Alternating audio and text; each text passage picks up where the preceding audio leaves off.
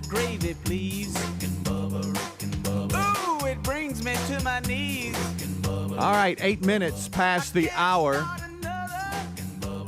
Welcome into a brand new week together, brand new show, brand new hour. We're rolling. Helmsy off this week, so we'll be Helmsy-less. It is Speedy. It is Greg. He's my little buddy. Here we go. And we're fired up to have you.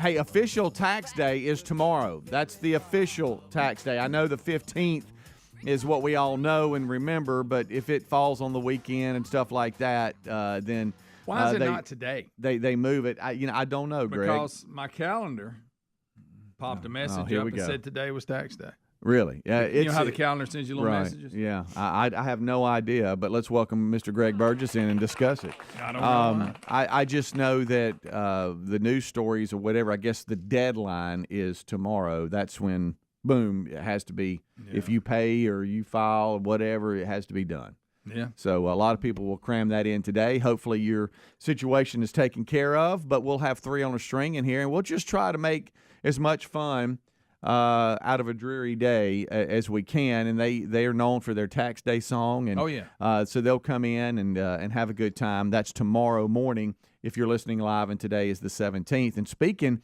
of 3 on a string, this past RBU was with Jerry Ryan, who helped create 3 on a string, and that was a great conversation with him. I know a lot of you have given us feedback. You really loved that conversation. It was good. And so we'll talk more about that and the fact that they were just honored at the end of March by being inducted into the Alabama Music Hall of Fame. So a lot going on in 3 on a string world, and we'll have them in tomorrow as part of the official tax day, April 18th. Well, how was your weekend, Mr. Buddy? Well, pretty much pressure washed the whole weekend. Did you really? Yeah, what a waste of a weekend. Once you get started, I'm not finished. Really? No. It's ridiculous. Once I get started, it really it's a commitment. It really is. So are you pressure washing? Are we doing side of the house? No, are we doing driveway. the back porch? Okay, all driveway. Every bit of the concrete that I can reach. How's that lower back feel? Not good. But this time I finally went out because you know me. I'll put something off. I bought one of those that spins. Oh, did you? Makes a huge difference. Yeah, it does. It makes a big difference. Now, let me ask you a question. Is it making like little lines? Or no. Okay, it's not. That's the thing. It's not. It's good. So it's getting when it all. You try to do it with the nozzle. Yeah. Which I've done many times. It takes forever. Yeah. This thing is the ticket. Okay. Now, I still got to. I got not a lot left, but I'm not done.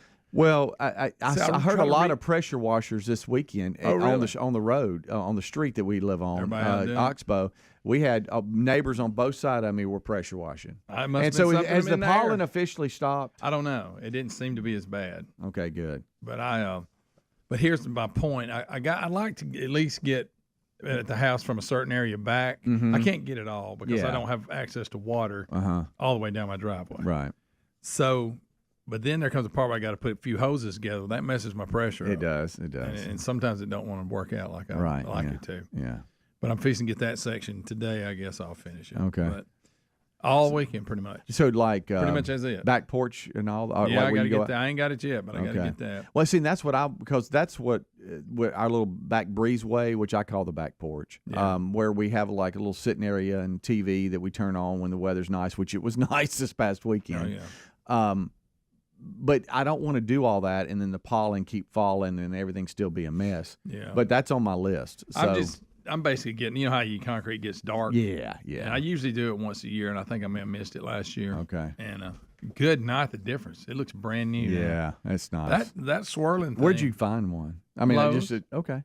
I don't know why I hadn't bought one before. Mm-hmm. You know, I mean, it's a game changer. And it cleans a lot better. Yeah. Of course, I say that, and I'll go out there and So work let me ask you a question. Did your pressure washer start, or did you have trouble with it? Every year, you put it up in the winter, and I'm going to say, well, I'm going to drain it, and there's even stuff you're supposed to put in it. I never do. So I get out there. I'll tell you what would make it easier. Yeah. Can you just put off and on the switch? Thank you. Can you just do that? There's we got to have a 3 circle and a slash mark, and I'm pulling and kind of find out I had the switch wrong. Can you not put off and on? Yeah. Just put off and on. I know. Because you like me, I can't ever remember the I way. can't. Yeah. So I'm yanking on it, and finally I went, let me try this. And I flipped it, and it went, whoa. I said, golly, I'm out here pulling on this son of a gun. Off and on. I'm sorry. I know, I know other countries, they can't read English, whatever. Let them worry about it. Print it in there. But just give me a circle and a slash mark. Right. Because you know what that starts? Oh, yeah. Ain't nothing like pulling on something won't crank. So, we've talked about that before, and you know how well I do with it. Yeah, yeah. So neighbor on one side of the house, it's Saturday morning. JC and them had a doubleheader, baseball. So we're kind of tooling around, getting some stuff done. Went and got the oil change, things like that. Then all of a sudden, one of my neighbors comes around the corner. He's hey, can you help me for a second? Oh, I'm like, what is it? So he goes over there, and he had rented a pressure washer, and it wouldn't crank. That's even worse. I paid money to rent it. But his dilemma is what you just said. Same thing. He couldn't. He's like, I think I'm. I said, I've been pulling on this son of a gun. I think I got him in the right order, but I'm not sure. See, am I doing something wrong? And like he's almost got like his hands down on his knees, like he's in a huddle. You know, he's a. Did you just go and I said, and I looked, and of course, you know me, I'm thinking, I don't know. But I looked at him, and I said, why did you rent a pressure washer? I have one. And he goes, I didn't know. He knew you were stingy like that. No, he said, I had no idea. He wouldn't have been able to crank yours either. He had texted another buddy down the street a little bit, and he was out of town. And he's like, so I didn't know. And I'm like, yes. And so we pull on that thing, and I'm trying to keep to where I don't get hot-headed, because now I'm breathing hard. Yeah. Okay. Something about and his pulling. wife is standing there, and she's like, I just wanted to pressure wash. She loves it. She says it's like therapy for me. I just get you mine. Yeah, and when you're out there for hours. Yeah. She said it's extremely gratifying that hey, I'm cleaning it, and there I see the results. So there it is. And they had one of those little things, like the little big white round brooms. It looks like, and we pull on it, and it will not crank. And then it'll crank, and you think, okay, woo, we got it. And boom, it goes dead. No. So I said, look, just let me go get mine. So we pull mine over there, and none of the and then so we pull mine over there, none of the bits fit the little connection that you bought. Oh, and what? It wouldn't. Mine so then we start taking connections off of what finally get it going. Somebody had an adapter on. But for a while we couldn't get it cranked, and I was trying not, because that'll anger you. So you never cranked the rented one? No, he just used mine, and he was going to take that one back and tell him he couldn't crank it. Yeah, because he really couldn't. I mean, and we were doing the instructions they had right on the top. Okay, so and we followed the instructions, But to your point, Greg, we were pulling on it, thinking, well, the reason it won't crank is because we're not doing something right. Yeah. And so then I get mine over there, right? And then I'm like, well, heck, I hope mine cranks. And I can't remember. I know. I can't remember how to put everything. You got a circle. Just for the record, the circle's off. Yeah. And the slash mark's on. Yeah. I know. I figured it out. And and as you pull, you build pressure. You say that again. It's the what? Circle. Is when you push it turns it off. And then the slash mark, you push it. You got to have it pushed to crank it. Okay. By the way, I understood what you just said. Oh yeah, but kind of. And then look, every time you pull it, you're building pressure up in the hose, and you got to go release the pressure and to go pull it some more. Yes. You got about 3 pulls. You got to let the pressure. And then when you know something's wrong, you start smelling gas a little bit, and you're like, it's flooded. Flooded. It's flooded. We got to take 5 minutes. Take 5 minutes and walk it off. Yeah. Hey, but when he came around the corner, because I had my little blower out and I was doing some things here. You got a second? Rick and Bubba. Paid for by Christian Care Ministry. Let's see, if something costs less, but people are happier with it, that sounds like something to look into, and that's MediShare. Maybe you've heard switching to MediShare to pay for healthcare can save the typical family $500 a month. And that's huge, but it's also true that people are way more satisfied after making the switch, too. The customer satisfaction rate for MediShare is double that of the typical health insurance plan. MediShare works. It's been around for more than a quarter century, and members have shared more than $3 billion of each other's bills. People love having telehealth and a huge nationwide PPO network. So, yeah, you can save a ton and like it better. Imagine being happy with how you're taking care of your health care. So if you're self-employed or part of the gig economy, or you just want a plan you're happy with, you can call right now and get a price within 2 minutes. A very, very smart use of 2 minutes. Here's the number you need. 855-51-BIBLE. That's 855-51-BIBLE. 855-51-BIBLE. When you're an innovative business, every blinking cursor, every blank page is an opportunity. What will you do with it? Will you make something better or create something new? Our Dell Technologies advisors provide you with tools and expertise to do incredible things. Because we believe there's an innovator in all of us. For advice on smart PCs powered by Intel V Pro that's built for business, call a Dell Technologies advisor at 877-ASK-DELL. Got you a free silver bar? Well, okay, we've asked our friends at Lear Capital to do something special for our listeners. Look, highly respected financial analysts predict gold prices could soar as much as $4,000 an ounce. Now, there's no magic 8 ball that guarantees that's going to happen, but gold has outperformed the S&P 500 for the past 20 years. Right now, new Lear customers receive a free 1-ounce silver bar with every ounce of gold you purchase. Free silver bar offer expires soon, so hurry. Visit LearBubba.com. That's LearBubba.com. You don't have to break the bank to make a big deal purchase like with Raycon earbuds, whether you're looking for a pair of everyday earbuds, low latency gaming headphones, or a speaker with a battery that will last all night at your next party. Raycons, they got you covered with premium audio at the perfect price point. Plus, they offer buy now, pay later options. Right now, you can get 15% off at buyraycon.com/Bubba. Buyraycon.com/Bubba. Or find a link at rickandbubba.com under the sponsors. Our friends at TheraBreath have some good news if you have bad breath. Try TheraBreath Fresh Breath Oral Rinse. TheraBreath is dentist formulated by Dr. Katz himself. TheraBreath doesn't mask bad breath like those burning alcohol mouthwashes that can actually irritate sensitive mouths. It's alcohol-free and free of gluten with no added dyes or colors. Find TheraBreath in all your favorite retail and drug stores. Look for the bright orange cap or online at TheraBreath.com. You can find a direct link at rickandbubba.com under the sponsors. TheraBreath, confidence in every capful. All right, folks, you've heard us talking about what Relief Factor can do for your pain for several years now. If you struggle with occasional aches and pains due to aging, exercise, everyday living, consider this. Relief Factor is 100% drug-free.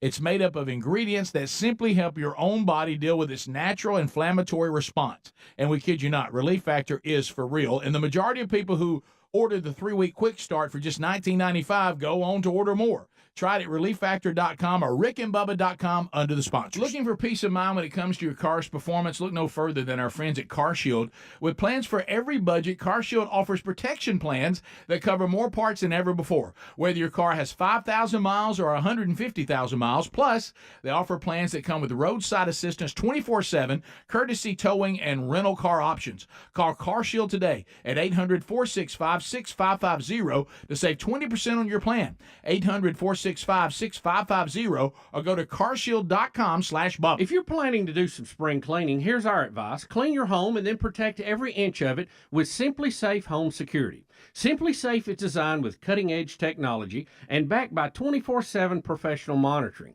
Customize that perfect system for your home at simplysafebubba.com. Claim a free indoor security camera and get $20 off your order with interactive monitoring. That's simplysafebubba.com or visit rickandbubba.com under the sponsors. There's no safe like Simply Safe. Spring is here, and we're all spending less time in the kitchen thanks to HelloFresh. HelloFresh delivers farm-fresh ingredients and foolproof recipes right to your door, saving you extra trips to the grocery store, and the pre-portioned ingredients make it so easy to just get cooking and cut down on food waste. Snag special spring savings today by going to HelloFresh.com/Bubba and use the code Bubba for 50% off, plus your first box ships for free. That's the code Bubba at HelloFresh.com/Bubba.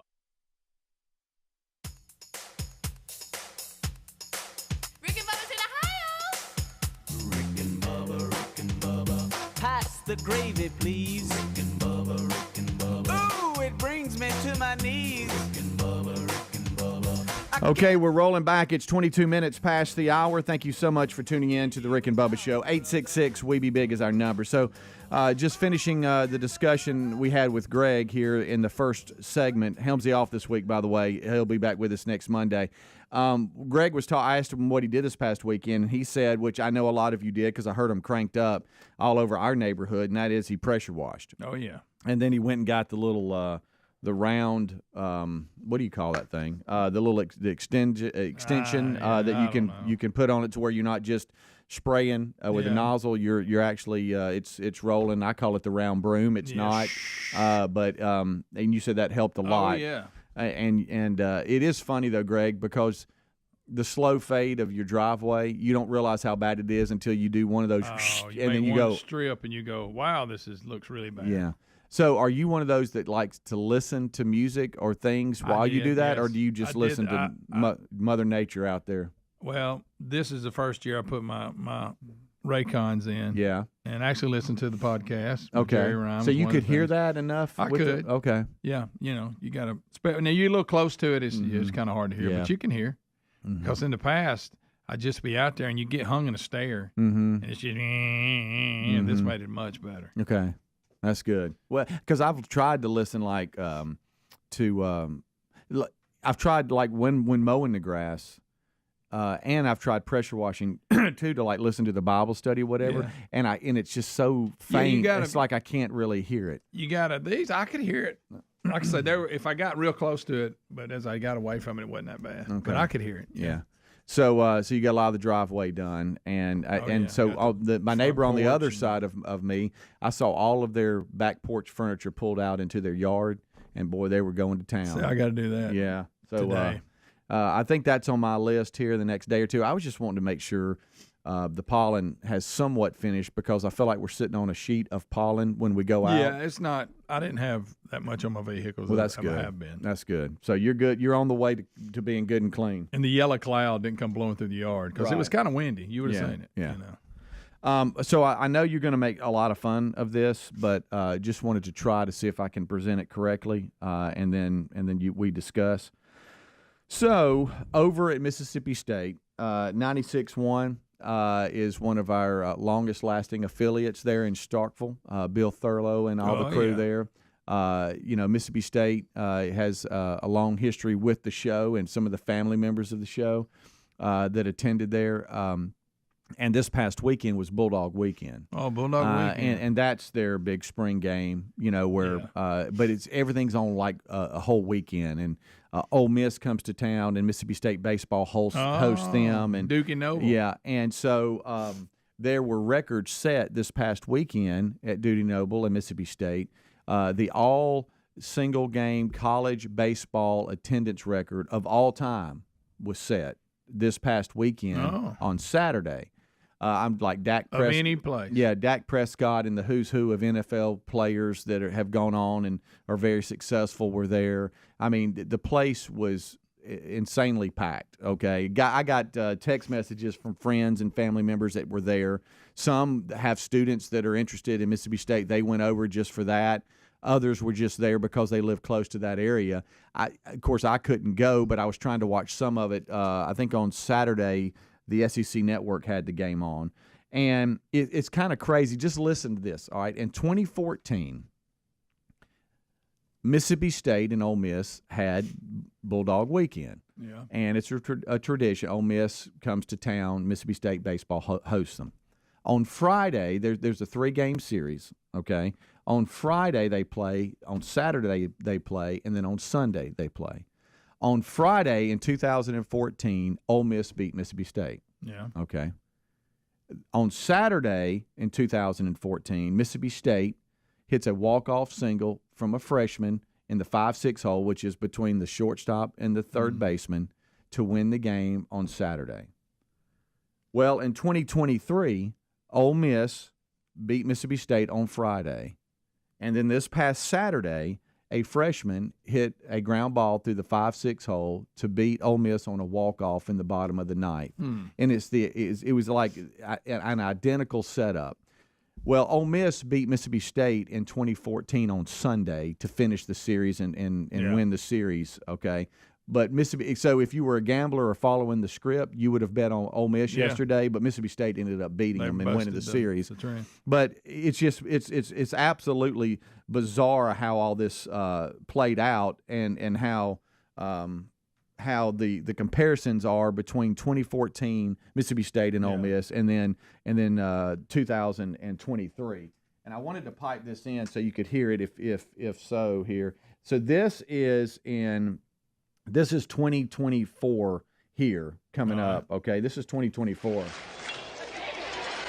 hit to the left side. They're going to send the runner. Here comes Britton. The throw home, not in time. The Bulldogs have won. Okay, that's 2014.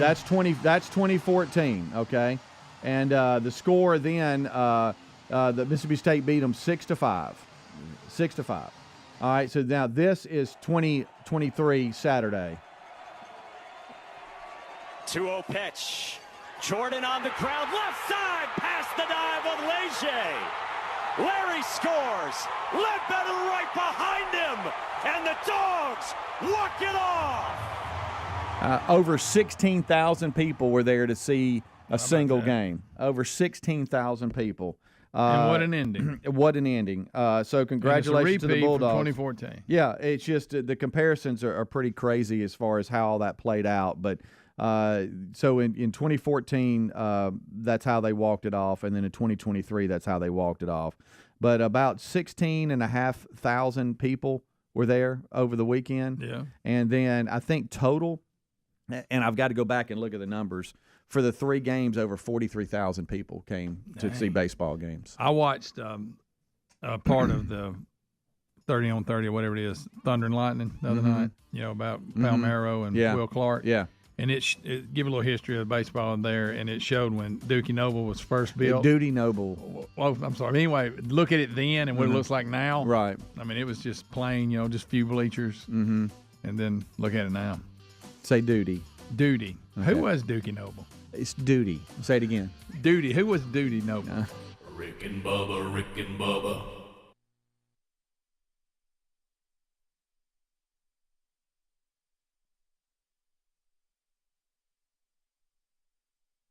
When inflation is high, we're all pros at finding creative ways to save, whether it's driving that extra mile for lower gas prices or grocery shopping on sale days. Saving money has never been so important. That's why we got to tell you about our new favorite way to save, Upside. Upside is an incredible app for anyone who buys gas, groceries, dines out. With Upside, you're not getting slammed by inflated prices because you're getting cash back on every purchase. To get started, download the free Upside app, use our promo code BUBBA25, and get 25 cents or more back on every gallon on that first tank of gas. Next, you just claim an offer for whatever you're buying on Upside, check in at the business, pay as usual with your credit or debit card, and get paid. Upside users are earning more than $1 million each week. That's probably why they have a 4.8 star rating on the App Store. Download the free Upside app, use the promo code BUBBA25, get 25 cents or more back on every gallon on your first tank of gas. That's promo code BUBBA25. Spring is here, and we're all spending more time in the sunshine and less time in the kitchen thanks to HelloFresh. HelloFresh delivers farm-fresh, pre-portioned ingredients and foolproof recipes right to your door, saving you extra trips to the grocery store. Plus, our family is getting dinner on the table faster than ever with their quick and easy recipes, especially the fast and fresh options ready in just 15 minutes or less. Now, if you're tired of making the same old dinners week after week, HelloFresh will take care of that. There's always something new to try. Their weekly menu of over 40 mouth-watering recipes keeps your taste buds on their toes, and it's easy to round out your order with snacks, sides, desserts, and more from HelloFresh.com. The HelloFresh market is ready. You'll love how the produce is fresh. The recipes are always easy and delicious. Your box arrives when it's convenient for you. So go right now and get 50% off on your first box shipped for free with the code BUBBA at HelloFresh.com/Bubba. Have you tried the Innovative's Helix Sleep Mattress yet? Well, nothing beats a great night's sleep, the kind you get with Helix. So we love them, and Helix has over 12,000 five-star reviews with customized mattresses that fit your sleep needs because they know everyone is unique. They even have big and tall mattresses and mattresses for the kids. But how do you know which mattress is right for you? Well, Helix has you covered. Just take the Helix Sleep Quiz and find the perfect mattress in under 2 minutes. Plus, Place your order, and your mattress will be delivered right to the door free of charge. And the best part, Helix knows there's no better way to try a mattress than by sleeping on it in your own home. That's why they offer a 100-night trial for you and a 10 to 15-year warranty. Right now, Helix is offering 20% off all mattress orders at helixsleep.com/Bubba. Best offer yet, by the way, and it won't last long. So if you've been waiting to try a Helix mattress, here it is. Now's the time. Head to helixsleep.com/Bubba for 20% off your mattress order. Folks, we've been talking about Relief Factor on our show for quite some time now. Do we guarantee Relief Factor is going to lower or eliminate your occasional aches and pains? No, we never make a claim like that. But what I can tell you is that the majority of folks who ordered the 3-week quick start pack for only $19.95 go on to order more. Now, what we really like about Relief Factor is it's 100% drug-free. It's a supplement that's made up of ingredients that simply help your own body deal with its natural inflammatory response. For a lot of us, that's very important. Getting older, working outside in the warm weather, even exercising can cause frustrating aches and pains, or maybe it's the occasional back, shoulder, or hip pain that's bothering you. Relief Factor has helped us and so many of our friends, so when you think of it this way, is $1 a day too much to see if you can get out of some of that frustrating pain? To order this 3-week quick start pack for $19.95 plus shipping and handling, just go to relieffactor.com. That's relieffactor.com. Let's see if we can get you out of some of that pain. Also, you can go to rickandbubba.com. Look under the sponsors button for a link. Who's planning to do some spring cleaning this year? Dust those hard-to-reach places? Clean out that closet? You know the one. Here's our advice. Clean your house and then protect every inch of it with Simply Safe Home Security. We recommend it to everyone. Simply Safe is designed with cutting-edge technology and backed by 24/7 professional monitoring. In an emergency, agents use Fast Protect technology only from Simply Safe to capture critical evidence, so you can get priority police dispatch. 24/7 professional monitoring service costs under $1 a day, less than half the price of traditional home security systems. You can lock and unlock your doors, access your cameras, and arm and disarm your system from anywhere. Customize the perfect system for your home in just a few minutes at simplysafebubba.com. Go today and claim a free indoor security camera, plus get 20% off your order with interactive monitoring. That's simplysafebubba.com, or visit rickandbubba.com under the sponsors. There's no safe like Simply Safe. Rick and Bubba's in Ohio. Rick and Bubba. Pass the gravy, please. Rick and Bubba. Ooh, it brings me to my knees. Thank you so much for tuning in to the Kickoff Hour. We're starting a brand new week together. If you're listening live, we thank you so much for making Rick and Bubba part of your day. Rick, Bubba, Adler, all join us at top of the hour. It is Speedy and Greg. Helmsy off this week, back next Monday. We are talking about a number of different things. We talked about Duty Noble, Greg, not Dookie. Duty. And Bulldog Weekend this past weekend, where Mississippi State football had their spring game, and then Ole Miss was at Mississippi State Duty Noble for a 3-game series over the weekend. Right under 44,000 fans went to the game, 3 games there at Duty Noble. And they set the single game attendance college baseball record, 16 and I don't know the exact number, but right around 16.5 it was there for one game, which set the attendance record. And by the way, the comparison in 2014, I think there was an attendance record there too at that game. So the comparisons were crazy. So we've talked a lot about that. Greg was out pressure washing this past weekend. I know a lot of you were, because I heard it and was close to it there on our street. How did the dogs react to your pressure washer? Did they run? Yeah, I know the weird dog that you've got. You talking about the pregnant one? Yeah. How about that? I know it's skittish already. It's any day. Yeah. Oh, so Puppy Watch 2023, is that what we're calling it? What? Well, I'm gonna tell you. What's the plan here, Greg? I don't have one. I'll try to give them away if anybody wants them. I mean, are you going to bring the puppies here and we'll give them away, like in a box or something? That'd be a good idea. Free puppies written on the side of it. All right, so let's say Millie is the dog's name. You've named it, okay? That it was a stray that came in very skittish. Yeah, you know, scared of everybody, right? And now, skinny. Right, and you noticed that it was pregnant. Yeah, now I don't know when that happened. When you told us that a week or so ago, we thought that it was in the early stages, but you're saying it's any day now. It's any day. What's the size of pregnancy? Are we big? She's pretty big. So ain't no doubt. How many puppies you think? I don't know anymore. Because a dog like that will have 8. See, I had a stray one time that she had 1 puppy. That was okay. Okay. And if she drops one, are you gonna keep it? I don't want to keep any dogs. But All right. So she drops the puppies. What's your plan? Ready, go. I don't have one. I really don't. I don't know where she's gonna be with them. I don't know what. I don't know nothing. I don't have a plan. Do you think she'll have them in the garage or off in the woods somewhere? I don't know. Probably in the garage, I imagine. That's where she sleeps. So you're going to come in, and there's going to be puppies everywhere. Oh, every morning when I get up and come to work, I'm going, well, here we go. But she's still walking her old fat self around this morning. So. How's Mr. Buddy reacting to that? He don't know. He ain't got a clue. He does his own thing. So you're going to have yourself a handle. That's ridiculous. Huh? I'm so sick of people putting dogs out around my house. But, sweet, loving Miss Lisa is not going to allow you to be like, ah. I know. See? You're going to have to act like you care.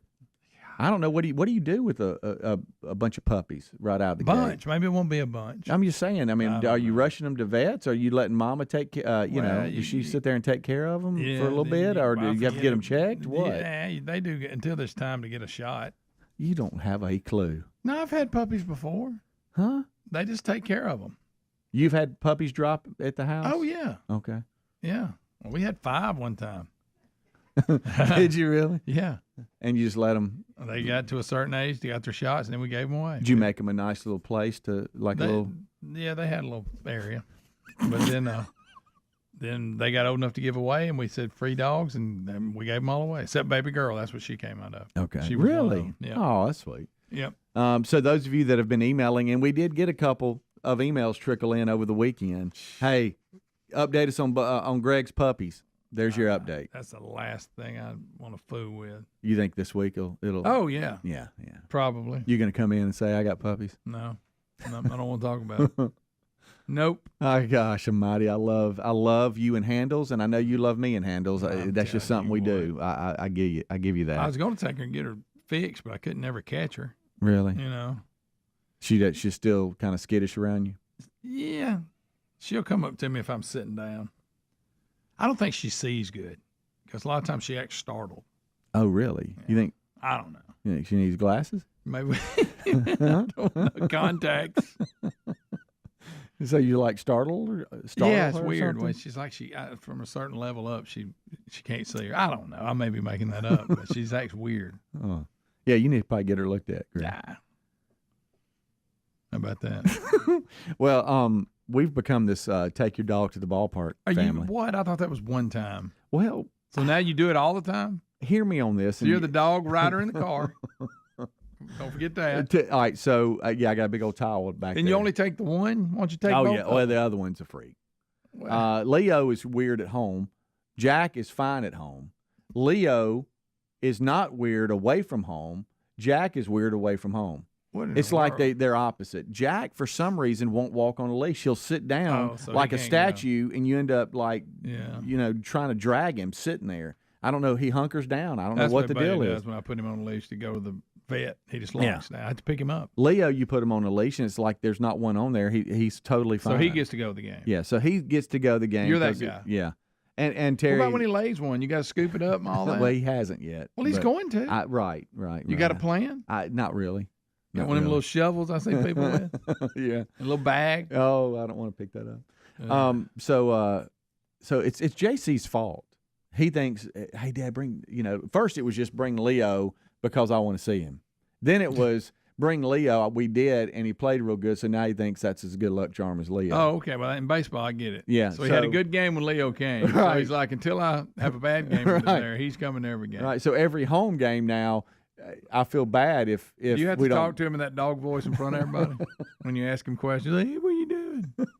So here's what's so weird about Leo. If Leo was at the house and you came over, he'd be a little unsure about you. Yeah. Okay. Protect. Jack's going to come up and he's going to like lick your leg and hey, pet me, pet me, pet me. Leo might go a little bit, whatever, and then he's going to be fine. You bring your dog. He's a freak, man. He's like hair on the back of his neck. Yeah, he's not gonna bite anybody, but he's gonna show his teeth like he's a bad A. Okay, you ballpark Leo. he's wagging his little not butt, protecting his house, and he is playing with any dog that wants to play with him. And That's what it is. You throw a baseball, no leash, he'll go run, get it, bring it back. He's doing all of his tricks. He's dropping the ball. Let's go again. Does he have a Rick and Bubba bandana on? No, he needs one, and I told Terry he needs one on the way to the ball. I said, why didn't he have a bandana on? Yeah, I mean, come on. They're at rickandbubba.com. Click on store, you'll see them.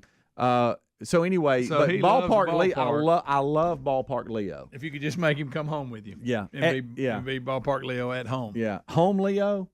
He's a little bit of a handle. But I guess it's the territorial thing. I guess I don't know. Does the same thing, and I have vendors like FedEx people. They go, if you're not here, he doesn't do this as much. But if y'all are home, he acts like he's going to eat us up. Really? I don't know. That is weird. Yeah. So anyway, we've become that family now. And he gets in the back seat. I got to put a big towel down. I've never had to do this. We're not bring your pets with you, people. Our feed pets, him a hot dog. Or our pets stay at home. And when we go places, so this is rare to me. So for the third or fourth, I think it might be fourth time, he has gone to the ballpark with us. He's gone. He's gone. Here comes the Wilburns with their dog. Yeah, and look, you ready? Get into Are that? you ready for this? So we're the family way on down the fence line in left field. Yeah, you can't get around them. I want you to picture this. We've got a little tent up. Mm-hmm. All right. We've got one of those moving quilts laid out like we're at a. Oh yeah. I almost said a bad word. Like we're at a picnic. Sure. And we got some little water, all right. Did you bring a picnic basket? And we got our little lawn chairs with a little backpack cooler to what you're asking about, and then there we are sitting there, and then your dog's just doing his deal, and the dog is just laying there, and then every now and then it'll whine. I'll look down, it's holding the baseball, looking up at me like, "Hey, let's go." You're like, I'm trying to watch the game, so you're never gonna get to sit in the stands again. I guess not at home. But I think at some point he'll start traveling with you probably. No. Games. There was a question asked about that, and I told JC I kind of made up. The line. I made something up, but I just hey, he doesn't travel. It's only for at home. That's good. Well, so you want to put the dog in the car for 2 hours and then go somewhere? And 2 hours back. Yeah. Look, JUCO baseball in Alabama, you'll get on out there driving. That's true. You'll wonder where you are, and all of a sudden there's a campus. He's home game only. Well, that's what I've tried to say. Yeah. Because really, you can say you played well at home, you know. Yeah. So he just comes to home game. Yeah, yeah. And then now he's like, all the other players come over and pet him. So now JC claims it's everybody's good luck charm. Have you thought about going to Starkville and taking him to Dookie Noble and let him watch a game there? That'd be Dookie Noble. Do you think? No. You need to try that. Yeah. So anyways, that was my weekend. That was my Saturday. I'm exhausted. Well, you're the dog guy now. Hey, should we take him for a walk around the park? So now I'm walking the dog in between innings? Really? You can't watch like you want to. No, I'm the guy now. I'm that guy. Rick and Bubba, Rick and Bubba.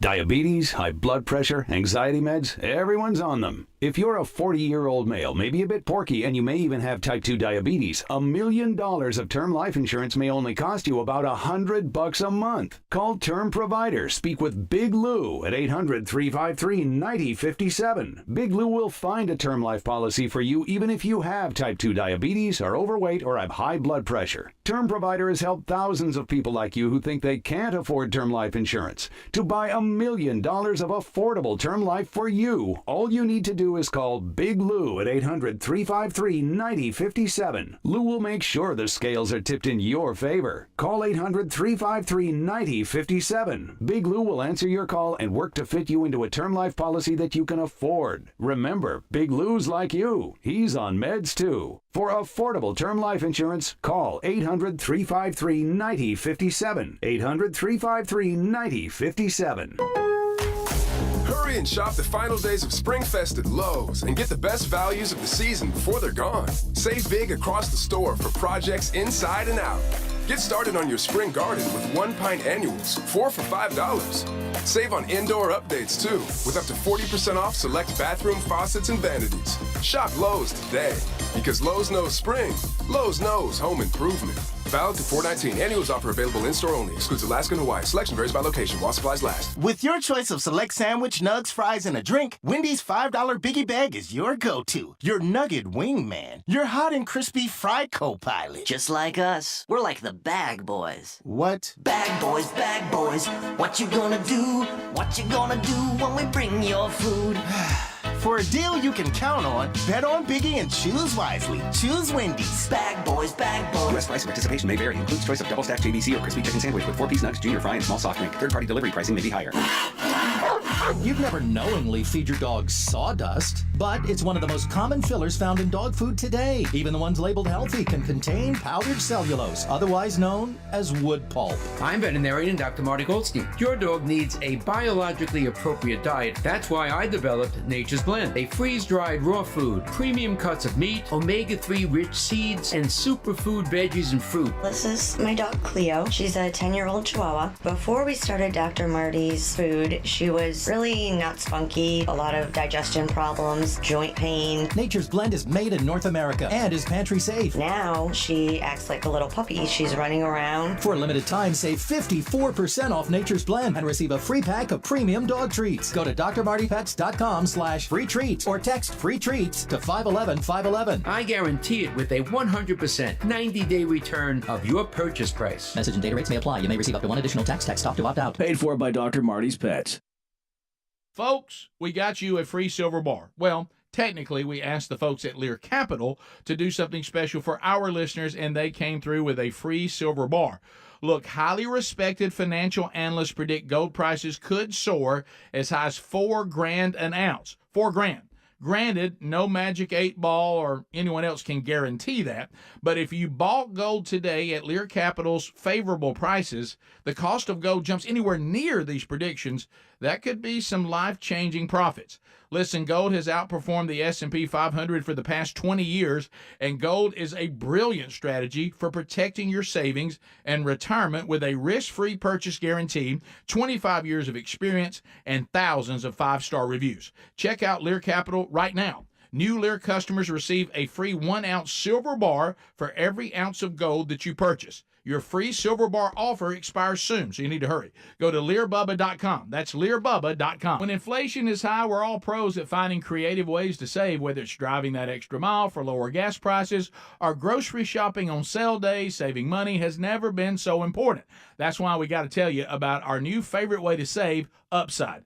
Upside is an incredible app for anyone who buys gas, groceries, dines out. With Upside, you're not getting slammed by inflated prices because you're getting cash back on every purchase. To get started, download the free Upside app, use our promo code BUBBA25 and get 25 cents or more back on every gallon on that first tank of gas. Next, you just claim an offer for whatever you're buying on Upside, check in at the business, pay as usual with your credit or debit card, and get paid. Upside users are earning more than $1 million each week. That's probably why they have a 4.8 star rating on the App Store. Download the free Upside app, use the promo code BUBBA25, get 25 cents or more back on every gallon on your first tank of gas. That's promo code BUBBA25.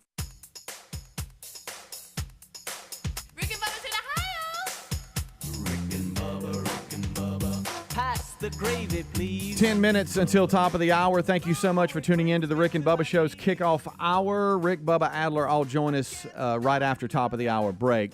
Greg, I know you were out pressure washing and having a good time. I was having a ball. I was hopping around doing some different things. Didn't really stay glued to the news, but I did see a lot of notifications come through. One had this. Have you seen this teen takeover in Chicago? Have you seen the footage the highlight of that? of it? And unbelievable. They just decided to just run amok and just mayhem, break stuff. Yeah, Greg. Vandalism. You talking about can't have nothing. You can't have a business. You can't have anything. And it's really scary. It's a mob of teens taking over the streets. No business is safe. Tourists aren't safe. And this is in a U.S. city. It's sad. Last week where I think it was some Walmarts have shut down because of the crime. And you're losing big business to these areas. Mm-hmm. Restaurants, McDonald's, people like, hey, we can't afford to do business here because of the crime. Yeah. I know there was a shooting in Biloxi, Mississippi. You know what we need to do? Defund the police. We need to do that because that obviously works. Yeah, isn't that good? That's real smart. During all this, what we need to do is have less police. Yeah. Yeah, that's the answer. And now in Alabama, there was a mass shooting in Dadeville. Police confirmed 4 dead, 28 injured. No word on suspects. 28 people at a Sweet 16 birthday party. Good night. They say one fatality is a Jacksonville State University football recruit. And if I'm reading this, is that his sister? It was his sister's Sweet 16 party. And didn't the mom even get shot? I think the mom got shot. I think she survived, but yes. That, guys. 20 count, how many people that? So, and I'm looking for details. Obviously, there was a disagreement where two people trying to shoot each other, and they ended up shooting a bunch of innocent people, or did some idiot come in and say, I'm going to shoot as many people as I can? They haven't arrested anybody, right? No, because it says no word on suspects. This is the latest, let's see, as of last night, this is the story I'm reading, and I don't see an update. We'll continue to look for one. But as of last night when we went to bed, there was no word on suspects. But this is what I got to ask the question on, and I don't want to sound like two old dudes sitting here going, when I grew up. Yeah. But seriously, when we grew up, if there was a disagreement, there would be a fight. Yes. And then it was over. Yes. And now somebody might have gotten hurt. Yeah. But we weren't have to go get stitches or something. It seems now if there's a disagreement, there's not really a fight. They just start shooting. Exactly. They think that's the? I don't understand. Yeah, I can't. The mentality of, hey, I'm pulling a gun and just I'm gonna start shooting people. I don't understand how you go. It's like they do not think of the consequence. It's like it's not real. It's almost like a video game to them. Right. I'm shooting and no, you're killing people. Yeah. And that is scary. That is so common that I think the first thing I do in a disagreement is grab a gun to shoot someone over a disagreement. Hey, go fight. Mm-hmm. We used to fight. And then when you're done, you're done. And you're then not, you just go lick your wounds. And you're not going to pass laws to stop this. It's not a gun control thing. It's a mentality thing. It's this is what I think the end result's going to be. I'm going to shoot you. Like, let's say you and I were back in high school or whatever. If you and I were fighting, I was trying to win the fight. I wasn't trying to kill you. Exactly. I was trying to win the fight and stand up for myself or figure out whatever was going on. There would be times that we would have a fight, and at the same get-together later on that night, we're sitting there talking. Exactly. Or, you know what I mean? I mean, there was beef that we had with each other, but it never resulted in this. I don't understand it. They have no value of life at all. Even if you think about you can't get past killing someone's bad enough to do that. Well, think of it this way: you're going to shoot somebody, you're going to get caught. You're not going to get away with it. No. I mean, is it war? I mean, if killing somebody doesn't bother you, at least the thought of that you're going to jail should, right? Yeah. Because rarely do we have these confrontations happen and nobody get arrested for it. Doesn't make sense. Well, initial reports, again, we're talking about the Alabama mass shooting in Dadeville, Alabama. That's Tallapoosa County, right? Yeah. Society needs to take a long look. I mean, for sure. The initial reports after the incident confirmed that 4 individuals were killed during the event, but the number of people injured was not nailed down until a press conference on Sunday night, and that's when they said 28 individuals were injured during the incident. Some of those injuries left individuals in critical condition. So there's 4 dead and some still in critical condition.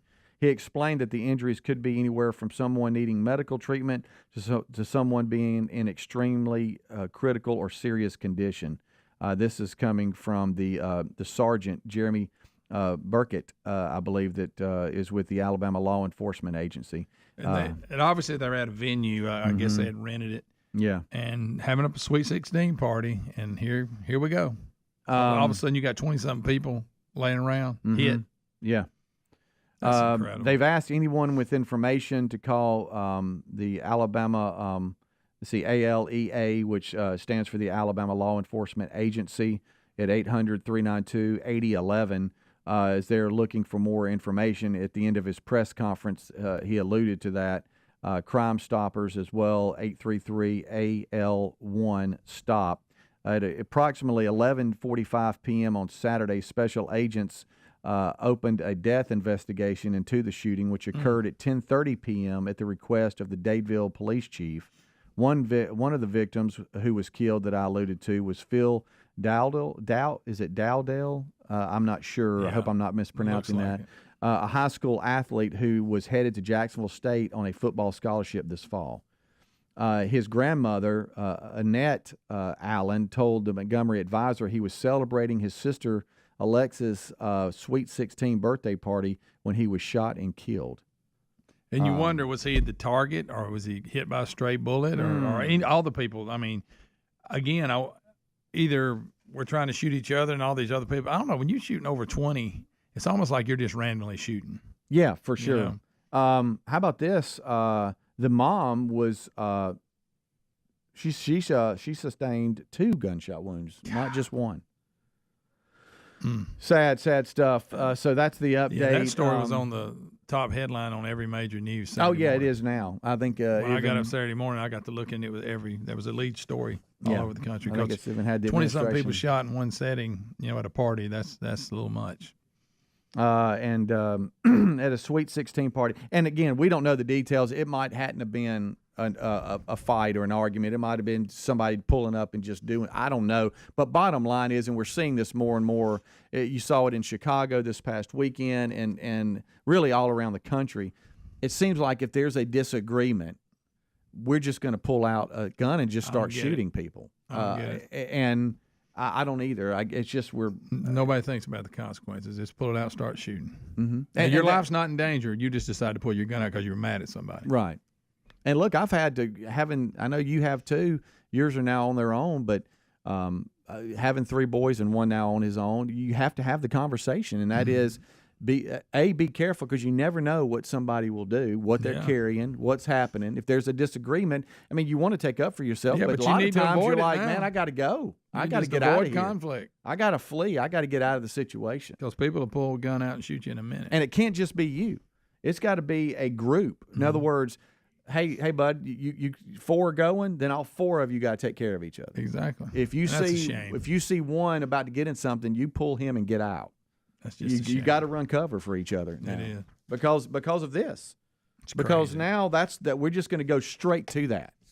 It's like we're going from 0 to 100, and we're not going anywhere in between. Yep.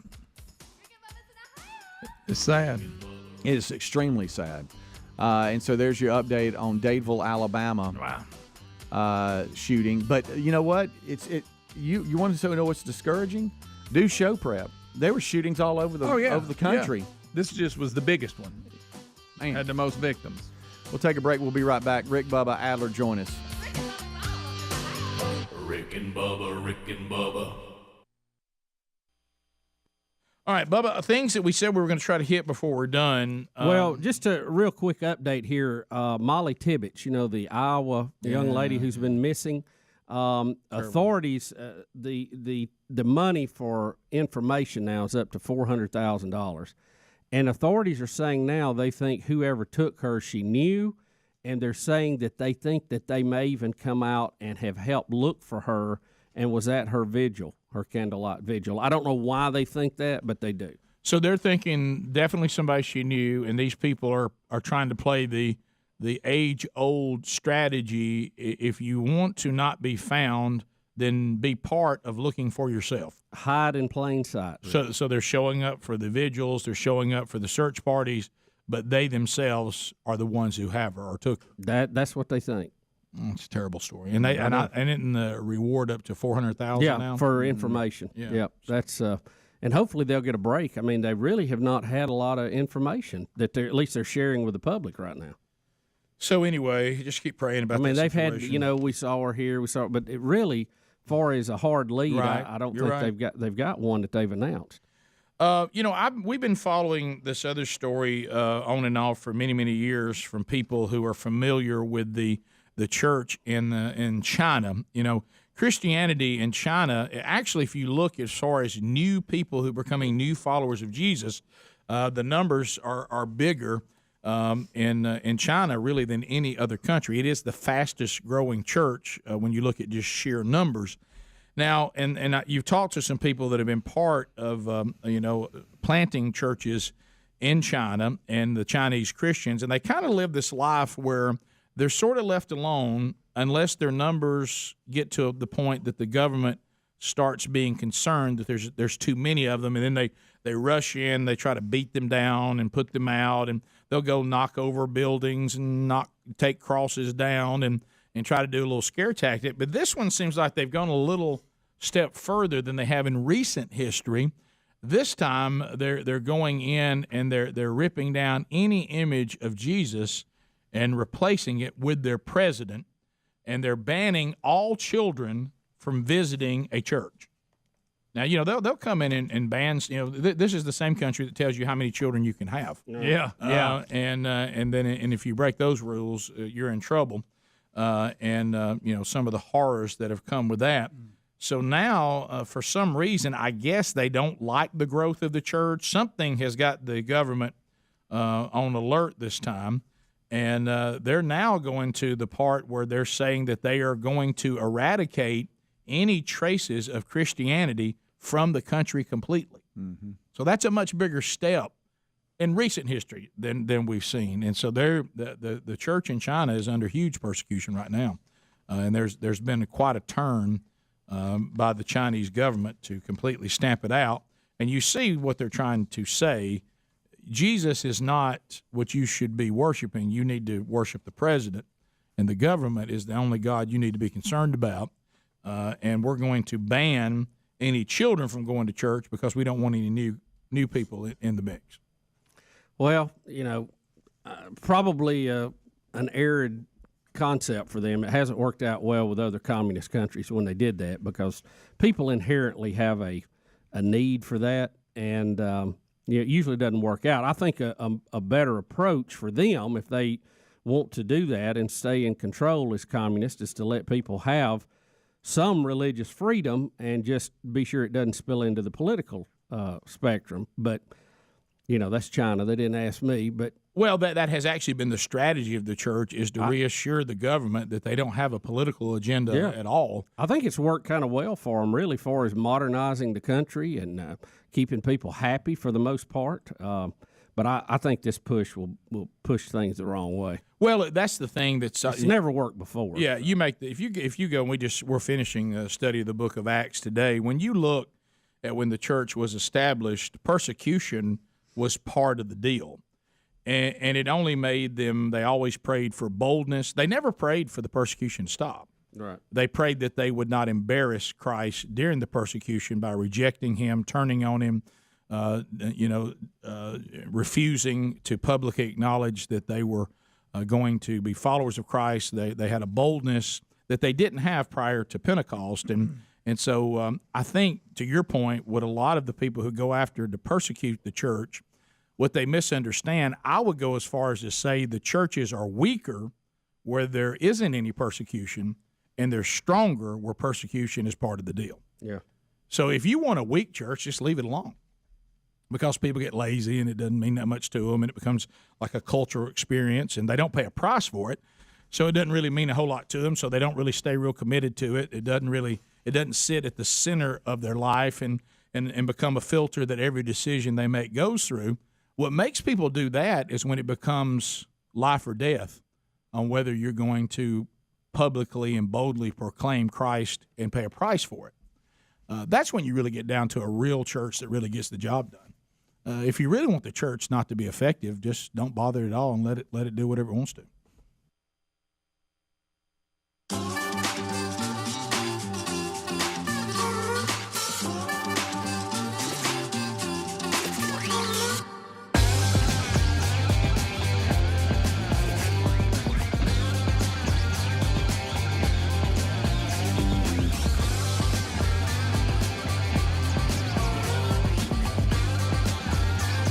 Minutes past the hour, the Rick and Bubba Show. 866-WE-BE-BIG is our number. As a brand new day has begun on a brand new week, and we'll start this as we normally do with the national anthem.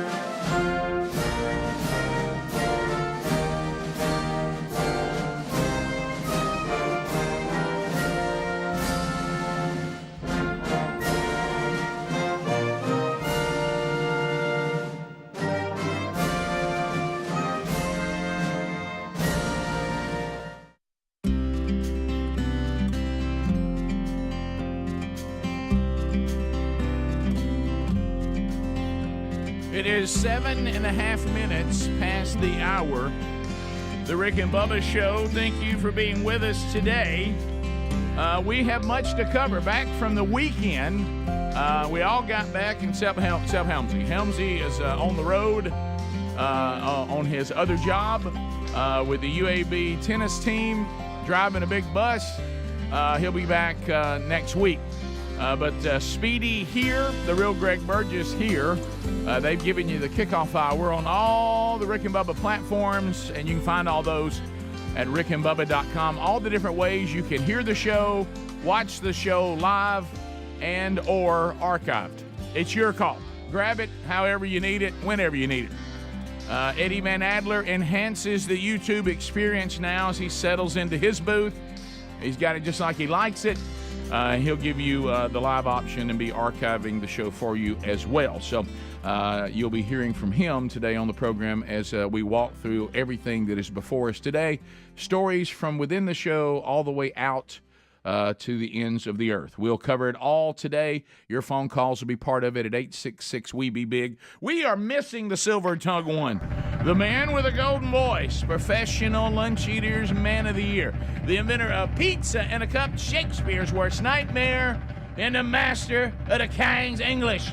Ladies and gentlemen, put your hands together for Bill Bubba Bussey!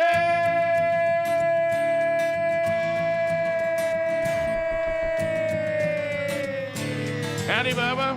How about it, Rick Burgess? Friends, neighbors, associates everywhere. Welcome to the Rick and Bubba experience. And wow, what a day today. Oh, it is.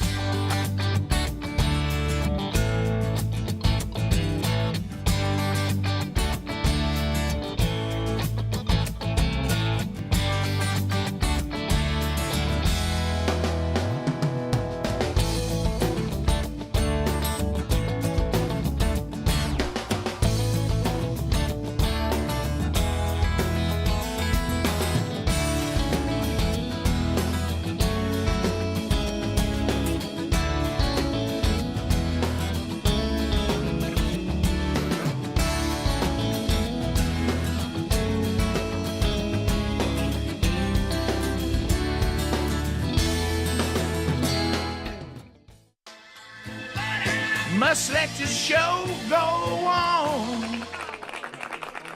Well, welcome in. It is another edition of the Rick and Bubba Show, and a lot going on today, Rick. I'm watching a feed live right now from Boca Chica, Texas. Boca Chica, Texas, and this is the one that I think we got a lot, too, that's flickering. Yeah, I started saying, is somebody signaling in here? Well, it goes back to the life before I was redeemed, and I was in a Waffle House one time in the middle of the night, and the jukebox started dragging. And I looked around at everybody. I said, "Please tell me y'all hear that jukebox dragging."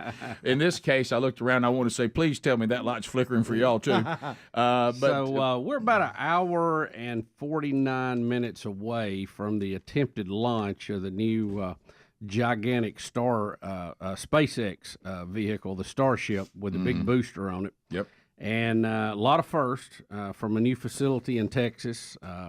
The biggest rocket by far we have ever launched, if it goes up. Elon is saying about a 50% chance it'll blow up. Well, let me tell you something. You give me a 50-50 and you give me nobody on board and me watching this technology, I think I'm in for a win-win today. Well, if it goes up, it'll be phenomenal. If it explodes, it will be also awesome. Well, but in a much more tragic way. Elon's engineering, the way he likes to do things is an explosion is not a total loss, right? Because they learn a lot from it. Yeah, we learn from it. And that's kind of how they've done this all along. That's how they've been able to move everything forward at the speed they have. Mm-hmm. They don't design and play with it for 10 years. They build it and try it and make adjustments and keep going. So anyway, that'll be exciting today. We will reflect on the podcast over the weekend. The great Jerry Ryan. Had a ball with him. What a fun conversation. I know you had a big trip over the weekend. Omaha, baby. And Omaha, Nebraska, baby.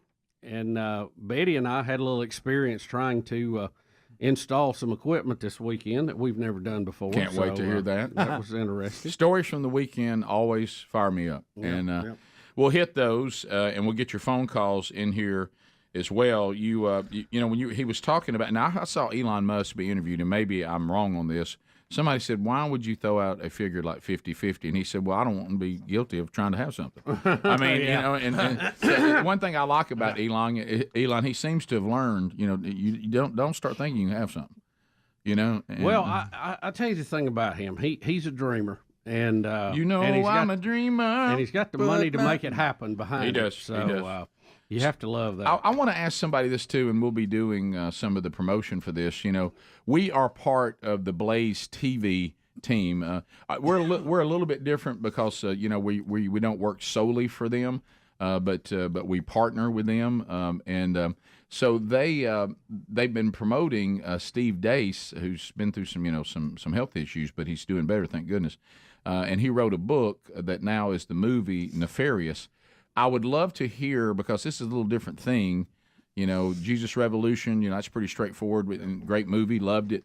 But Nefarious went out, you know, and it's dealing with that supernatural demonic world, kind of like C.S. Lewis when he wrote the Screw Tape Letters. Did anybody see Nefarious over the weekend? I got a text from one guy that tried to see it, and he said he thought he could have something. The doggone theater power went out. Oh, really? You're kidding. Now think about what the topic is. And look, and also Steve Dace. I saw him when I found out that he was sick, and I was like, "What happened to Steve Dace?" It was some infection that they literally had to cut out of his body. You know, almost like a staph. You know, some kind of, you know, what's the word I'm looking for? No, there's a word for it. Remember, they thought I had one in my elbow. And they said, look, if it's if abscess, that's the word I'm looking for. And they had to cut something like that out. And he said that, remember the topic, he said that when he first started having meetings talking about doing this movie and putting it together, he mysteriously got sick. And then he said, out of nowhere, this hit me right when the movie was opening. And he said, and everybody's saying they can't trace where these things that have happened to me. He said, this one, they have no idea what caused this infection. Wow. And I'm just like, Now, I'm not, look, it may just be happenstance. I'm just telling you that's what he was talking about, that it was interesting. Mm-hmm. So anyway, I don't know if anybody saw that movie. If it's any count, I'd like to get a movie review on that too. And I was in Omaha, so I was not able to check to see if it's on anywhere around us. I hope it is. I know it went from 500 to 1,000 theaters. I'd like to see it, but anyway, so we'll try to work that in today as well, and then we'll cover. I know there were horrible mass shooting again over the weekend in Alabama. Good gracious, and I mean you're talking about a Sweet 16 birthday party, and we get 20 people shot and 4 killed. So anyway, we'll hit some of that today too. And then always, we never know what you're bringing to the table. It's tax day officially tomorrow. Yeah, the 18th. Yep, 3 on a string will be here. You can't even. I know. I mean, you can't even have a tax-free day. You know? So that's tomorrow, too. All right, we'll be back. More Rick and Bubba coming up right after this. Rick and Bubba, Rick and Bubba. All right, folks, you've heard us. And then people start turning into kind of a social club where they hang out, but they don't do a whole lot to impact the society. So persecution, to your point, is usually the worst thing you can do to the church. Yeah. All it does is make it stronger. And that's been church history from the very beginning. You know, too, it says in the story that the Communist Party there they see Christianity as a Western culture issue, right? And that's one reason they're not very open to it. Right. Well, and what they do is they let it kind of hang around, but this is a little more severe in what they've been doing. It's like they let it rise up and they beat it down, then let it come back up, then they beat it back down. This time it says they're saying, now I don't know if they'll do it, that they're going to eradicate it from the public domain completely. Saying we had y'all in a secret church situation. We've let you be a little more public. We're going to push you back underground, and no children can go to church. Think about that. And now, and isn't it interesting? That Makes you won't get up and work hard. Well, and think about it. Now, this is what's going to really shock you. And of course, it goes beyond the problems of what you find when it comes to being able to practice your faith.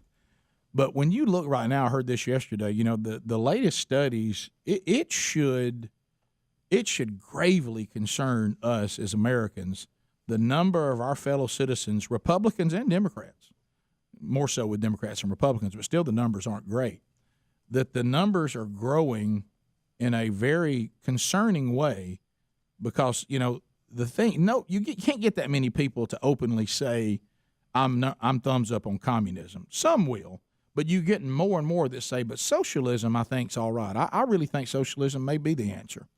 Our numbers right now. It's a gateway drug to communism. Thank you. That is a gateway to it's baby communism, and it's one step away.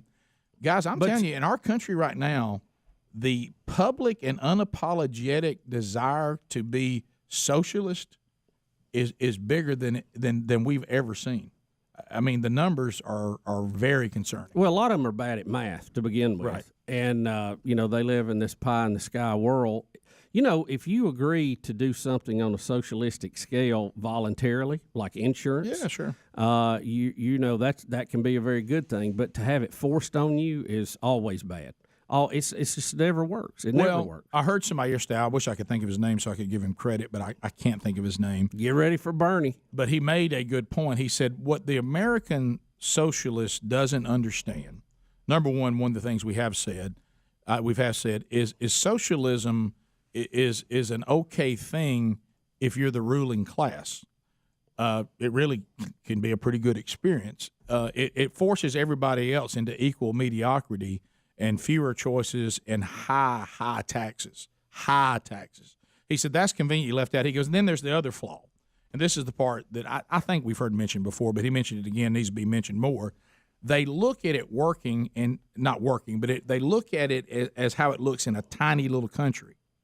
And they don't understand that won't work in a country of our size. That you can't take that and overlay it on a country as enormous as the United States of America. Some of these little programs that do work if you don't have very many people in them. Or there's not, and when I say work, I mean they're not as disastrous as they'll be when you try that at a macro level with the number of people and the size of a country that we have. It's an incorrect example for you to look over there and see an island doing something and think the United States, well, that's what we need to do there. It really doesn't work in those countries either. It's just masked because of the size. Right. Yeah, that's what I mean. That's what you're talking about. It looks different. And the fact, too, that most of them in our country are just promoting free education, free health care for everybody. But when you see the cost of that, there is no way to pay for it. We can't run the printing presses enough. No way. Rick and Bubba. Live or on the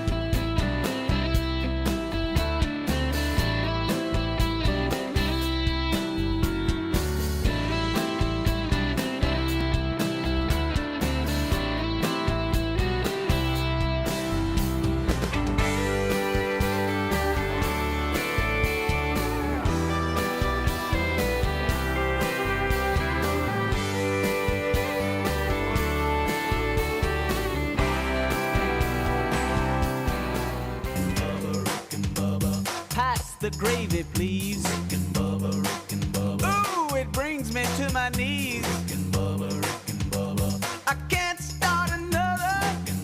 Rick and Bubba. Day all right, 21 minutes past the hour. The Rick and Bubba Show. Thank you for being with us as we'll unpack another day and get into the stories that we mentioned. So, where you want to begin? I know the things we need to cover today. It's just what order we want to cover, man. I know you want us to jip the launch today. That means join in progress? Yes. That's about an hour and 30 minutes away, about 90 minutes away. 90 minutes away. I'm sure they'll have some holes in there. They've got about a 3-hour window. Yeah, okay. Today, and then they actually have it for Tuesday, Wednesday also. So, okay. Right. First time you fire off a big rocket, you're gonna have some issues. Yeah, you're gonna have some issues. But the Buddy, I'd like to see her go though. Also it ought to be a sight. I would like to happily report that we mention on the air, and we do things on the air, and sometimes people get their call to action from the live show. Okay, so we just mentioned in passing. That's how we've always done it. We're playing things right here on the air, and we realize that there is, and I appreciate some of you that said, I heard Rick say he has not really heard the outcry from the email or from the people about the Wheel of Meat. And so then the outcry began. People said, I'm now officially doing my outcry. Right. And so we had said on the air, if for nothing else, it's a great experience for the people that get to be guests here. And like the other day, I don't care if you like the Wheel of Meat or not, Howie Long should have spun it. Yeah, I agree. Daryl Johnston should have spun it. I feel like we missed a golden opportunity with Howie Long and Moose Johnson here not to do that. Yeah, I'm still waiting on Howie to call me. Didn't call me over the weekend. But anyway, by the way, props to the emailer that said, Rick, did Howie make it to Omaha? But anyway, so but so we were talking about on the air some of the people we know in the grocery business, and we mentioned that we have a guy who's just he's come through so many times for the show in so many ways out of Illinois, and he's in the grocery business. And all I get, I'm going through the weekend, and when I got back home, and I'm like, all right, let me look at everything I missed. Well, apparently on Friday he heard us talking about it, and he's got an email. He's going, "Are you serious? Are you serious? Do y'all need Spam? Hey, are you serious?" And so then you talk about the man of action. He said, I didn't hear back from him when I finally reached out to him. He said, well, I didn't hear back to you, so I've already shipped it. Oh, my goodness. And I said, he said, but I didn't know the studio address, so I've just sent it to your house. That's probably better. Yeah, and I said, wait a minute, I've got a case of. He goes, oh, not just Spam. He said, I put in there other canned meats if y'all need others. That's excellent. He says you can actually, if you want to have a variety of canned meats, you can. And I think not the great canned meats. Look, no, listen, hear me out on this. Now, look, if we get back to where there's people that can ship you delicious meats, that are high quality like we had before, we'll certainly go back to that. Nobody's against that. But there is a comedy to this, and I know you're already thinking it because you love this kind of stuff. That's what made the show great, is stuff like this. Look, I don't give a rip if all we ever do is ship canned meats from here going forward. If you look up there and you see that Spam logo, and you look up there and you see tuna, you look up there and you see, whatever else he's sending us. Sing the Spam song. How are we keeping all that cold? I'm sorry, just a logistical question. You don't have to keep it cold. You don't, not at all. It's canned meat. Okay. But he said he was sending other meat?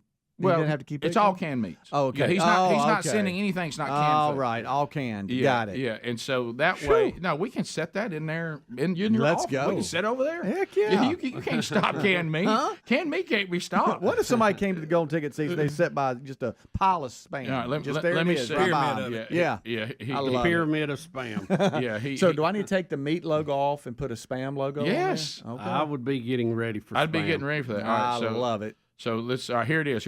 Oh my goodness. He said, I went ahead and he said, I know how y'all are people of action. Oh, Bubba, you're gonna love this one. He said, I have sent y'all Spam, tuna, mackerel, sardines, salmon, and canned weenies. Wow. Oh boy. Picture us sending weenies. Picture it. And we don't have to do all those, but we need to pick a few. And canned weenies, I think it's in. That's absolutely in. Yeah. So you was the kind we used to eat when we were hunting. Oh yeah. Bubba, slimy thing. You had to sling the grease out. It's not. Listen, You had to hold so they wouldn't fly out and flick it. You don't have to. Look. You don't have to. Look, it's not going to help. I'll absolutely admit. It's a long way home for this to help our bottom line, and I'll show you how that still could happen. Yeah. I know it's not as straight as the other one that people were paying to be on the wheel, but I'm going to tell you something. The wheel may have just gotten funnier. Oh, for sure. Oh yeah, no doubt about And, for sure. Yeah, so that part you got to be excited about. That's funny. That's a great point. Yeah, I want it to create such a ruckus that whoever runs Spam contacts us and goes, "Hey, what's going on?" Yeah, and you know what made me take the step, and it's rare that you see it, and I think Greg didn't want me to see it. Because, Greg's got a character here, then he didn't want to let down his menu. But I looked across here right past you, Bubba. I think you might have been looking down because I know he'll have to ship these canned meats. And I said, yeah, but I don't know about that. And then Greg's got to ship them. And all of a sudden he looked at me as a team player and said, no, it's fine. He gave me the reassurance. Look, if this is what's best for the show. We got to get it out there. We got to get it out there. Yeah, if this is what's best for the show, Rick, I'm in. Why should I stand between someone and some canned meat? Right. And you know what Greg said? He know what he didn't promise? A good attitude, but he promised he would do it. Oh, Well, I'm not see, going to be smiling like if this takes off, maybe we can make an arrangement to go to a coupon type thing. Yeah. For them to pick it up. But let me tell you something. Their local Can I tell you grocer. something? Listen to this, though. kind of shipping Please they got listen on to this, okay? Please listen to this. Think about the comedy value. Oh. But there is something in my heart that leaps with joy. that all of a sudden it lands on mini weenies. Right. Okay? Sure. And you get up and you pick up that can and you look in that camera and you say, this is headed your way. Here it comes. Huh? See there? You see that? You hear that laugh over there? And you're actually you're actually holding what they just won and said headed your way. Yeah, that's good. And, I want and them then you laying hand that can to Greg. Golly, I want cans laying around doesn't that like. sound like fun? I want cans laying if around they're like here- bobbleheads right now. Yes. Or if they're here Across here. spinning, if they're here spinning, we just hand it to them. We just hand it to hey, them. sling them. better Hey, part. sling it to them like a frisbee. Here you go. Somebody might crack one open. You know how people Three look when, fingers to hold across. To Yeah, keep the weenies from you're coming. right. You're 100% right. It's like get throwing a some crackers curveball. out. It was like throwing a curveball. Yeah. But let me If tell you were by a creek, you could wash them. Oh yeah. Oh, yeah. Oh yeah. But I want you to the jelly imagine off when I see people's elation jelly. when Speedy hands him a $50 American Express gift card from Dudney. I see a smile. Yeah. Now picture you'll get to experience know. when you take a can of meat, that old salmon you made salmon patties with, and you hand it somebody with that pink salmon on the side of it. Oh, golly. Somebody say meat. Spam with that big old yellow and How about blue. sardines? Are they in there? Yes. Sardines are coming. Mm. And you said I mackerel. used to eat, Mackerel, baby. I used to eat sardines. If it lands on mackerel, can we all go, holy mackerel? 100%. That'd be great. That's good stuff. My grandpa used to say that all the time. Holy mackerel! All the time. How do you think that saying got started? That's a great one. He Look was a it big up. fisher. He fished a ton. But Bubba and I were Like, discussing. look at that mackerel. Bubba and how I do were you just tie that one to holy, though? Yeah, I know. Holy Yeah. mackerel! Yeah, Bubba and I were talking about how we can see where holy cow came from because there's people that worship cows. Right. But where did tying it to things like mackerel come from? It's a good question. Spam. Holy Spam. mackerel. Spam. Eat it. I'm just practicing. Right. That's good. I'm sorry. Right. Well, you know when it would land Greg on me. Greg gave me one saying that would go winning spam, but I don't think we use it. Yeah, maybe not. Bottom of the hour. We'll be right back. Rick and Bubba, Rick and Bubba.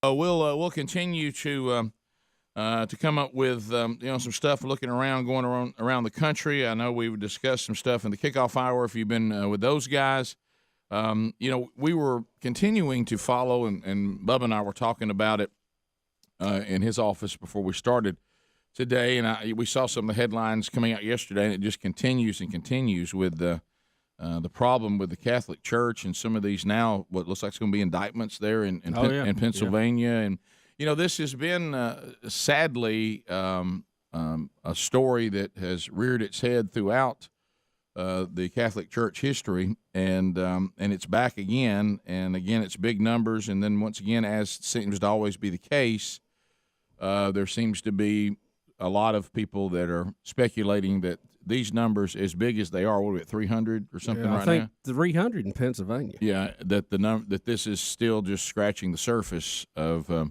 other cases that we don't know about yet that are still ongoing. People that tried to let their voice be heard and it wasn't heard, and alleged allegations of cover up. We've been here before, and it looks like we're back again. So very, very sad story, and we'll as that begins to develop. But you know how you go. This just feels all too familiar again. Yeah, it does. It's a sad story, no way around it. Right. Very, very disappointing. Well, and again, we've talked about it. There's some. It's one thing to have this issue, and that's all. I mean, that's as bad as it can be. When people are given this kind of responsibility and this kind of trust, and they can't handle it, or they're just sinister, wolves in sheep's clothing that are just abusing the situation. Whichever, they're both bad. Right. And then you go to the second level, and that is how does the church leadership deal with it? And do they deal with it appropriately, and are they an issue? Right. So here's what we can't have, no matter how close it hits to home, whether it's any individual situation, belief system, or something that you hold dear. You can't just keep putting your head in the sand and refuse to just say it's time for a complete clearance and to completely be transparent about everything, deal with it, eradicate what has to be eradicated, change what needs to be changed, and deal with this. Because the biggest problem, obviously the simple, most evident problem is the destruction of the individual lives. Right. And then there's the bigger picture of, yes, these individuals, through all these things that apparently have been substantiated, that's horrible. The people responsible need to be dealt with. But the other part of it is, this is the kind of garbage, and it doesn't matter where it happens, what denomination it happens in, whatever. When these kinds of things happen within, I'm just using the broad term of the universal church, everybody who claims to be part of Christianity, this is exactly what people who look and say, well, I don't think all this stuff's true anyway, and I'm trying to look for some excuse not to deal with my own salvation, my own need of repentance, this whole thing that they say they believe about God and this person of Jesus. Well, it's all a bunch of hogwash, and let me point to this and say I told you so. Right. And then they reject the whole thing, and now people's eternity, is in play. There's a huge responsibility, and you hear the words of Jesus himself when he talks about the responsibility and the accountability of those that have been given the responsibility and for people to trust them in leadership in the church and claim to represent him and then behave in this way. Jesus has some very, very harsh words for that. So all that's in play. And how about this? And it's all bad. Yeah. No. I mean, there's not a positive in any of it, and it's and you hate to continue to see this, but it needs to be dealt with, because can we say this? And I know the cases vary on when they happen and all that, but we've been down this road before, and then here it is again. So you can only come to one conclusion. If a problem keeps arising, you can only come to a conclusion that whatever you've done in the past to deal with it, it wasn't very good strategy.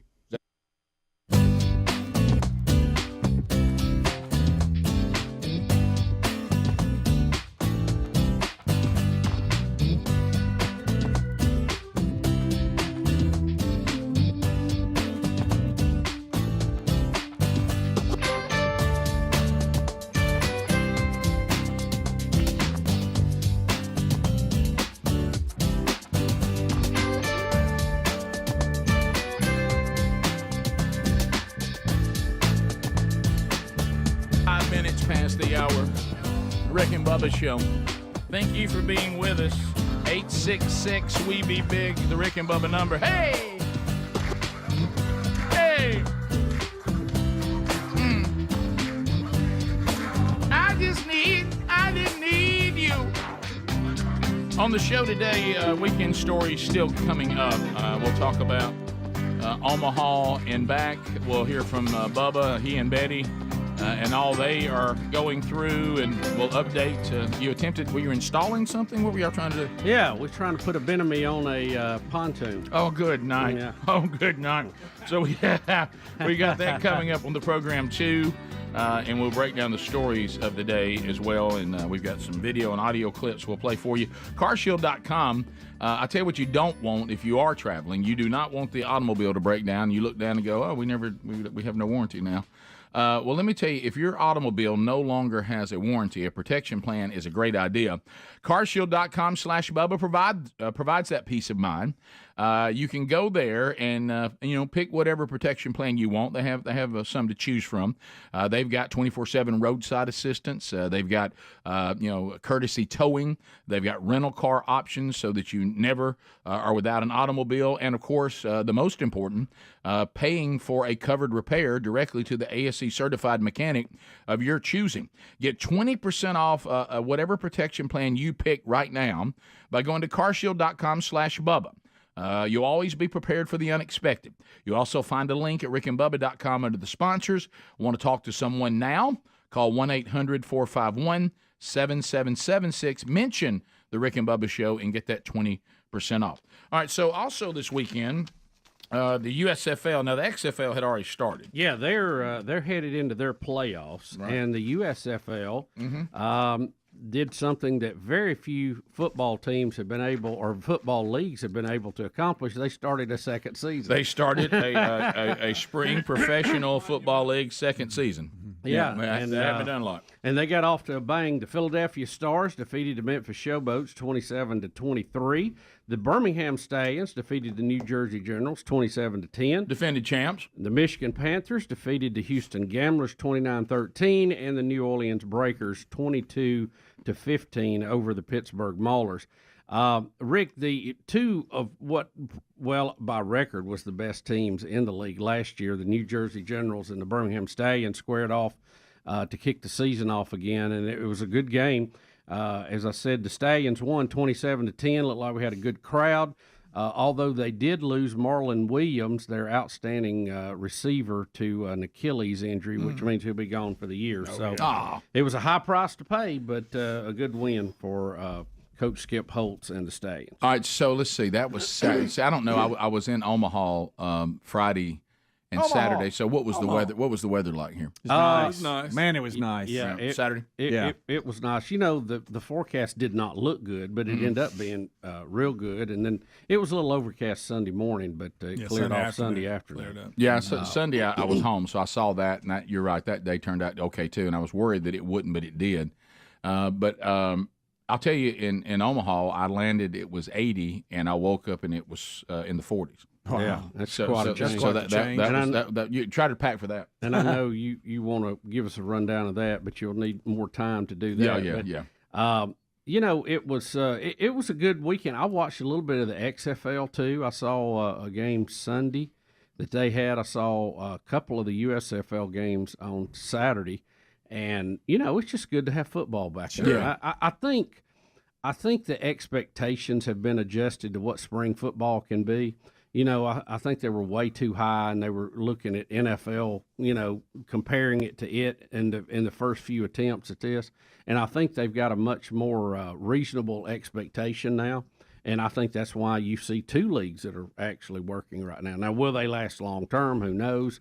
But the USFL being back for year number 2, that's quite an accomplishment. Mm-hmm. Yeah, and I was going to ask you since you got to see some of it, because I actually watched on ESPN Plus. There's a series, and there's, I guess, some new ones dropped. I hadn't seen them. I think it dropped on Thursday, the latest episode, because of, you know, you've got over here what we were helping with the USFL. They're also being smart where they get Daryl Johnston, they get Howie Long, they get Fox. They kind of get that legitimizing it.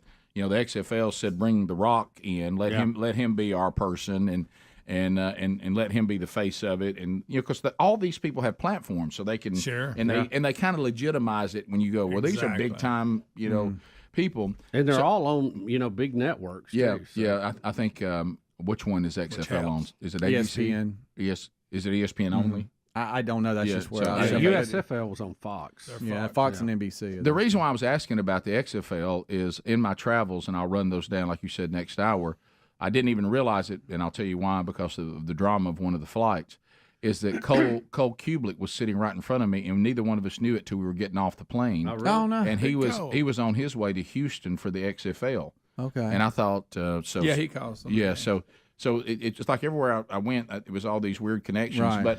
But what I was going to ask if you saw any of it, like I know from watching, I haven't seen any of the games, but I watched this documentary that St. Louis has embraced having a team back in a big way for the XFL. I mean, the lower bowl, it was completely full and a lot of hype because they're mad about the Rams being taken away from them, and then you have Birmingham, you know, because they you know. Same thing, you know, they're really supporting the Stallions, but the problem is, can you get the other teams' fan bases to support them? Yeah. So how did the crowds look? Memphis, big crowd in Memphis. Yeah. Okay, that's great, and that's the first time they've been able to. Yeah, they're a hub this time. They're a hub this time. Yeah. So big crowd in Memphis. How were the XFL crowds? The one I saw Dallas. Well, it's not Dallas. It's what's the city? Arlington. Yeah. Versus Washington D.C. And they're playing in I guess it may be the soccer stadium or something. Yeah. So it's a little, but the thing was sold out. I mean, it looked like there were 30,000 people there. Good. Yeah, I saw the hub that the in XFL the end zone and everything. Yeah, the hub that the XFL had is Arlington, and they have some all-purpose stadium there. It's called Choctaw Stadium or something like that. Well, in D.C., they were at, what is the name of that? They said. But you said it was like a soccer stadium. Yeah, it was something I wasn't familiar with. It wasn't where the Redskins or the whoever they are now play. But I didn't know Arlington had a multi-purpose stadium. I mean, it looks like a nice stadium. So anyway, there's all kinds of stadiums around Dallas. We went out to Plano, Texas, where they had the 1AA national championship, and that's a nice place. Yeah, and by the way, so I guess I'm with y'all. I think that I don't know that two spring leagues can keep from cannibalizing each other, but I will say this: I think that both leagues have returned, and unlike the other times that they came out, really the XFL tried a second time, but COVID killed it, if you remember. And then there was a time we were part of it on the original, on the original, but. The original XFL and the original USFL, their goal was to legitimately compete with the NFL. These two are not trying to do that. The USFL, the original, remember? Look at the players they drafted. They got Flutie, they got Herschel. Yep. They were head-to-head going against, playing in the spring, but they were trying to get the players. They were trying to be legit. That was we're here to be another AFC back when the NFC and the AFC were separate. Steve Young, Jim Kelly, all these guys got drafted. That's what I'm saying. I think there's a totally different mentality the way they're looking at it now. What we do now makes more sense. And they're not trying to get NFL numbers. They're trying to get spring football numbers. And I've asked and give these players a shot, to get better to go to the NFL. And I think because if you remember when the XFL, the original launch, the Vince McMahon, us being the play-by-play team. Was crazy. Well, the hype was crazy. But and I remember Dunaway telling us this too, their TV numbers, though nothing like the NFL, were still better than the other sports that play in the spring. Oh, yeah. And they should have just stayed with it. And the business plan is what killed that, not that they didn't have a TV audience. Now, the stadiums are a problem. Yeah. But this group now seems to be willing to paper the stadium if they need to for TV. Do whatever they need to do, make the tickets very, very affordable. And it's almost like y'all both have said, they're taking on our strategy, make a living at low expectations. Yeah. Just go out there saying, we're not really trying to be anything other than what we are, but let's do what we do well and do it well enough that the audience we do garner is enough. Mm-hmm. Yeah. And we help these players get another shot at the NFL or have a paycheck in a league to play football. Well, it was good because, when I'm going to veg on Sunday afternoon, I'd rather watch football than I had a lot of other things. Yeah.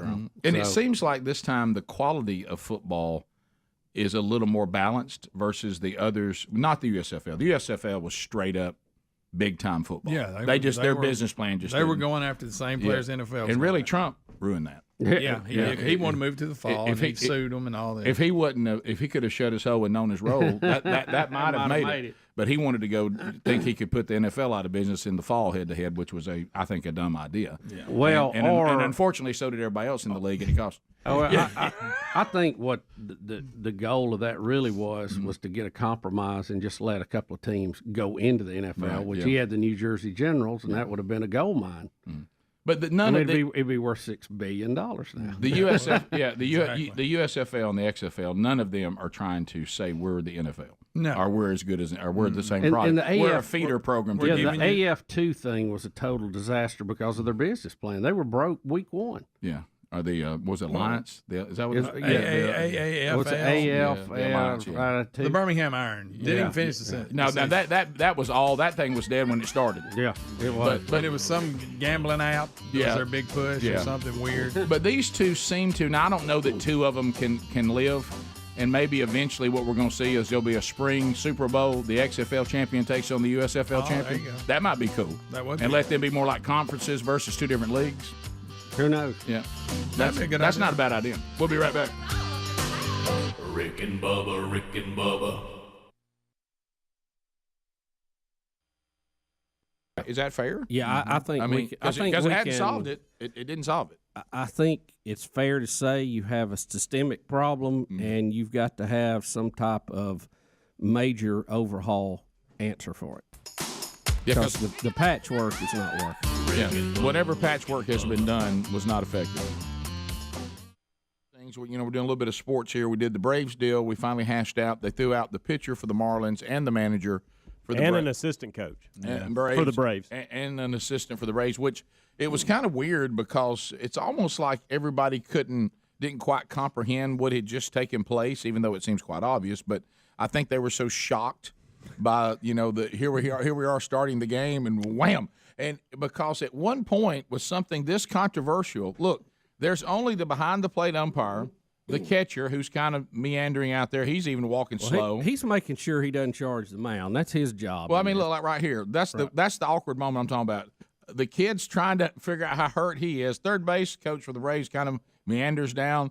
The ump's talking to the catcher, and the pitcher's just standing there. And then kind of slowly people start coming out of the dugout like, hey, man, I think we don't like this. It's not like a lot of times you see a batter get hit and everybody charges immediately.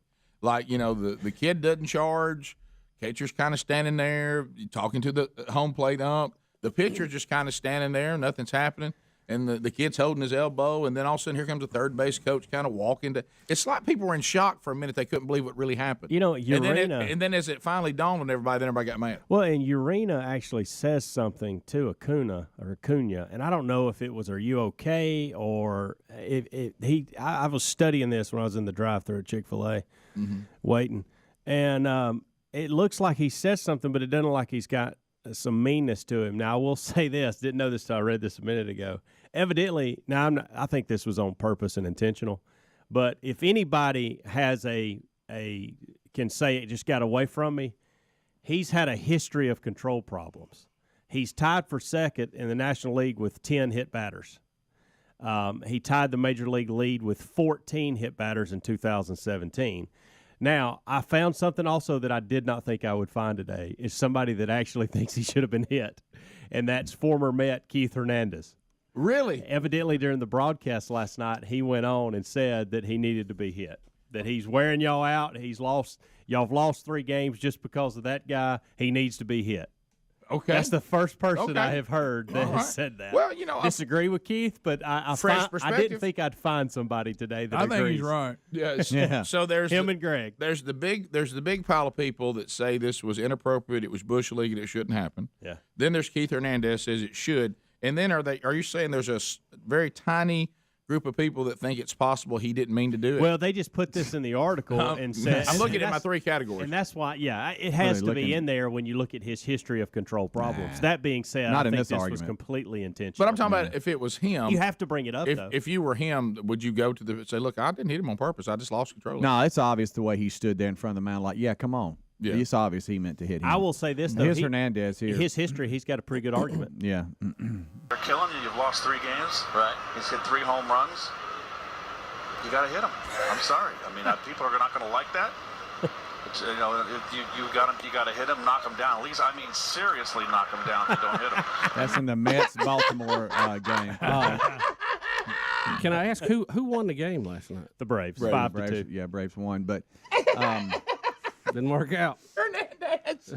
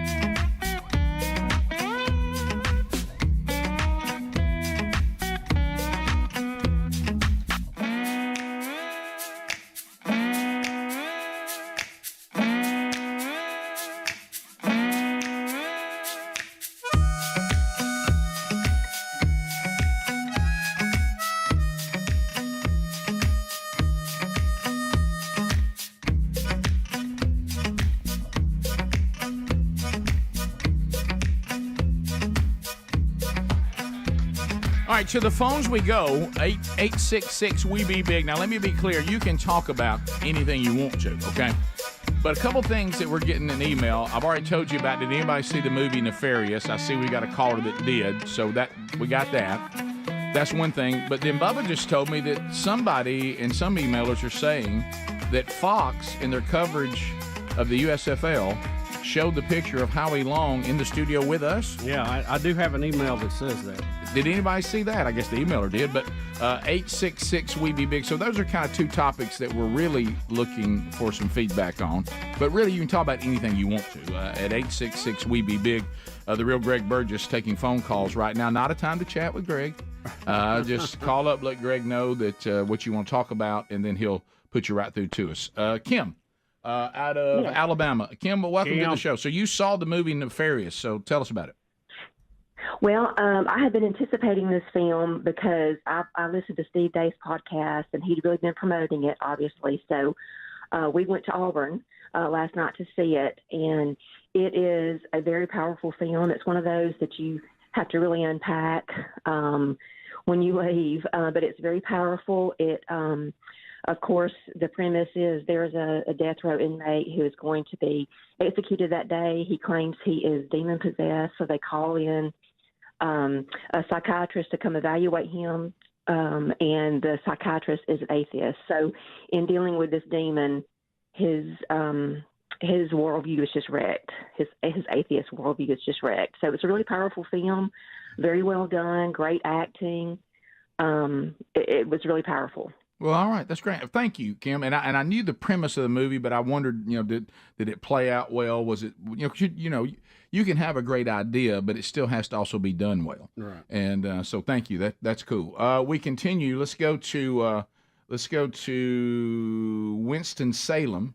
Well, I think let's do Dennis out of Alabama first. Dennis, go ahead.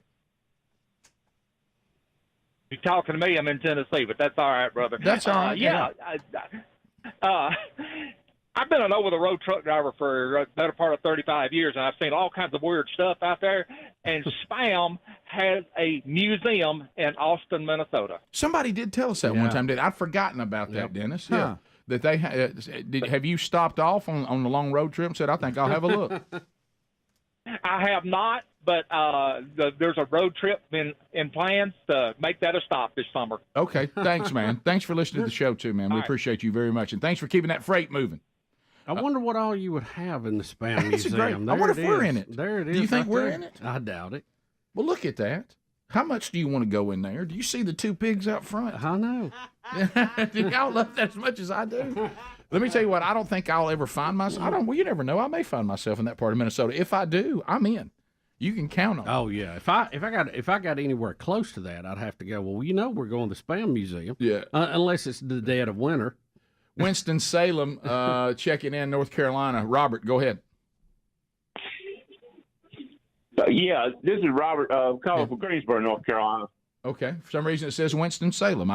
Maybe that's your phone number. It actually says Greensboro, Winston Salem, North Carolina. See, this new phone system tries to grab information just based on its own, on caller ID and all that. So I guess it got confused on which market you're in. But go ahead.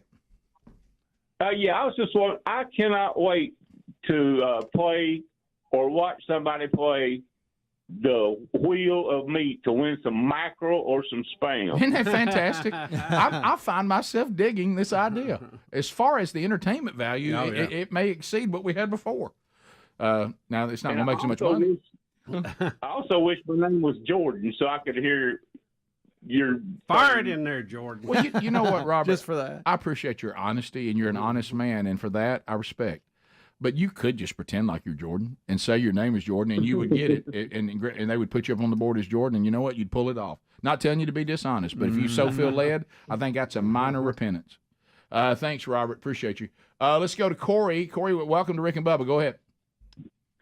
Yes, sir. I've got a review on the Nefarious movie. Yeah. I thought it was really well done. It really challenged me. I came out feeling compassionate for people that I didn't realize I would, as far as those who are demon-possessed, the torment that they truly go through.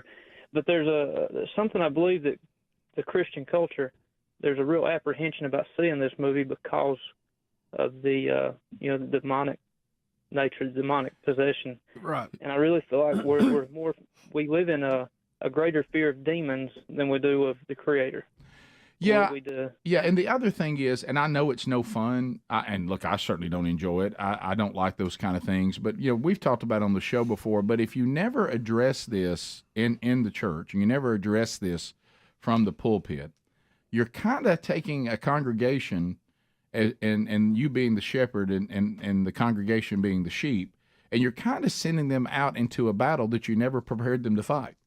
Because that battle, that spiritual battle's out there, whether you believe in it, want to talk about it, it bothers you, it's still there. I mean, there's a lot of things I don't want to face, but I have to be prepared to face them because they're the reality of life. Yeah. And spiritual warfare is one of those things. But you don't need to obsess over it and, look for demons around every corner, especially if you are redeemed. But it is important to know so that when you are fighting those battles, you know how to fight it. Let's go to Eric in Birmingham. Eric, go ahead. Listen to ZZK. Hey, guys. So I was listening to your podcast this weekend where you were trying to figure out the theme song for Bubba's situation. Yes.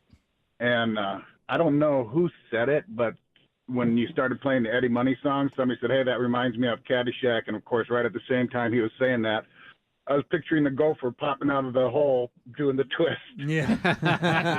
Bubba, maybe you wanting It's All Right. Maybe that is a good one. It wasn't Eddie Money. It was, who sings Kenny it? Loggins. Kenny Loggins. Yeah, you're right. Yeah, I didn't even catch that. He said the wrong thing. Yeah. All right. I love that. So I've always loved it. Diane, we're running out of time, but we want this information quickly. You saw the picture on Fox in the USFL. Go ahead. Yes, I did. They were showing what Howie was doing while he was in Birmingham. And one of the things they showed was him on your show, and it showed the picture of Bubba and him. Bubba, you and Howie Long, side by side. Of course, Howie asked that he not be shown a picture with me because of how it went. But how about... He was leaning out. What if I had been watching the USFL and I saw a picture of you and Howie Long pop up on Fox Sports? That's funny. That would have been awesome. Brad, stand by. You'll kick off the look back in Omaha when we come back. Omaha. Top of the hour. Rick and Bubba, Rick and Bubba.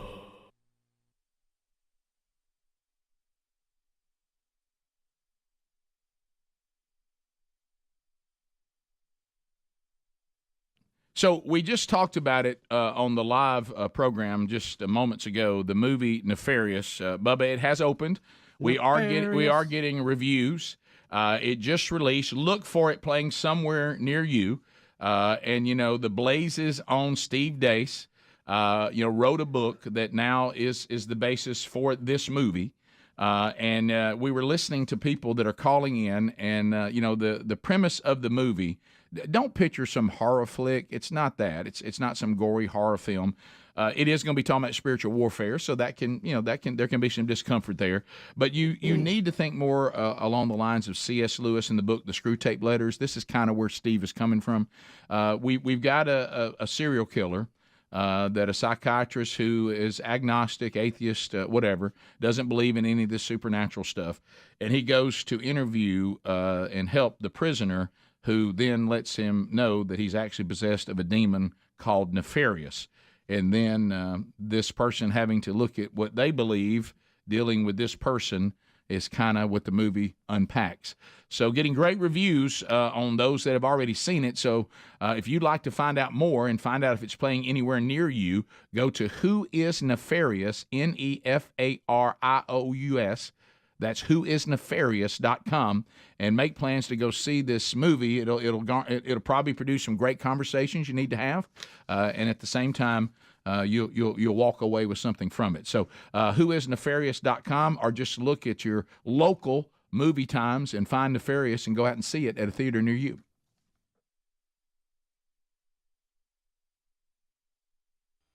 Unbelievable. I gotta love that because it's so. I love when somebody does something nobody thinks somebody should say. Greg, what are you doing? Color for the Mets? You and Hernandez. You gotta get him out of there, Rick. Gosh, he's funny. killing you. This is funny. This is a second inning here. You got to do it. You see, they've taken the field, and Acuna has to call himself out in the second inning. He's like, "Hey, I can't go," And so he ended up having to pull himself out of the game. So were there any Marlins? Here's that is now. Batters hit. So how hard? How much is he? I mean, what's his injury? Do we know yet? Base umpire Carlos Torres noticed something, and it's looking like Acuna's not going to be able to continue. He's in there. I'd say this right here. I bet you after he got hit, Joe, the adrenaline took over. He said, "Okay, I'm okay." And you get hit right on that little bone right there, it deadens it, and I guarantee you right now it's just dead. He can't really feel his arm. Probably started throbbing a little bit. I think this is probably a good idea. Yeah, so there he goes.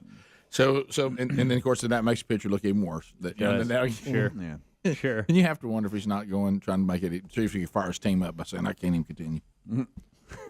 So if you're the first Marlins batter up, do you go, oh my gosh, I'm fixing to take, you're like, hey, thanks. one. Here we go. I go put on every pad I can find. Yeah.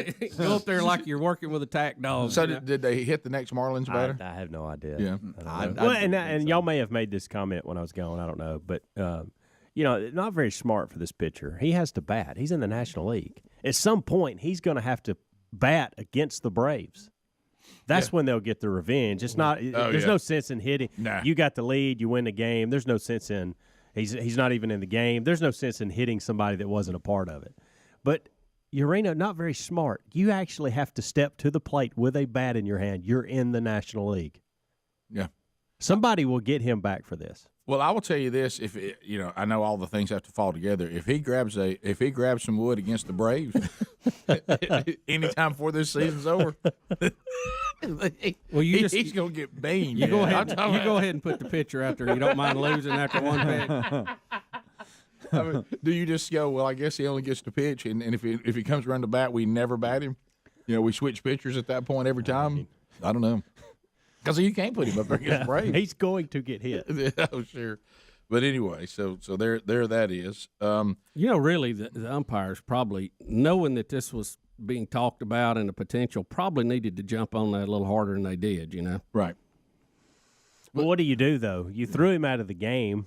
I mean, you can't throw him out of the game before it happens. They did all they could. Now Major League Baseball can actually do something. They've got an opportunity, but what they're probably going to do is give a 3-game suspension that's not even going to mess with him starting rotation. Right. Well, I don't know if the umpires warned them ahead of time or not. Don't know about that. But, you've seen when somebody throws a pitch at somebody and they know it's the umpire jumps out there quick and says, you're gone. Yeah. I mean, you don't even get to look at the guy. You're gone about that quick. And they didn't do it quite as quick as I thought they maybe should have in that situation, but – they ended up taking care of it. But that goes to Rick's point. And Speedy said this earlier in the kickoff hour about how they were concerned about this before the game. Well, you heard it on the story. Well, they didn't look too concerned. They looked caught off guard. Well, what I'm wondering, is there a scenario, to Bubba's point, to y'all's point, because I heard y'all talking about it and I heard it in the story. It said the Braves and the Marlins were concerned about this. Were the umps not in on that conversation? I mean, because they didn't seem like to your point, they didn't do that. They didn't do that immediate. Everybody's gone. You've seen that where they warn everybody and they go back and that next pitch is at them and they jump out and say, "Hey, pal, you're gone." They just start throwing people out. I understand that there's nothing the umps can do to keep it from happening, but they didn't have that reaction like they said. If it happens, everybody's gone. You know what I mean? I mean, I don't think and apparently the Braves were not watching the beginning of the game. They were still getting their gloves out or something. I think it happened so fast nobody could react quickly. Again, because normally you don't get thrown at because of your performance. Not like that. Yeah. Well, Keith Hernandez says you do. Yeah. We need to throw it him and Greg. And probably Scott Garossi. He deserved it. Oh, yeah, Garossi's all for this. How dare him.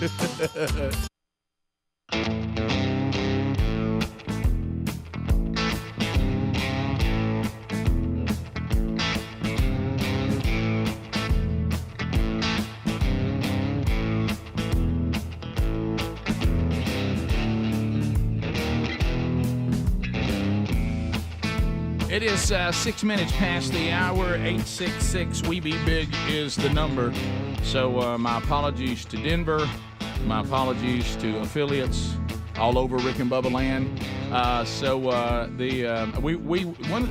of the shows, sometimes the support staff, because of my inadequate quirks can be too efficient. And so I had to do a live, live commercial for some of you. It's not. I had to do a commercial in the break that was different than the commercials that are running.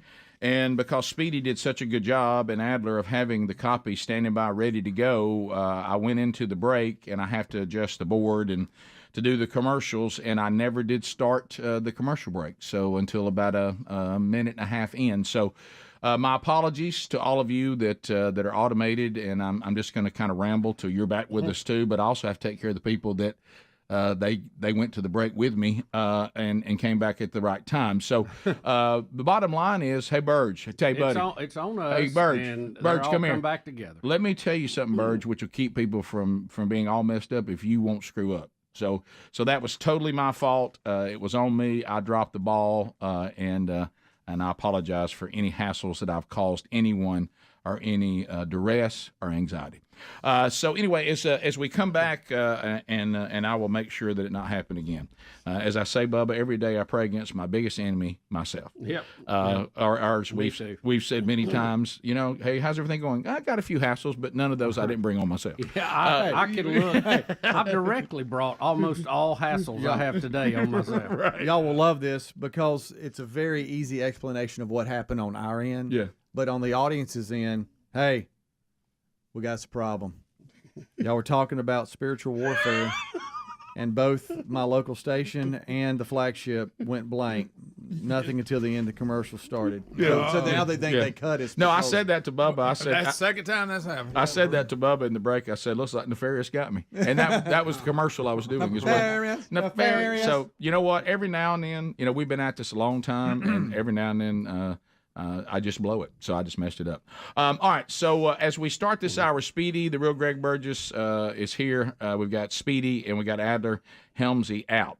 So I said that if you remember Brad, so we're going to look back at Omaha. And Bubba's here too. Yeah, and look right there. There he is. There's Bubba. You had already talked, so I thought everybody knew you were here. So Brad, you remember Brad from South Dakota? Oh, yeah. So Brad, remember called the show, and he said, I cannot believe that somebody from the show is coming so close to me, and I'm not going to be able to go because we're moving, and I just am not going to go there. And then he emailed me and said, you're not going to believe this. My wife just asked me when I was leaving for Omaha, and Brad did not make the Friday night part of the conference in Omaha, Nebraska, but he made the Saturday morning, and I got to meet him, and he's on the phone. Brad, you did it. Hey, man, I still can't believe it. Still can't believe she let me go. I know that was you shocking. did good, Brad. Yeah. And so when you heard her say those words, did you think it was a test? Because sometimes that happens, and where they're testing to see if you'll go or not. Right. Did you worry about that? Well, she does not do that. Okay. I mean, when she does, if she ever does that, then I will fail that test. Yeah. Because I must have the only one that doesn't test. But I tell you what, I just couldn't believe it. But I said, baby, there's no way. No, and I wanted to say, there's no way that I'm as lucky as I am to have a wife that would let me go and do something like that, when we're supposed to be moving in. Wow. And she's going to work so hard on the house while I'm gone, Yeah. But, man, well, It was great. It was a great surprise. Well, shout out to her. I know she's listening. Well, Bubba, and how about this? It's their anniversary. That's right. Today? That's right. Yeah. 3 years. Yeah. So is today the day, Brad? Today is the day. Today is the day. And what's your wife's name? Yeah. Yaneski. Oh, that's right. She's from Cuba, right? Yes, she's from Cuba. Yeah, and you told me how to say it, and I'm so glad you called in because I was nervous about that all through the weekend. So Yaneski, is that you say Yaneski? Yaneski, that's right. Okay, 1, 2, happy anniversary, baby. I got you on my mind. How about that, Brad? Yaneski. Brad, man, I appreciate you guys. Brad, you have to have a nickname for your wife. You don't say that every time you call her, right? Oh, I call her baby. But you go. when I do that, I'd sure appreciate it. No, Yanni is what she goes by most of the time. Yanni for short. But yeah. Well, I hope the move goes smooth. I hope y'all have a wonderful day together, and I want Yanni to know that your husband. I mean, you talk about a man that loves his wife. It was so obvious, and it was an honor to meet you. And Brad, thank you for how encouraging you were about the show and what it's meant to you, and for you to make that effort. What was it, about a 2.5 hour ride for you? Yeah, 2.5 hours. Yeah. So it was one way. Brad, I wanted to ask you too before you go. Being from Cuba, and now your wife lives in South Dakota. I mean, is that a big jump for her? This has been the worst winter in about 10 years. Oh, no. And, you talk about culture shock and shell shock from this winter. And her sister lives with us. Now, she just came to the States in September. So she went from Cuba to Alabama to South Dakota, all within just maybe, 60 days. Wow. And yeah, changes in latitude. Changes in latitude right there. Buddy. That was the thing. I'll tell it when we come back and we talk about, the guy who brought me into Omaha is also spent time in Huntsville and spent time in Columbus, Mississippi. And you, of course, spent time in Alabama. And he said us moving to the South Dakotas and the Nebraskas, everything we kind of ease into, but the winters. He said the winters, because Southern people, we don't know anything about that kind of winter. No, and they were, and all of them were talking about the first time you saw a slight dusting and you think everything's going to be shut down, and all that. And they said that they'll tell you to put up your winter clothes, and the high that day will be 45. Yeah. Look, the first time I had to dig my wife's car out. Yeah. Oh no. Oh man, just so she could get to work, and she's like, "How am I going to drive through this?"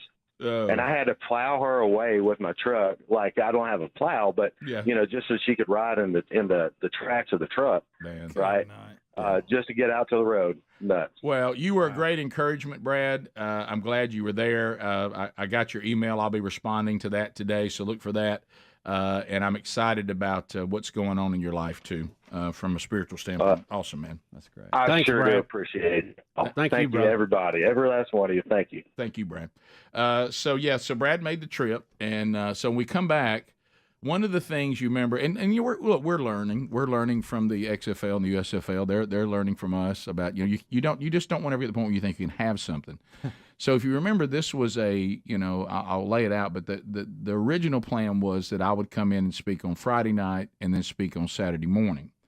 Well, I told the guy, we can allow something on Friday night, but let's not make it a done deal. And of course, the senior pastor was kind enough to say, I'll come address the men on Friday night. Let's make that a done deal. And then if he gets here, we'll put him up too for a shorter message. But let's don't count on it. And so I knew that.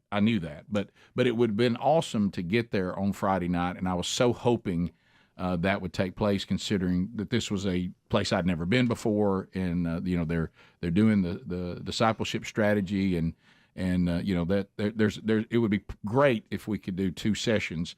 And so when I come back, I'll tell you how things happened on the Friday trip that really, it was pretty incredible to watch what happened. I'm just glad you made it back. I figured you wouldn't be back till Tuesday. That's what I was betting on. Yeah, Bubba and I have a TV shoot, our video shoot we got to do on Tuesday, and I said, here's how this is going to work. I'll get back just in time for that.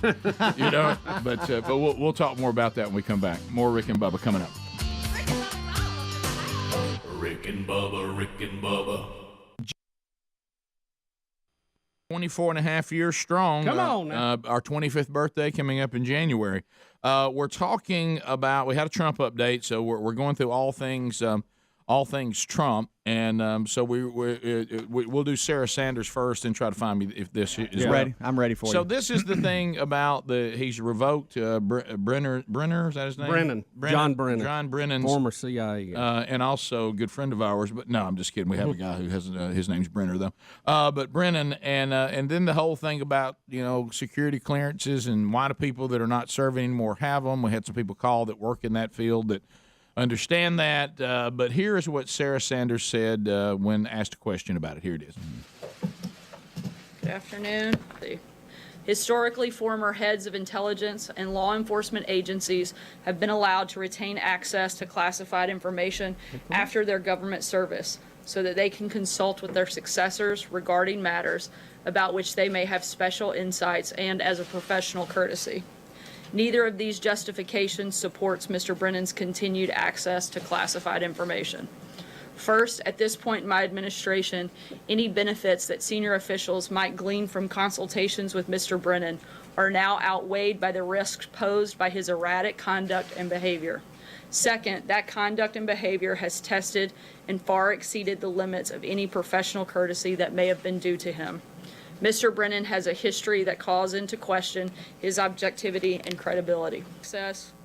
So I wish she would just speak on behalf of the president and the president not speak, because she lays it out about as straightforward as you can. Mm-hmm. So she even says this was a courtesy because the people who now serve in their role, they can use them to come in and say, well, yeah, I still have access. Let me tell you what's going on here, this, and this.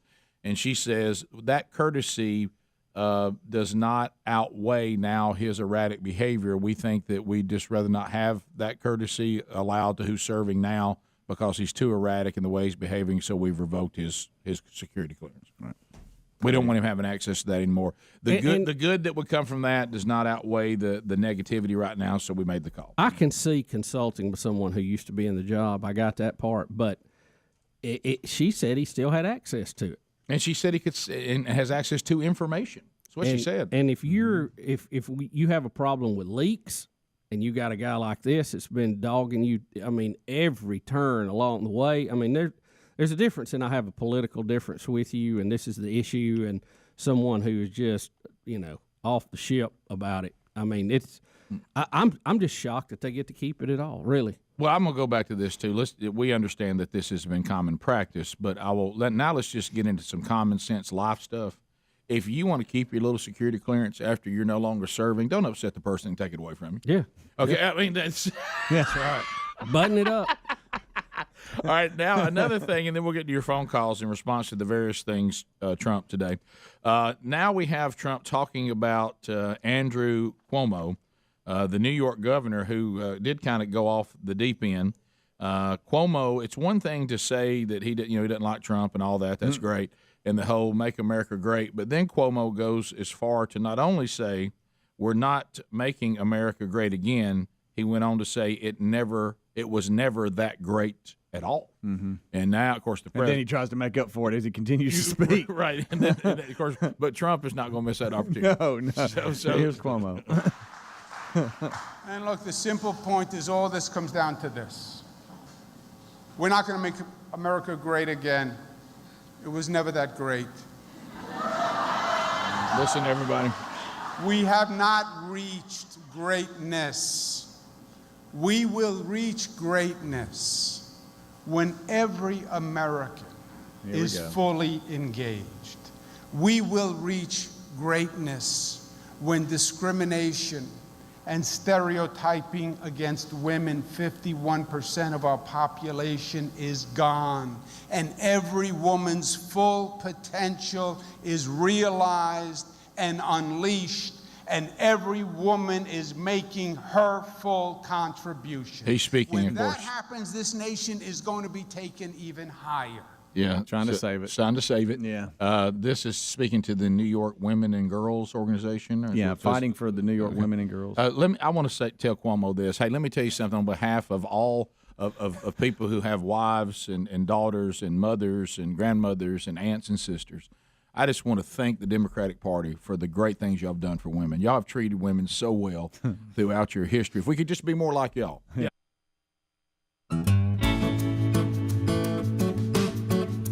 21 minutes past the hour, the Rick and Bubba Show, 866 We Be Big is the number.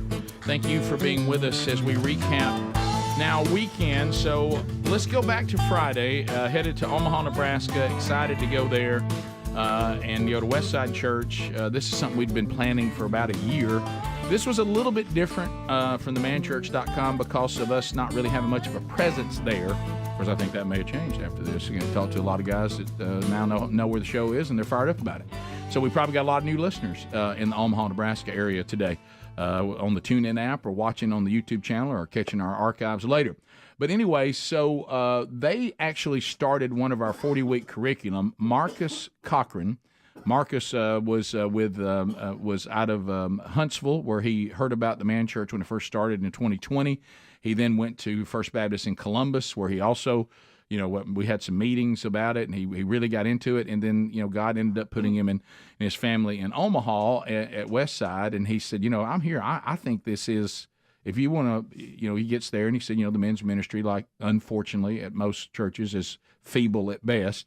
And he said, I think this strategy will work to build a strong men's ministry. And to the senior pastor's credit, he said, look, do whatever you think you need to do. So he tried to get them acquainted with what we do and with the teaching by doing the curriculum first. He's like, if I just bring you in to kick it off, they don't know who you are. They don't know anything about this. I think I need to build some, and then bring you live in the room. I think it'll work opposite here better, and I think he's right. So that was kind of a cool thing that they'd already had 40 weeks, and instead of people saying, hey, you're the guy from the radio show, they said, you're the guy on the video. Yeah. And then, of course, that moved them to learning about the radio show. So, but the key was, can I get there on Friday night? And we all say, no, no, no. Now, I don't want to over-spiritualize Friday, but I don't want to under-spiritualize it, okay? Because everybody was praying, let's see if we can get there. And flying commercial domestically in this country right now and getting where you're going on time, it just doesn't happen much. No. Okay? Right. And so we get there. My turnaround in Atlanta for me to be on time, which I normally would allow a longer one, was 51 minutes. Okay? So I know I can't have any problems in Birmingham. Okay? So the minute I get to my gate, what does it say? Because I delayed. 20-minute delay. And I said, well, there goes 20 minutes. So now I've got a 30-minute turnaround, okay? and at that point, I say, well, it's over, and I'll just get there when I get there. But my big concern was that when they do 20 minutes, that's not what they mean. You're delayed longer than that. I don't know what this game is they play. It has something to do with them getting credit for being on time more, or helping their rating or something. Now, let's go back to me trying to pre-check in. Now, this is crucial. This will be crucial. It denied me. Remember that? Yeah, I did. And I was thinking, well, now I got to go. Now I got to go see an agent. Now I've got to carry on because I don't have to check a bag. What do you mean you were denied? It said we will not let you pre-check in. You must come see an agent. So you're not getting your digital. So you were trying to do it at the kiosk. No. They're on their app. If you're already in, on the app ahead of time, you were checking in before you went to the airport, and you'll get a digital ticket. And if you don't have a checked bag, which I didn't, you don't even have to go to the desk. You just go straight to security. Right. Well, it says must see agent. Now this is going to be big, and I'm like, why do I got to see an agent? I'm not checking a bag. I've got all this. No digital ticket for you. The app will not have your ticket on it yet. You must come see the agent. So I do, and that wasn't a big deal. I got there in plenty of time. Also would like to give a shout-out to Lamar at Air Valet. Lamar, thank you. Oh. Okay, yeah. Had Lamar come through for you? Well, and he said they have had some trouble with it. I tried to get my reservation, and it wouldn't work, and I literally had to go to Lamar and beg for grace. I said, this lift kit won't fit in this garage. I don't have a reservation. I tried to get a reservation. There were parts on the reservation you have to fill out. And for some reason, he goes, yeah, we've been having trouble with that. And he goes, and he looked at me, and I said, man, I just love you. And I said, I'm at your mercy. And this happened to me twice. I was shown mercy all throughout this trip. And he said, I got it. Just leave it here. He said, just tell me when you're going to be home. I'll handle it. And I said, Lamar, you, my friend, my best friend, are a gift from God. And so I walk in. Is he an airport best friend? Rick? Yep. And the next angel that's placed in my path is the agent. I go up and he goes, well, I don't know why they're not letting you check in. Oh, okay. Okay. But they didn't finish it all the way through. Okay. All right. And what happened there was, again, grace.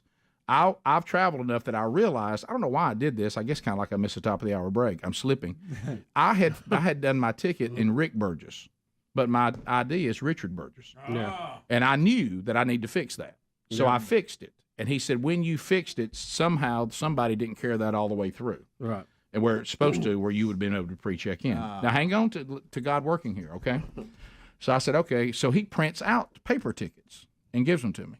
Well, now, when that's all done, the digital ticket shows up too. So I've got a paper ticket and a digital ticket, okay? Hang on to that, okay? So delay. So then we get on the plane, and I'm like, all right, now I've got a 30-minute turnaround. Still hope, and then all of a sudden we're rolling. We get to the tarmac. Ladies and gentlemen from the cockpit, this is your pilot. I got some weather in Atlanta, so they're going to hold us here about another 20 minutes. We'll be delayed when we get into Atlanta. When that front moves through, we'll roll on down. Stand by and be comfortable. So we need. And I thought, well, there it goes, another 20 minutes. Now it's a 10-minute turnaround, and I said it's over. It's Atlanta. I'm going to Atlanta. You ain't go back a 10-minute turnaround. Get it? Somebody help Daddy. All right, so somebody please help Daddy.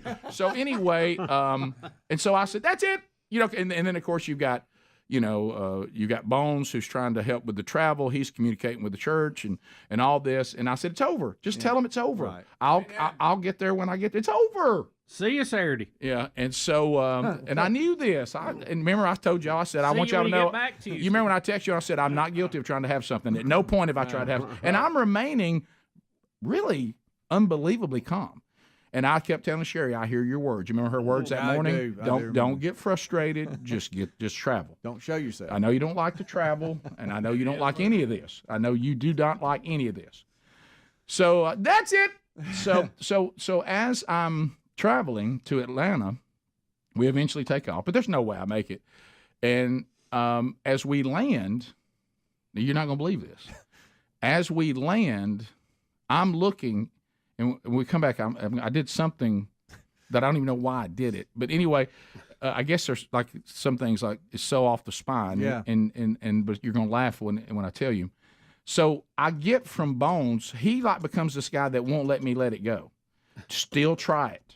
I said, Bones, there's no way I'm going to have by the time I get off the plane, it's going to be like a 7-minute. Right. Turn. There's no way, Bones. It's over. Okay, buddy? So when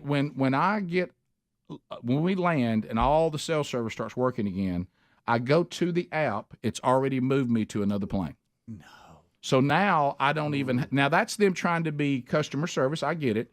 We've already handled it. We've moved you to another plane. So now my digital ticket is gone. It's been replaced by a new ticket on another flight later in the night. But you're still holding paper. Hang on to that. Okay. Hang on to that. Hold on. So, bottom of the hour. Terrible analogy. I get it because of all he did, but I suddenly become O.J. Simpson on the Hertz commercial. Right. Yeah. That's what I picked. Everybody keeps saying, try it. We'll be back. Rick and Bubba. And the way y'all have treated women, then what a great example y'all have been to everyone on how to treat women with the utmost respect and to advance the cause of women everywhere. Y'all, man, those heroes like Bill Clinton, the Kennedys, the Ted Kennedy, specifically John F. Kennedy, what was his name? Anthony Weiner. These have all been wonderful people and great examples of how women should be treated. So thank you for the great example Democrats have always. Also great examples you've had in the past history on discrimination in general.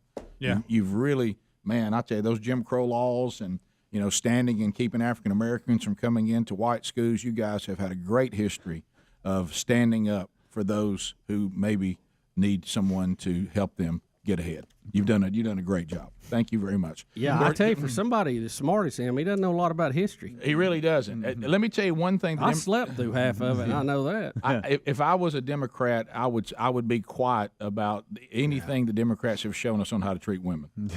Okay, I think we would all just. But anyway, so Trump goes on to say this is obvious sign that Cuomo is having a total meltdown. Yeah. He said, here's a guy in the highest tax state in the country telling people that America has never been great. Do you think Cuomo actually meant to say that? Was that part of his little spiel? Did he think it was cute? Did he get caught up in it? Because I just don't see that being a great line to use. Well, let me say this, and I don't know the answer to that because I'm not going to pretend to know what his intent was. I was listening, you know what I mean, when he said it, and his attempt to save it seemed kind of awkward. But I will say this, for whatever we agree or disagree on, I do think that with zero reservation, the 8 years prior to the Trump administration, we did kind of go on a ride with an administration that told us that we really should not be proud of what America has accomplished. We should actually be ashamed of it because it was ill-gotten gains. Now, that did happen. Yeah. Did it feel that way to y'all? It felt that way to me. I just feel like he would be better to take a spiel of, as far as us and what we think, it has been great, hadn't been perfect, and we have some ugly spots. No doubt. But the system itself is what allowed us to climb out of that. And that's the beauty in it. And I think if you're going to say that, maybe you would say, when we make America great again, we're going to do it by doing this, and contrast yourself to Trump. I mean, if I was coaching somebody to do that, I don't think I would ever say, I don't think America has been great. I think that's just a bad road to go down. Well, I do think when he said it, because of the way he said it in his tone, I do think, because understand, Bubba, let me try this. This is. I'm not doing anything that's not factual on its appearance. I believe Cuomo's from that cut of people we have in our country right now. The Democratic Party is being probably more open about their love of socialism than I've ever seen in my lifetime. At least, moving toward honesty there. Yeah. So if I'm a socialist, then I probably think a constitutional republic that has an economy that grows based on free market, liberty, and capitalism, if I've demonized that and I think that's wicked, I may think America's never been great because I don't think what America stands for is what I think is right. I think America would be great if it was more like Europe. I mean, if I'm somebody who really thinks that, then maybe I would say that. I think he does think that. I would pose this question to Andrew Cuomo, who's a gold spooner, by the way, all the way. What in the history of the planet, who has had a great country? Who was great?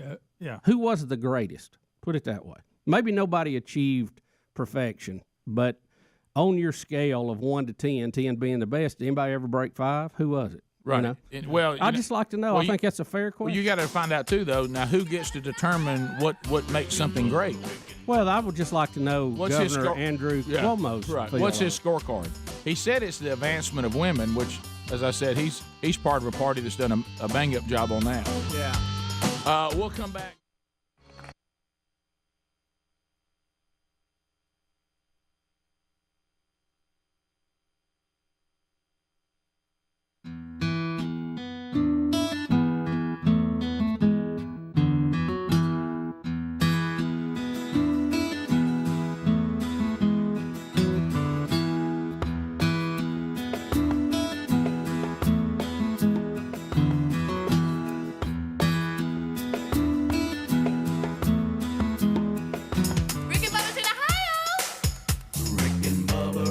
Bubba. 35 minutes past the hour. Rick and Bubba Show. 866 We Be Big is the number. Okay, so we're talking about Omaha. So at this point, the plane has landed in Atlanta. I have a 7-minute turnaround to gate C-35. And guess where the plane is coming in? Probably A. You got to go to C. Yeah, that means color-coded map. Yep. So you know when you're in a hurry, because I've given up, and I think that's why this has happened. I've given up because now the app has moved me to another plane. It hasn't given me a seat yet, but it's saying that you're now on this flight. Bones is saying you have to try it. You can't just give up. You got to go try it. I said, Bones, boarding's over. It's over. and so, but in a weird move, and I credit my mom and dad on this, I'm in a mad rush. I have to wrap up Cole Kublik quicker than I wanted to. Okay, because got to go, Cole. Yeah, we stand up to get off the plane, and he's right in front of me, and I'm like, hey, I'm in a dash. I didn't even know you were sitting in front of me. He said, I didn't know you were sitting in front of me. I had no idea. And so anyway, So as I'm now needing to run, I have to get on the train, have to get off the train at sea. Color-coded map. So I'm literally down to 5 minutes, okay, 4 minutes. But it's so embedded in me from my parents. As I'm running to the escalator, I now need to be the running guy up the escalator. Mm-hmm. I stop and let a woman go ahead of me. And I was what did I just do? Because guess what now? You gonna knock her down? That's it. No, but then here's the stupid part. She gets to go in front of me, but then now I shove her out of the way and pass her. That's and I thought to myself, what good was that? None. I think she'd have preferred not to be shoved. I think you should have cut her off. Yeah, because I go here, you can go in front of me. Now get out of my way. You didn't think about her being slow. Yeah. Would you please go in front of me so I could shove you out of the way? Right. I mean, Up that back. doesn't even make sense. So I should have just. I guess I picked my rude, but so now I'm running. Okay. Now keep in mind how all this has worked out. Being turned down for pre-check-in, right? Being turned down and all that. A lot of turned down, Rick. Giving me the paper tickets. I even everybody listen. There was a moment when I saw that I had now an electronic ticket. I nearly ridded myself of the paper ticket. I put it literally in my front pocket on my shirt. Okay.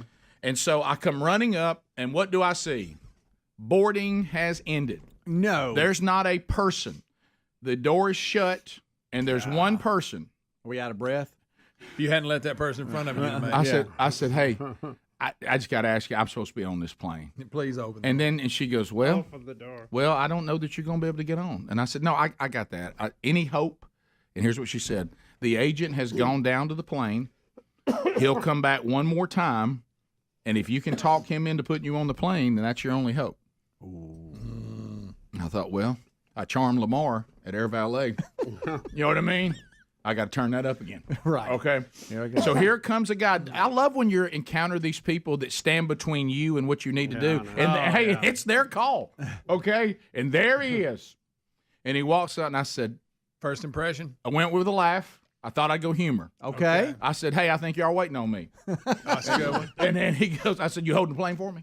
And he started lacing. He said, yeah, where you been? And I said, hey, man, I'm on this plane trying to get to a conference like that. And he goes, he looks at me, and he said, you got your ticket?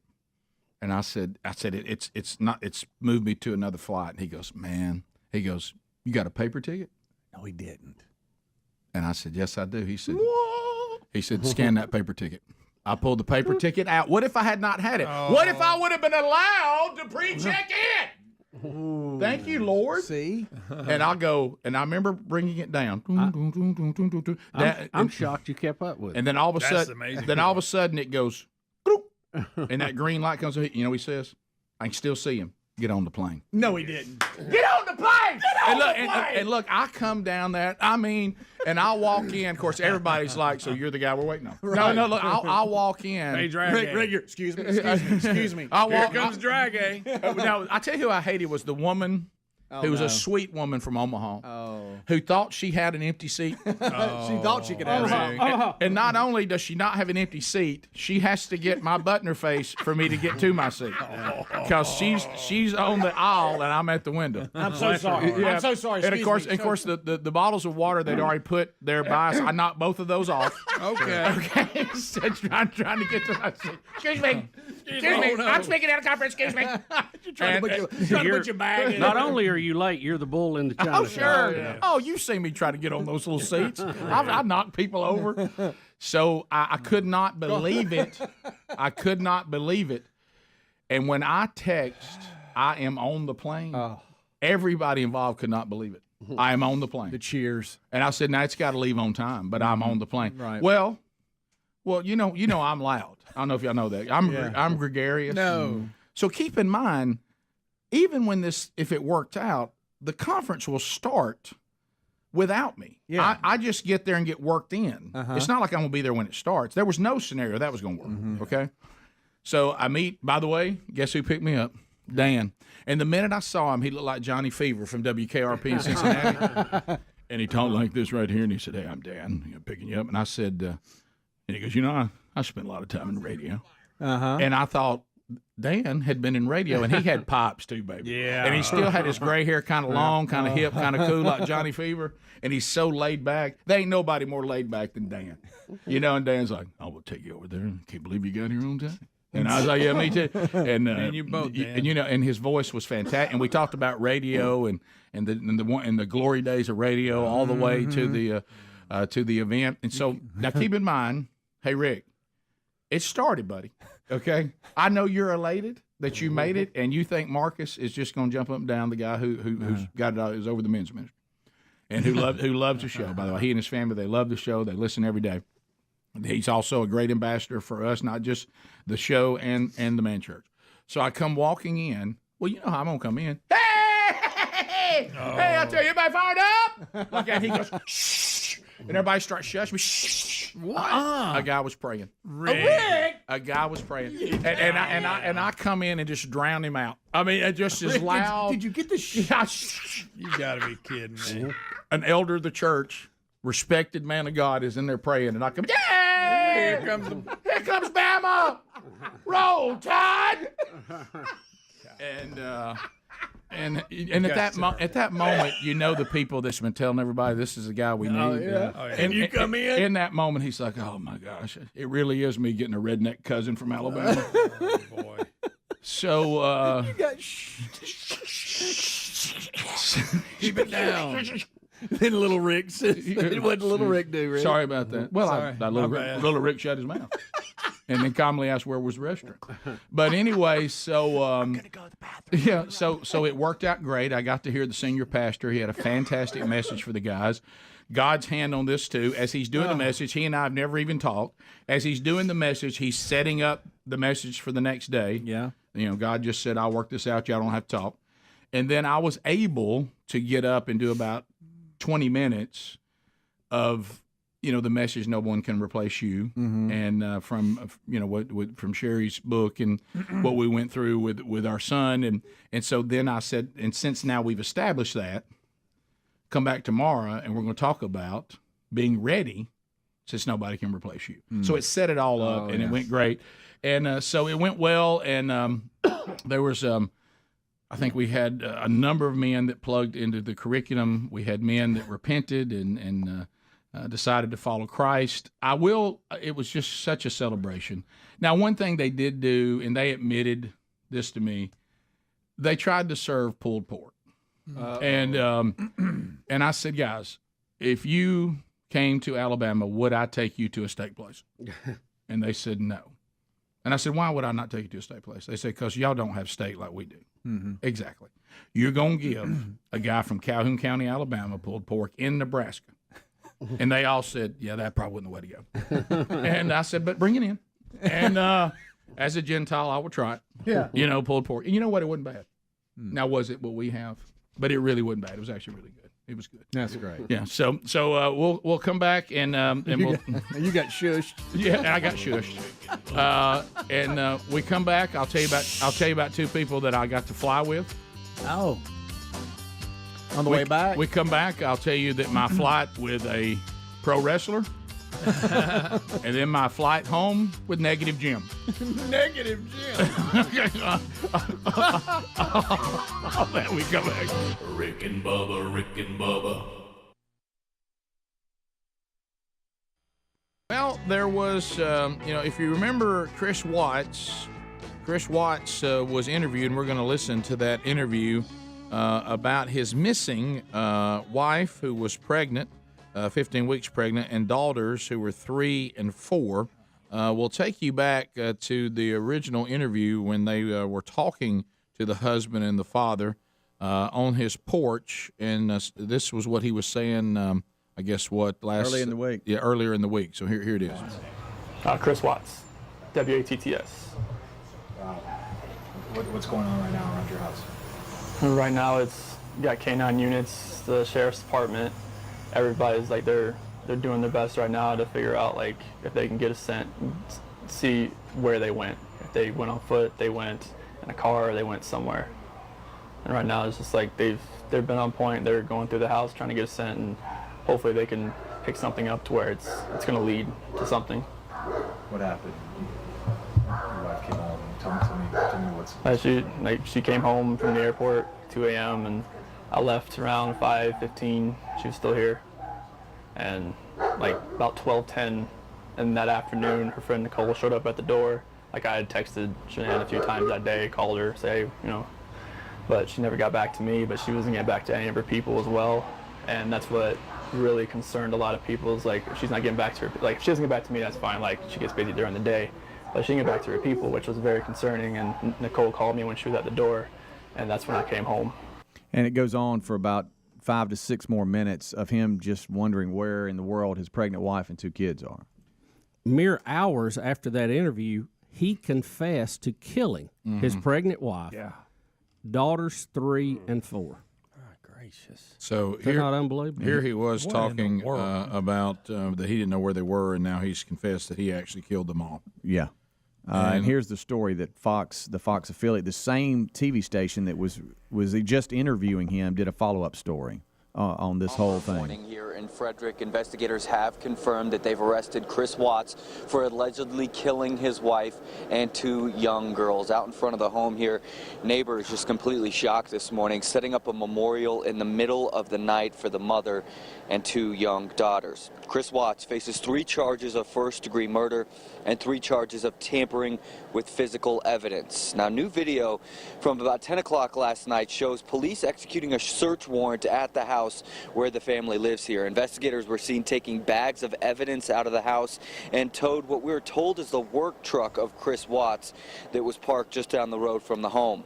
Investigators say Shanann and 2 daughters were last seen about 2 a.m. Monday morning, were reported missing about 12 hours later.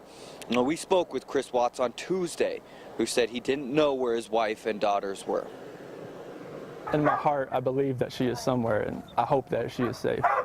The victim's brother posted on social media that Chris Watts confessed to the killing to investigators and that Shanann was 15 weeks pregnant, expecting a baby boy. Now, investigators have not said what led up to the killing. We are expecting to hear from the investigators in a news conference later on this morning. That's scheduled for about 10:30, so we're hoping to learn more then. Chris Watts is expected to make his first appearance in court later this afternoon here in Frederick. Wow. Good night. What in the world? I mean, it could ever get to that point to carry something like that out. Just, I mean, you think about where you have to get to even go after another adult. Then you say, well, what if that adult is your spouse? Okay, that's getting even harder. And well, what if that, what if it's your own children? Okay. Oh, and your children, by the way, are very small. What? It just every little step of it just makes it more and more dark and wicked and whatever. It's just terrible. And there he is just sitting there stone cold trying to tell everybody he didn't know where they are. I mean, it really not even looking, not showing any signs of any. That's just. Is he a little too cool in that interview? It just seems like he'd be a little more shook up if his family was missing.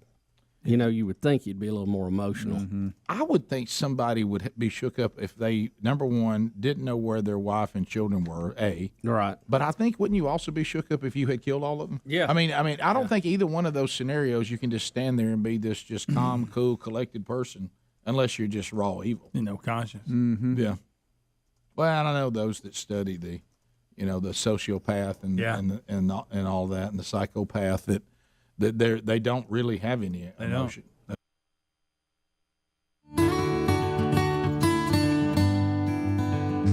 10 minutes to the top of the hour. The Rick and Bubba Show, 866 We Be Big, simplysafebubba.com.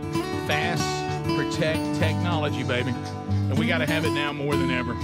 Got to have it now more than ever. Look, protect your property with the latest in security systems with simplysafebubba.com.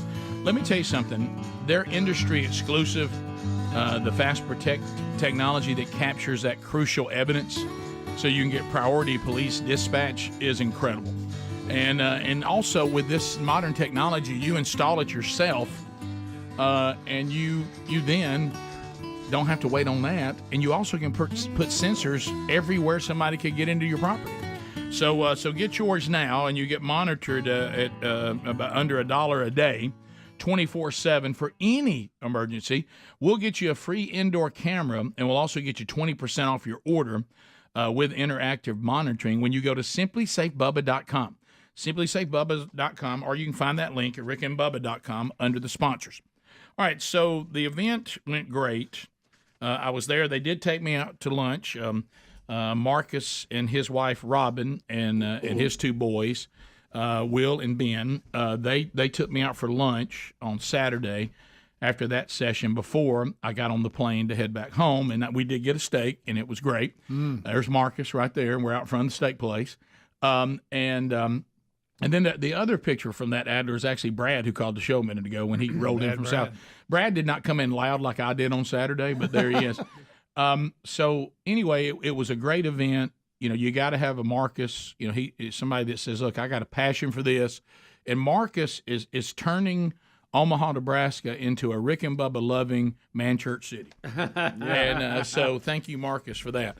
And you and your family, wonderful people, and they were talking about, you know, all the things they've liked on the show over the years, and that we just had a great time. So now I'm headed back. I'm like, man, we really saw God move. You know, see just some incredible stories with men that were there, who listened and fellowshipped and learned, and then they plugged them into the small groups right after. It was just a beautiful thing to see.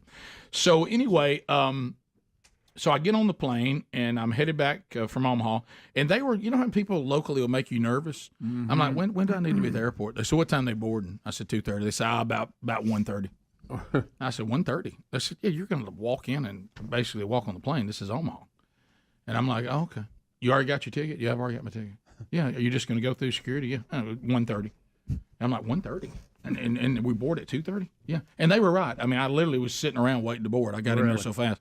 So anyway, Omaha. So all of a sudden, the guy sits down by me on the plane. You know, there's always that awkward back and forth. And hey man, what you doing? Hey, doing good. And I didn't want to be a bip, but I was kind of interested in, you know, I'm always like, where you headed?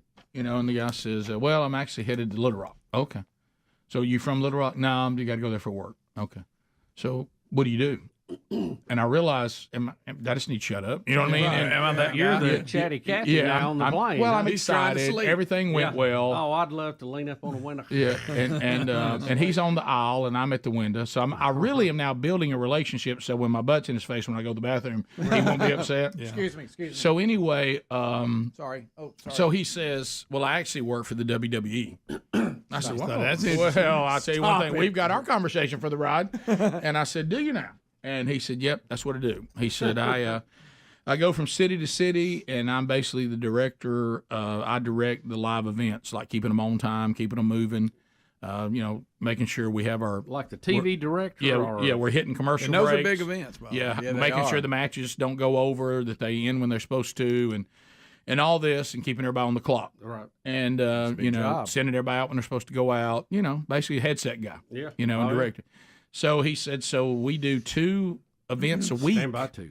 From 2 different cities. They're TV shows. Yeah. And then, of course, you get into the pay-per-view stuff and all that. And he's got to keep all that running. So anyway, he told me his story. He said, you know, I wanted to be a wrestler. And he said, I actually did it for a while with the WCW. And I said, what? Really? He goes, yeah. He said, I was, I'm not a big guy, but I could do all the high flying stuff and all that. And so they played the character with me. And he talked about how bad guys and good guys and how all that works. What was his name, Rick? His name was Billy Kidman, is what he went by. I remember him. And Greg goes, I remember Billy Kidman. Taylor was huge in the WCW when he was a kid. And Billy Kidman, he wore like a wife beater shirt and a pair of blue jeans. Yes. Something like that. And he was real young. Yeah. Now, what did WCW stand for? A world championship. Is this Billy Kidman? That was Ted Turner. Which one's Billy Kidman? He just in the blue jean shorts right there. Yes. Okay. See, that's who I was he got bones and shorts on. Yeah, that's who I was on the plane with. That's who you said. There's really? Billy Kidman. Listen, he was actually pretty popular. I mean, he wasn't one of the huge stars. Yeah, well, he said his role was. He was on the video game. Yeah, he basically said that his role was that he would go in and get and eventually get beat by people. He said he had a move though that a lot of people couldn't do, that he came off the top ring rope. Oh, yeah. And he said because that move was so good, that got him a lot of there. Look at Billy Kidman, and that's the guy I talked to all the way from Omaha. Does he look much to Atlanta? His hair is short now. Yeah, no, I remember him well. I mean, Taylor loved the WCW. We actually saw Thursday Night Thunder. Yeah, that's it. That's it. That's his move. Oh, the shooting star. He does like a gainer off the ring. Look at that. Yeah, and he said that was the move that got him a gig. I remember Billy the Kidman. That's him. Yeah, Hey, man, he said yeah. they played off him looking real young and all that. Yeah. So, but then I got to actually talk to him about. He goes. I said, so did you ever get to go against the big? He goes, oh yeah. And he said, let me tell you about when I stepped in the ring with Hulk Hogan. Oh, I bet that. He said, because Hulk, he's an icon. He's a big guy. Oh, yeah. Yeah. Is he wanting to talk at this time, or has he given I finally in to went you? him. I finally went him over. He finally put his earbuds down. Oh, because he realized I was going nowhere. You just kept talking. Yeah. You just kept Basically, he and I agreed when we ended that he and I did a 2-hour podcast.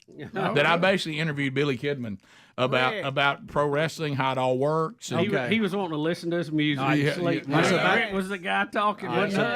I think about an hour in, he actually was okay with it. Okay, so back to the Hulk Hogan thing. I didn't mean to interrupt you, but I was just wanting to know if you could tell he was wanting to talk at that point, or he was just like, oh. No, he's Is he excited at work now. today going, you ain't going to believe his loud mouth. No, he's excited. Is he tired? No, he's excited. Okay. He got excited. All right, so And, Hulk Hogan, he said he wrestled. Yeah, he Hulk. was just talking about, how cool that was. When he said, when I stepped in the ring, he said if he had still been wearing the yellow shorts and all that, he said the posters in my room as a kid, it would overwhelm me. Yeah. He goes, but this was when he was wearing the Hollywood Hogan. Black and white. Yeah. He said, so that helped. NWO. He said it was almost like I was going in against a different person. I remember all of it. Yeah. You kind of wish you'd rode with Billy Kidman. I do. I knew it. I mean, the minute he said I'm Billy Kidman, Yeah. I said, I know exactly who you are. Look, here's Billy Kidman with the Hulk. Like that. And he said that, but I asked him. I kind of look like Billy Kidman. You do, by the way. Yeah, you are. Look, that's who I wanted to grow up to be. I grew up and I became Billy Kidman. No, you really did. You are. You're the Billy Kidman of the show. This is the mismatch town fight right here. Yes, this is he even looks like Adler. Yeah, he does. So who won? Yeah, well, Hulk won. But he said, I said, how'd it go? He goes, well, Hulk beat the blank out of me. But he was talking about all kinds of really interesting things. But one of the things he said, I said, all right, it's going to be hard to do. He said there's guys that are celebrities and are great talkers and can do all that, but they're not great wrestlers. Then there's great wrestlers, meaning they can do all these moves. They can't really do the talking part. Yeah. And I said, so who had it all? He said, Dwayne The Rock had it all. Yes, sir. He said he was the perfect wrestler. So he could do it all. He could do the athletic stuff, and buddy, he could develop the. Yes. He said we can even assign you a character, but if you can't pull it off, he goes. The Rock had it all. He was pro wrestling perfection. Yeah. His character was great. Then it became a movie star. His ability to deliver the character was great. His wrestling was great. He said he had it all. Wow. Agile. Huge. Yeah. Wow. Agile for a big a big man. He said he's but it was interesting to talk about their business. It really was. Pretty cool. Well, I remember Billy the Kid. He's like a jabroni kind of guy. Yeah. You know? Yeah. He's a jabroni. Well, he's from Pennsylvania, up in the Northeast. We discussed that. I feel sorry for Little Rock. I felt like he was worn out when he got off the plane. Yeah. He could do his job well. I was going to rest on the way here. Talking to Billy the Kidman, guys. Sorry, I'm Or tired. the Uber Get a nap. That didn't happen. The Uber driver got nothing. Yeah, he did. He got nothing. He didn't want to see the website. Rick and Bubba.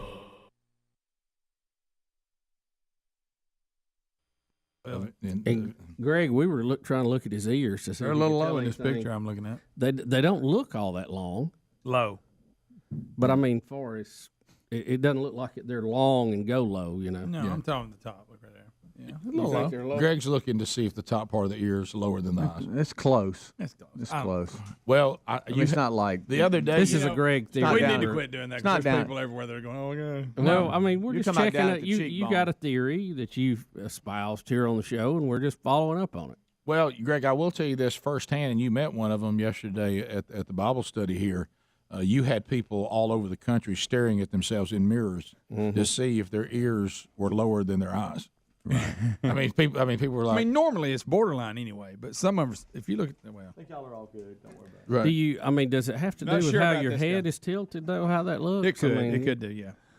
I understand what you're saying. There actually is a definite. Check out old Parkland shooter. I know. Greg. That's always the guy you go to. Just saying. Yeah. He really moved that theory ahead for you. Oh, did he ever? Yeah. Right. And it's a good point. But anyway, this is just. I mean, like you all it's said. I mean, I don't even. If you're the husband and the dad, and in either scenario, you really don't know where they are, or you did it. Neither one of those should equal what we just saw. No. Of just be able to sit there like that and just kind of talk, just kind of like you're talking about the weather. You know. And if you're this guy and you're done with this lifestyle, just be a sorry deadbeat dad that disappears. Wouldn't that have covered it? I mean, to go to this length, you know what I mean? My goodness. Those guys are not good people, but they're better than murderers. Yeah. Yeah. You know, look at him. He's even kind of look. Sometimes so I've seen this. I know this is certainly people should take responsibility for their children always. Oh, yeah. No one who does. If you don't take responsibility for your children, you're really sorry. But some people are so sorry and so horrible that one of the few redeeming things that they've done is to remove themselves from the lives of all these other people, so they don't have to deal with them anymore. Yeah. You know, and certainly that's not what would be preferred. But in this particular case, killing everybody is certainly not the way to go. Mm-mm. And like I said, we don't know what his motive was or wasn't, or we'll see. But it's I don't think any of us would hear his story and go, oh, well, now that I've heard that. I mean, this is never the solution. I know.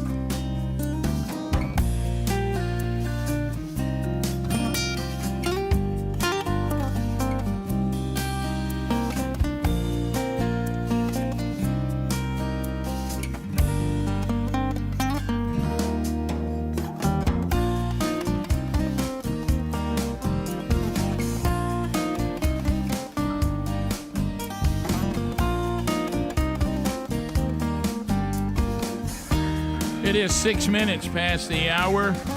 Rick and Bubba show. As we make our way back, we'll get to some of your phone calls coming up. We'll do the launch coming up, maybe the next segment. We think it may be live. Yeah, we got about 13 minutes to go on that. Okay. Starship launch. Speedy, the real Greg Burgess, Adler here. Welcome back, Bill Bubba Bussy. Rick, glad to be here, and thank all of you for joining us. It is the Rick and Bubba Show. So 13 minutes from now is going to be that should work out perfect on the break. Maybe I can go in a little early, and we'll come back and maybe hit that perfectly. We'll see. So we were talking about the travels and of course the event, and once I had exhausted Billy Kidman, but I really felt like he was into the conversation, at least most of it. Probably, I bet he was tired when he got there. Yeah, probably when I went as far as to begin to show him how to get the show on an app, he probably didn't. Right. He might have been done there. Yeah. But and I did talk about what I've been doing, so we kind of had a spiritual conversation there at one point too. And you think at one point he wished the Hulk was hitting him in the face? Yeah. Well, I mean, it's by the way, I did find out that the WWE is committed to stopping head injuries. Right. So if you're hit in the head with a chair now, they tell you to put your hands up. Really? Okay. So I learned that. So it's kind of like if you don't, they call targeting. Yeah. So I get to Atlanta. I will admit it did feel like that Billy moved a little quick off the plane, fearing that that I may continue to walk with him to wherever his gate was. He needed a break and gather his thoughts. Yeah, and he murmured something about Howie Long warned me about this. Right. But anyway, so on the flight home, I had the pleasure to sit next to Negative Jim. Okay. Oh. I enjoyed Jim so very much. Jim is he represents a time that is over. He's 76 years old. Okay. Okay. He is a person who goes out and interacts with parts departments all over the country. And what I love now, picture this: Negative Jim never turned to look at me; he was always looking ahead.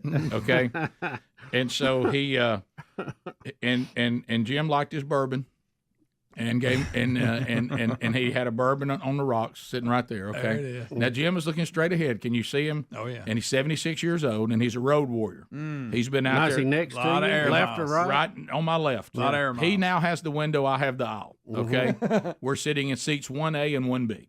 Okay, and he's got, as I found out, over 2 million miles. Wow. Okay? He's a diamond, and he knows everything about the airlines. He's a hard traveler. Seen it all. Seen it all. And he goes to parts departments, and here's what he said. Of course, I'm one of the few people still go out and look a man in the eye. There was a time you went, and you go to your clients, you come in there and service them, you look them in the eye, and this became our theme. But that's over. But that's over. Look, he would put that down, and then all of a sudden we'd move on and talk about something else, and we'd go whatever. Yeah, there's one time, you lived in a country that you could be proud of. Of course, that's over. and then he would put back and like that. There was a time when you wouldn't even remotely consider putting some clowns in Washington. Of course, that's over. and so the entire flight were things that are over. He mentioned negative. Right. And that's he done. goes, That's over. there was a time if you did stupid stuff, we'd learn from it.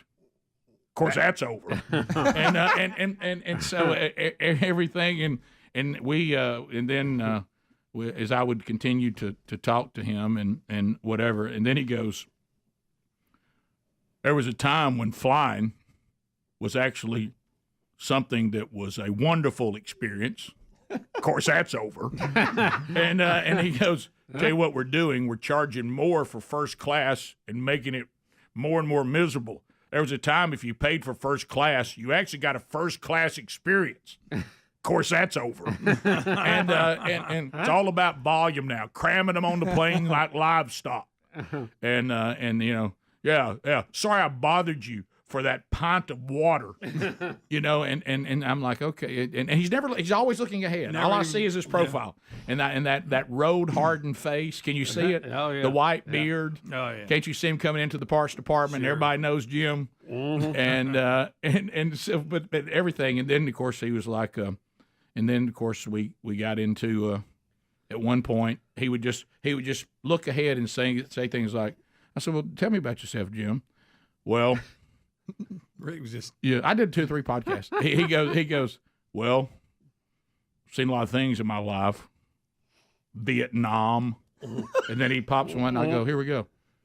There was a time when you'd have military people making military decisions. Of course, that's over. and of course he went on, rightfully so, saying that they threw us out there, and of course he said. Which I won't get into this. I told him that you're not allowed to say that. Well, I'm allowed to say it. We got over there. If you look back at Vietnam, that really went all the way back to Kennedy, and he was trying to come in after the Vietnamese had just killed the French. Yeah. Try to stand up and partner with a bad partner that was underhanded. We didn't have a good partner, and we got put there without any. We didn't learn. And he goes, then we just went on not to learn from Korea. We didn't learn. And I was saying, well, this is like now I'm sitting with Bubba. Yeah. You know what I mean? Yeah. And so I'd have been sleeping though. That'd have been a different. At one time we had a great country. Of course, that's over. and so we began to discuss, and of course he was talking about so many things that are now over. And of course, then I found myself just, me, I become now the guy that volleys. Now I'm stirring. Yeah. And so I'll tell you, what do you think about what's going on out with our country right now? There was a time when, decisions like what is a man and what is a woman were quite clear. Of course, that's over.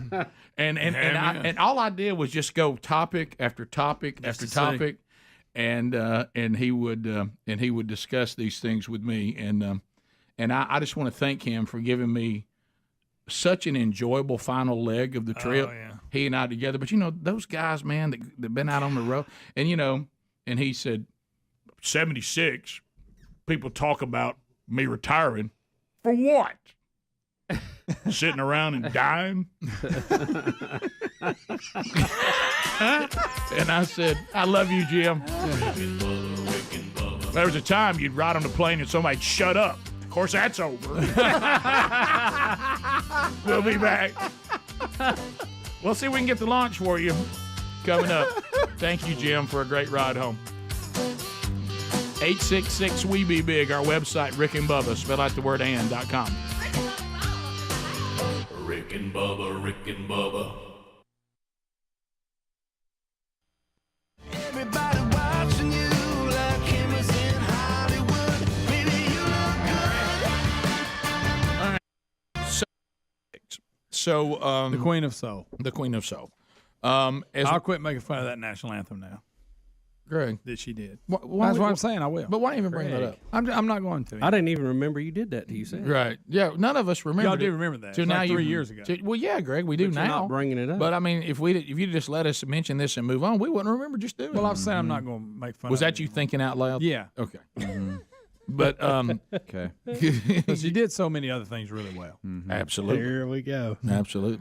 Let's just have Greg, let's let her be dead more than 30 seconds. Please. Okay, but anyway, This was a breaking news story. Wasn't a great moment.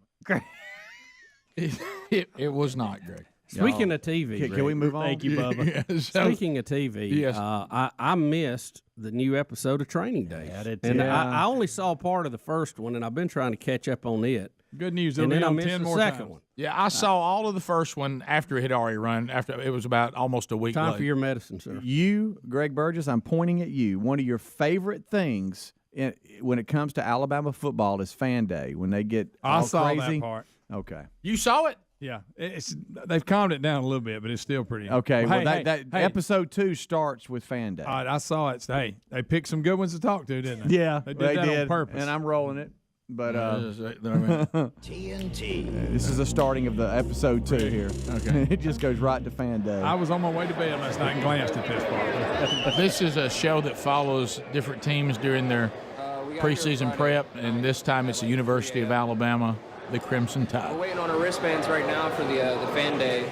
So people are camped out for fan day. What's your favorite, Greg? Get a bunch of autographs. How many times can you get autographs? We got here at 6 o'clock He's this always morning, there. and we're going to wait in line until we can see about getting in. Me and my boy left Friday morning at 4 a.m. I know him. Drove all day to get here from Dayton, Ohio. It's worth the wait. It is Greg, well worth the wait. Roll Tide. Roll Tide. Oh, my. Do they still let them run in? Do we know him? Knee deep in a dynasty. What do you think we're going to do? Great. Roll Tide. And then it starts. His throw downfield, and the traffic ball tipped in the air and incomplete again. He was looking for Wims, and Deontay Thompson got a hand. Becomes the punt team. Just courtesy of ESPN2. And they get on the field with them, too, and they just one lady. Oh, yeah. Hey, we knee deep in a dynasty. What do you think we're going to do? Roll Tide. I mean, you couldn't have written it better. That's almost bank 9. Hey, you got him a dip. You did say get his dip, didn't you? What are you asking me? I mean, we knee deep in a dynasty. What do you think we're doing? It's worth the wait. A rotate. They run on the field, but I think they've calmed the running down a little bit. They used to let them used to be sprint. the just a sprint dead to the sprint. tables. That used to be the best part. There's nothing. It was knocking like running, children over. It was like running of the bulls. Now let me tell you what it was, Bubba. It was also like a modern day miracle because suddenly all these people on disability can sprint 100 yards. Yeah. I mean, Careful, you have Dickie Natmeyer call. He's on disability. Hey, listen, don't think you are Ricky all over it. suddenly the man who cannot work is sprinting 100 yards with a program to get Nick And I mean Saban. digging. With a helmet in his hand.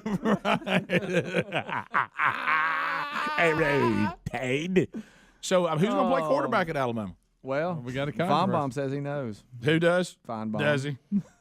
I bet he does. Got the bag, man. Stirring it up. Yeah. Yeah. Because he's got. I mean, look, this is a dream come true for him. Now, is this the episode with Kobe on it? Yeah, the he's second in there one eventually. is it? Yeah. Well, he had an investment, didn't he? What now? What are we talking about? He Something invested. different now? Kobe Bryant was shown on TV he's on this talking with episode. Coach He comes Saban. Okay, I was wondering how we were tying all this. Yeah, so Kobe was brought up because he's on this, Right. And that made you think that he invested in what was it called? It was a power body drink armor. type. Yeah, body armor. In your show prep, Yeah, I Coca-Cola saw it. bought a drink he invested in, and I think it was a $29 million turnaround for him. He invested $1 million and got $30 million. I thought that's all we invested $6 million, got $200 million.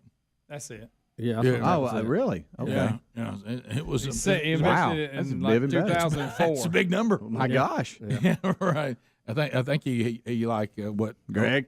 I forget the percentage of the return, but it was gigantic. I'm mad. I just missed something. Hold on. All right, wait a minute. Let me I'm see. sitting here I talking can't about get Get them enough. when they're back on the field. All I right, can't hold get on. enough of fan day. I got to have more They fan day. show them running. They show them running. I got to have more fan day. All right, it's coming up. This is the point I got too sleepy. I had to go to bed. Mm-hmm. Come on, everybody. I'm gonna watch it tonight. I'll be all over this tonight. Yeah. And each week they'll show the week before they show the.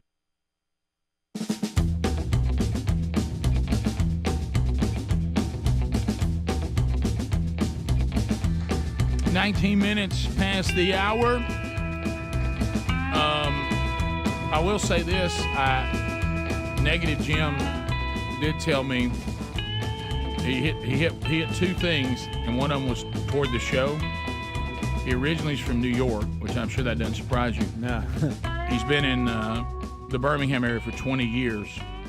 But anyway, he said, there was a time I look forward like tomorrow because I'm off. Get up, fix breakfast, which, by the way, is my favorite meal of the day, get my coffee, and sit down and hold a newspaper. Of course, that's over.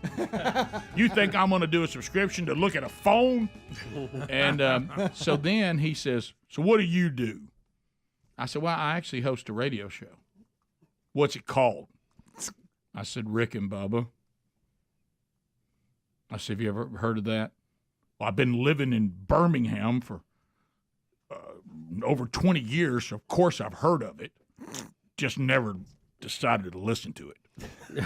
I said, okay. Well, Does he take a pop every second? Yeah, every pop. Okay. And I said, well, you might want to. Then I just thought, no, I'm not saying anything about that. You know what? Had to leave that alone. I could have said, well, now that the newspaper's over, you could turn us on. There was a time when people just turn on and listen to us. Of course, that's over. But anyway, I love that he didn't even remotely want to sugarcoat that. Well, of course I've heard of it. Just never listened to it. Okay. I love Jim. So, Bubba, we were going to do the launch now, but they've scrubbed it. Yeah, going to be scrubbed today. Yep, Bubba's leaving. SpaceX has scrubbed today's launch attempt due to a booster pressurization issue. Uh-oh. And according to Elon, they have a frozen valve. Oh, no. We were going to sit here and do it up, ready to go. We were going to give you a live look at a SpaceX launch. Of course, that's over. Well, they're going to try. They got a few more days. They're going to work on it. So we'll see how all that goes. The largest rocket to ever leave planet Earth. So you're going to have those kind of things. Do you want to see the little animation to show you what's going to happen, Rick? Not really. But I mean, that's over. Yeah, that's over. Well, let's take a look at it anyway. Yeah, you gotta go. Yeah, we'll look. Pot it up so we can hear it. Rick's got audio. This is what will happen when it goes. Okay. All right, here we go. Starship's first orbital flight will lift off from Starbase in Boca Chica, Texas. Boca Chica? The Starship spacecraft and Super Heavy booster separate about 3 minutes into flight. The booster comes down in the Gulf of Mexico close to shore, while the upper stage continues on flying between the Florida Straits and achieves orbit before splashing down in the Pacific Ocean off the coast of the Hawaiian island of Kauai. And we can't wait to see this happen. Of course, that's over. Yep. There it is. Not today. Wow. Man, Not well, today. I hope I was looking forward to seeing that thing. And just take to off, give though. you an idea, that Starship that they're testing with this, you know, the capsules we have now will carry like 3 or 5 people, depending on how they're configured. Fat down. They can ride up to 100 people on the Starship. It's that much bigger. It is great. Yep, the top part there, what you see There is the she black is. part. When they showed it ready to go, now that, because I was looking forward to fire and the 50% chance it's going to blow up. Yeah, Elon said about 50% chance it'll work. Anyway, we'll have to stand down and try that again, maybe tomorrow. So what'd you say the status stayed what on the countdown? You said it was scrubbed, but... Yeah, they're going to go ahead and finish the countdown down to 10 seconds so they can work on their procedures and everything just for practice, I think. So Okay. They're about 2 minutes and 21 seconds counting now. I backed up. I'm sorry, I backed up a little bit to just to get the big rocket view there. So okay, yeah, that's a cool shot. Yep. They're it looks like Greg. they stopped at 40. 40 seconds? 40 They seconds. stopped? Yeah, Look but at that Bubba bunch. said, like Bubba said, they're going as far through the protocol as they can. Yeah, they've got 2 or 3 stops in there. Okay. So. Hey, we're going to count it all the way down. Of course, that's over. That's over. Yeah. By the way, did you see the text? I'm now fully committed to watching the Little Rock show just to see how big a technical disaster it is after the director got no rest. Well, he's worn out. I mean, give out. Little Rock was going to be an awesome show. Of course, that's over. By the way, gosh, that's good. So, Bubba, do you want to jump in, since we don't have a rocket launch, do you want to jump into, you said this thing you and Betty took on this Speaking week? of things that didn't get off the ground like we wanted it to, you know, our pontoon boat, Rick, took a little beating during the tornado. Yes. And the top was ripped off of it, what I call the Benemy. I don't know if that's the Why are you correct calling name it or that? not. That's what I've always called Benemy? it. I've never heard that. The roof on top of a pontoon boat that lets up and down, you know, the cloth And you said you cover. heard somebody call it a what? A Benemy. I've never heard. It's not in the song pontoon. Yeah. The roof. I don't know. The roof. That may not be the right name of it. That's just what I've Well, always called it. knowing for some you, reason. it probably is. You know things like that. Well, I'm not sure. I mean, I'm not a pontoon expert by any stretch. Well, but, I don't used to. Wait a minute, El Capitan. How do you spell that, Bubba? The Benemy we used to have is no longer. I thought he was the running back for Colorado back when they were good. Right, he was, and he coaches now. Yeah. Eric Benemy. Yeah. So we were looking at getting a replacement, and it's a little older boat, so they're not readily available. But I checked, and the marina told me it was going to be $4,500. Hey, now. And 12 weeks to even get it, and then you got to worry about getting it put on and all that stuff. So I thought, well. So I got to looking around on the internet, and I found a universal replacement Benemy. No. Oh, Bimini. Is that how you say it? Bimini? It's like bikini, from what I could find here. We always say Benemy. Whatever it Benemy. is. We know what it is. Of course, you used to be able to ride around and keep the sun off of it. You're right. Of course, that's over. There it is. Of course, it's the metal parts that go over, and then you got the cloth part on top. Yeah. And most of them will come undone, and you can let them back if you don't want to be under the cover. But I think you're saying it right. Bimini, whatever. Bimini. Benemy. Yeah. That's Yeah, Ben. No, that'd be B-I-N. We're just adding an N. I'm just telling you how everybody I've ever heard say it. You're actually swapping the M and the N. Is what you're doing.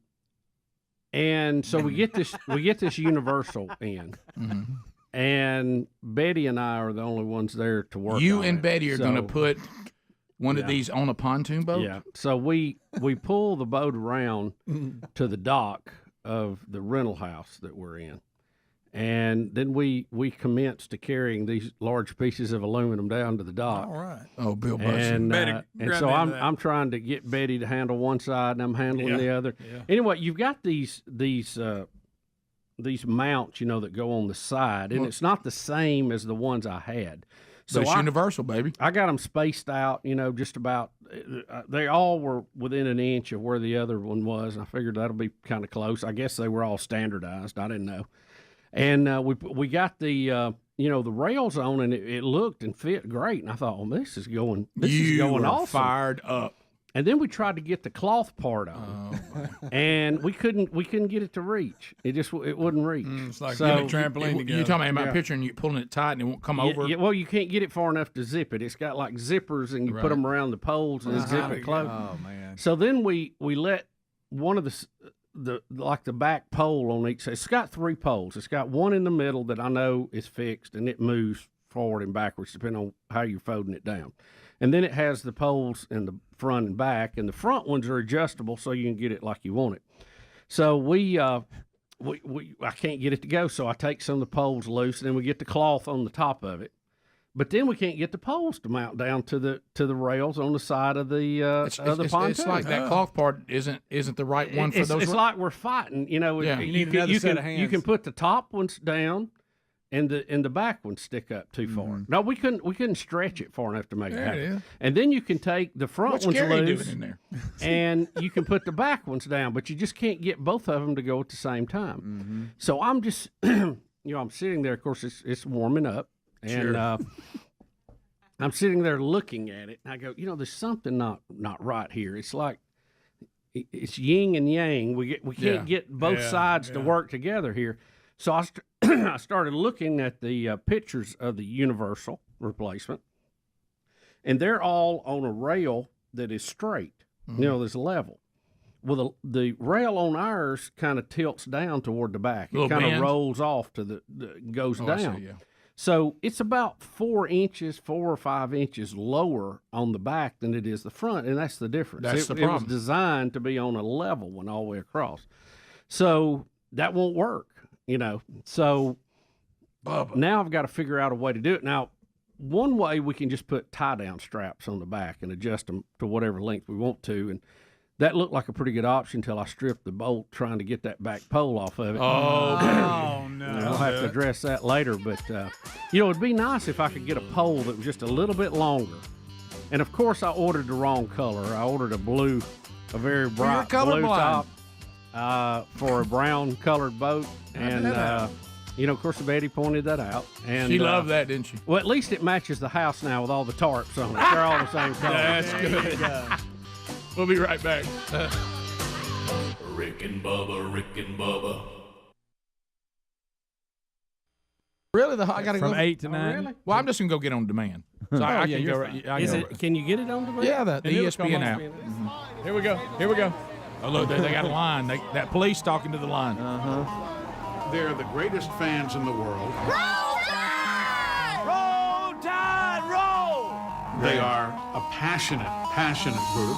I mean, man, it's just good to wake up knowing you're an Alabama fan, going to work wherever you at. But as often happens, they're very, very demanding. That's how fans are. Y'all, the line is so long. Well, sure. Here's Here the they run. go, Greg. Here's the run. Oh, my 10 is goodness. digging. Get out of my way. What's that? Look at Lud. They run over small children. The biggest name in Alabama is Nick Saban. All right, buddy. You doing all right? The second biggest is whoever the starting quarterback's going to be. Probably, in this case, Tua and Jalen. Then you'd have a pretty good battle between the governor and Gus Malzahn. That's the way it is here. You doing all right today? Oh, yeah, I've been wanting to see you for years. Oh, that's sweet. I've been wanting to see you for years. He's fired up. He's so happy. 2012 Gadsden Times from when they played LSU. And I'm going to get this signed. I'm hoping I make it up there to Nick Saban so we can get him to sign off on it. Roll Tide! Roll! Woo! Here in the state of Alabama, Rick, for some reason, we don't have Major League Baseball. We don't have the NFL, the NHL, the NBA. We've got collegiate sports. Well, this team here, and for their fans, this is it. This is it. How you doing, man? That's all I've known because I was raised that since birth. So, I mean, that's really all I know. Has been an Alabama fan. Get a bump? If you grew up in Alabama, you could always say, well, we don't have this and we don't have that, but college football, we're better than anybody else. That was the one thing that everybody could rally around. Alabama will always be Alabama. Nick Saban's an arm of Alabama and what they're capable of. He came in right at the right moment. So we went through a tough coaching transition, probation, and he came at the right time. And we all knew it too. Man, he gonna coach as long as he able to teach. As long as he able to teach and have fun. Man, just good. Just here. And we got him, and I enjoy it. You want to be at a Amen. place. Amen. Courtesy of ESPN2 Training Days. It's a good series. About that. It is. Yeah, it was. I was laughing because I saw the first one, and it was so funny to watch Nick Saban on the bus headed to some sort of media thing, and he was like, "We think the number one question is going to be." He goes, "I don't know. I wonder what it is." And he got to laughing, and then he started doing his answer. He goes, and here's the same answer, and it showed him saying it over and over and over. It'll work itself out on the field. It'll work itself out on the field. It'll work itself out on the field. I'm just wondering why that lady wanted a 1990-something Gadsden Times I didn't understand LSU game signed here in 2018. I don't know. Just wondering. Yeah, maybe I missed that part of it. I don't know. So anyway, Kobe Bryant was there in this episode actually addressing the team, and that led to the story today of Kobe Bryant's investment in a sports drink that Coca-Cola just bought, and he's made a killing on it. Pretty good return there. Yeah, a very good return. We'll look at that too when we come back. Phone calls coming up too. We have Brian standing by. And Brian said he was actually on the show Training Days. And so Brian, which one were you there for Fan Day for the Tide? I was in the Nick Saban straw hat over there. Oh yeah, I saw one it. that had been there since one been there since 5 a.m. It was worth every minute, wasn't it?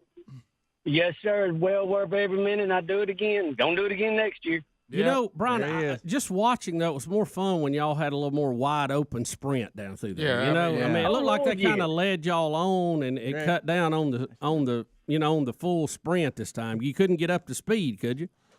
Oh, yeah, my son always loved to run. We'd always get down there and try to sprint fast as we could to get to Nick Saban. Mm-hmm. Yeah, Brian, was that you that pushed that kid down trying to get to Coach Saban? No, but there was one year my son pushed somebody down. So yeah, well, I mean, whatever it takes to get there. I mean, whatever it takes to get there. Hey, who do you think's going to play quarterback? I believe Jalen's going to start right at first, and then we're going to go on to 2 and play 2 or some too. Well, I mean, you don't want to have 2 quarterbacks playing on and off throughout the season, do you? Well, I don't know. Which Nick Saban always makes the right decision. Which one do you want to start? Jalen's got us there twice, so I say Jalen for now. Really? Straw hat. Okay. All right. My concern is, and Saban has the same concern because 35 minutes now past the hour. The Rick and Bubba Show. 866-WE-BE-BIG is our number. LearBubba.com. Go to LearBubba.com right now. And have you seen that gold has hit its highest prices of the year last week? Just a couple of dollars from an all-time high. I mean, so now we know exactly what is happening. And right now, it would be a smart investment as a hedge against inflation. Plus, as more countries start to move away from doing business with the U.S. dollar, not good, the value of your bank account and your retirement monies are at risk. Couple that with the upheaval that's going on at banks that's been happening out there, and it just feels it doesn't feel all that steady, does it? So if these predictions continue to look like they're going to be close to being right, we're talking about $4,000 an ounce of gold. No one can, no one can guarantee that. But based on what we have right now, we're $2, a couple dollars from being at an all-time high right now. You go to learbubba.com and you invest now. And let me tell you something. You're going to be sitting pretty, and you get a free silver bar, a 1 ounce silver bar, for every ounce of gold that you purchase just because you're part of this audience. So call them directly at learbubba.com by going to 1-800-707-4575, or you can just go to learbubba.com or go to rickandbubba.com under the sponsors and find out more about it and make a wise investment. All right, so, Bubba, we're going to go to phones. 866-WE-BE-BIG. Speedy's taking them now. And you now are sitting with a pontoon covering that won't fit. Well, and it's the wrong color. It mostly fits, Rick. That's the thing. It's mostly close. won't do it though, will it? It's close. I mean, I can ride around with it on there, but can you? I've had to tie down the back of it with straps because the pole's not long enough. I see. And I see. it's a tailor-made product, and I know it's made here in the U.S. So, and I guess it's the same people that make all the golf clubs and everything. So what do you need? You're trying to tell us it said universal. Well, but the way your boat is made, it doesn't fit it exactly like it needs to. It didn't quite get there. Yeah, I need a longer pole for the front or the back, one or the other. I can go either way, but I don't. This is aluminum square tubing. You know, I'm not. You know, I don't have a hand in the manufacturing world, so I don't know about making one. But I'm gonna try to get in touch with the tailor-made people. Maybe they could help me out. Now, you know, I know it's a good American company, but you know, getting somebody on the phone. Oh, it's awful. What are you gonna do about Pacific Blue? Yeah, we're gonna have to try to order and change that, maybe to nice charcoal gray or something. So at the request of the co-pilot. Yeah.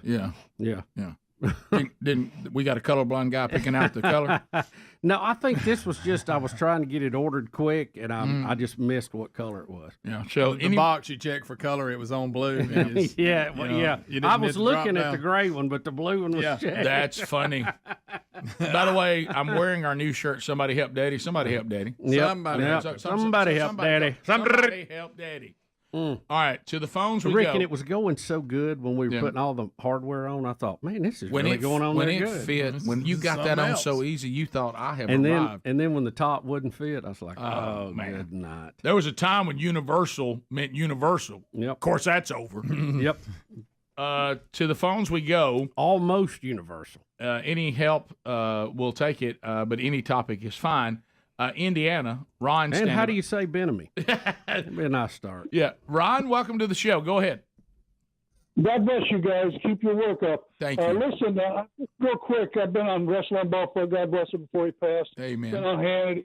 Just better Mark Willen. You name them, I've got it through. And the only thing I always tell them, the only way this experience is ever going to go away is term limits.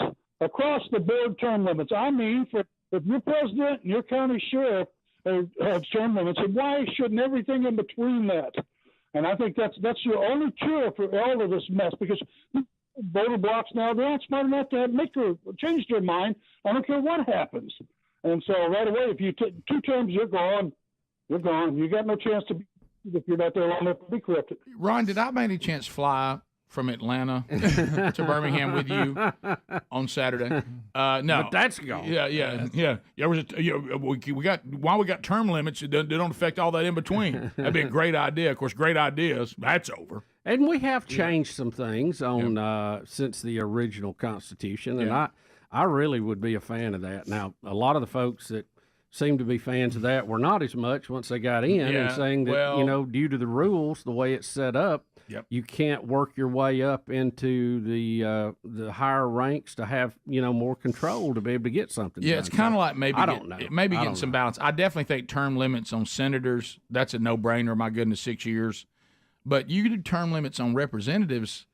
Maybe they should serve a longer term than 2 years, don't you think? Well, I think the idea was the House will turn over quicker and deal more with the trends of the country. You're right, yeah. And then the Senate was going to be the cooling plate. It was going to be where the more deep thinking, long vision for the country would take place. Then maybe you go to a senator and say 2 years term limit because y'all two terms. Yeah, 2 terms. Y'all serve longer, 12 years, and we give representatives longer limits because their time to serve is shorter. Right.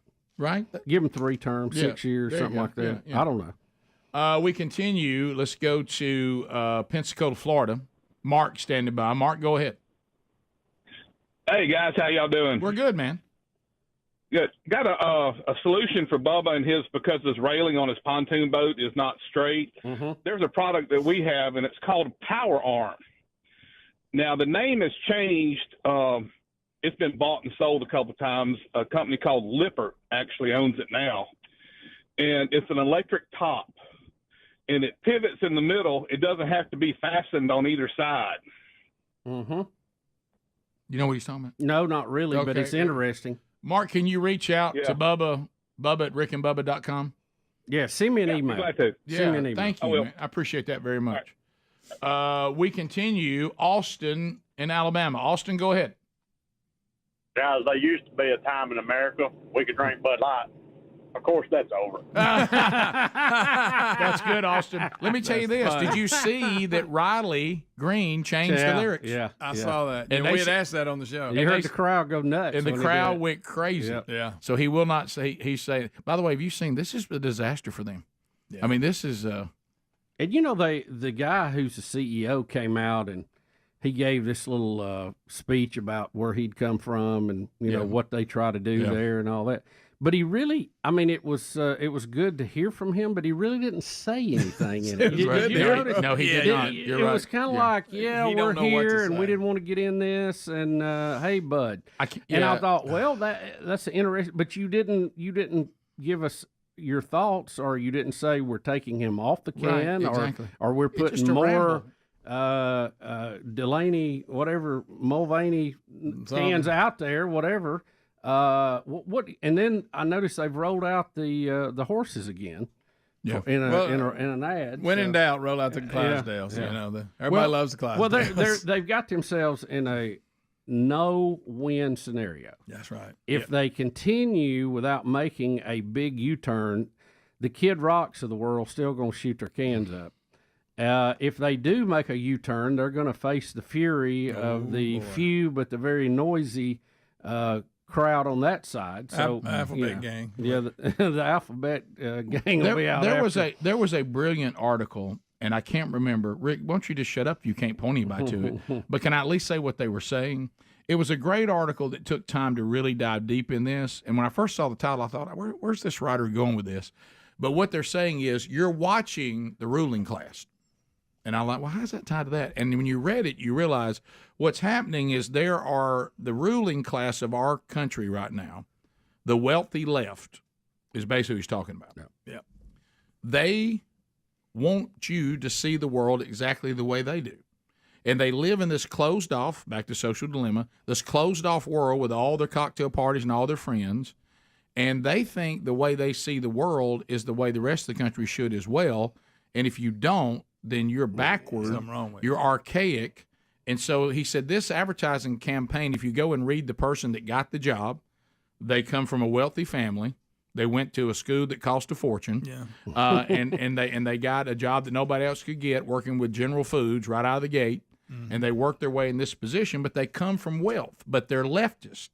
And so they think, well, of course we should have a transgendered woman as our Bud Light spokesman. And if the rest of the world doesn't like it, they're the ones that are backward, not us, not knowing our audience. Everybody should be this way. Yeah. And he said that's what this is all about. And I thought it was really well written. And I know you're going to ask what it was now, and I don't know, and that's on me. But just enjoy the topic. Let's go to Josh in Florida. About it, Josh. Josh, go ahead. Hey, I just wanted to let Bubba know it's Bimini top. You're saying Bimini, like the M and enemy N. with a B on it? It's Bimini.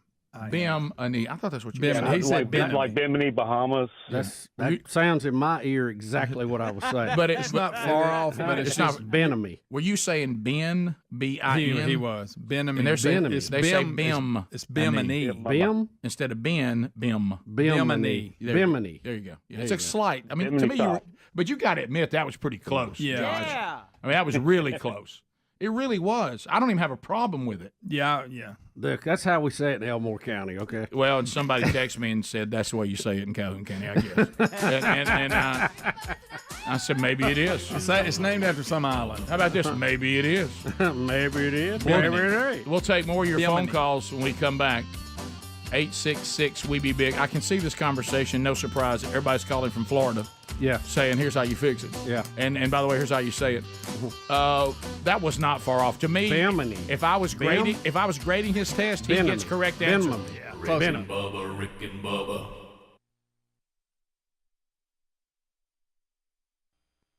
Let's face it, he's probably the best college football coach in college football history, so it's not like he's not thinking about this. You know, there's just never been a college football history that has ever reflected that a team won a championship playing two quarterbacks. It's just never happened. No, sure it had. Yeah, so, I mean, you're going to have to go one way or the other. Then I'd probably go two with them.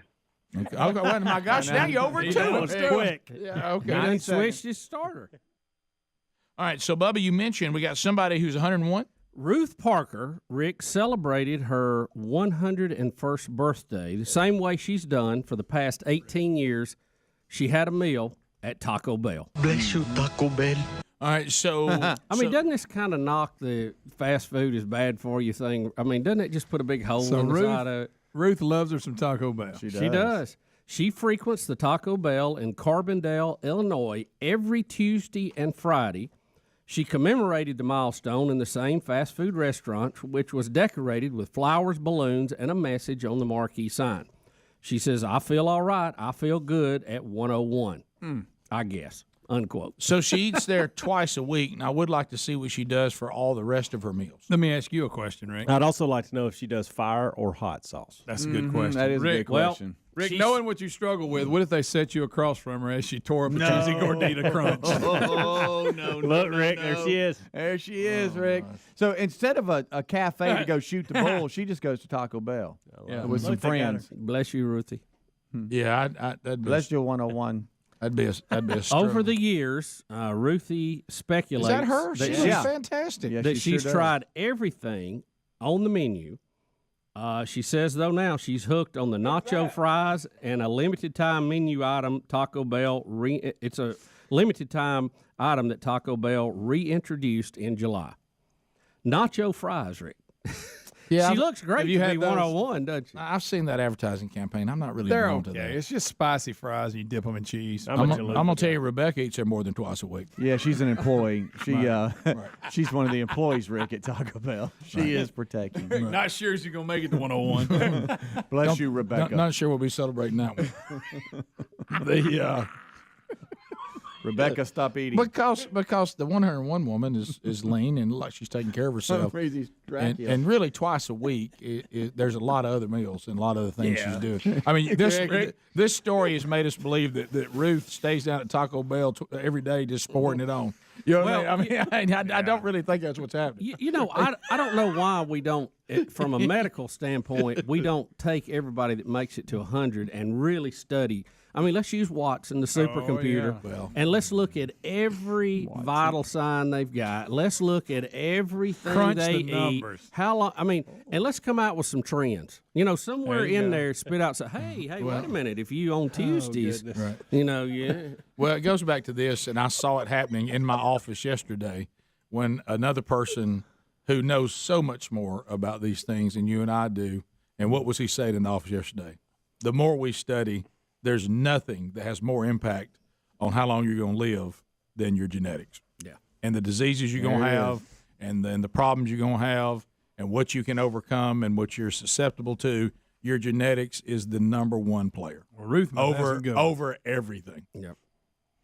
And so Ruth's probably got great genetics. Yeah. You know, if that's your grandmother sitting right there, you're in pretty good shape. Well, let's just face it. I mean, if you she looks saw really good her, to be 100 years yeah, old. if you saw She does. her, Sometimes people are 101 and I don't want to get to where they are. Well, these, She's still rolling. We've had about 4 stories. They'll be in some remote village in Thailand. The guy will be 115, and my gosh. Right.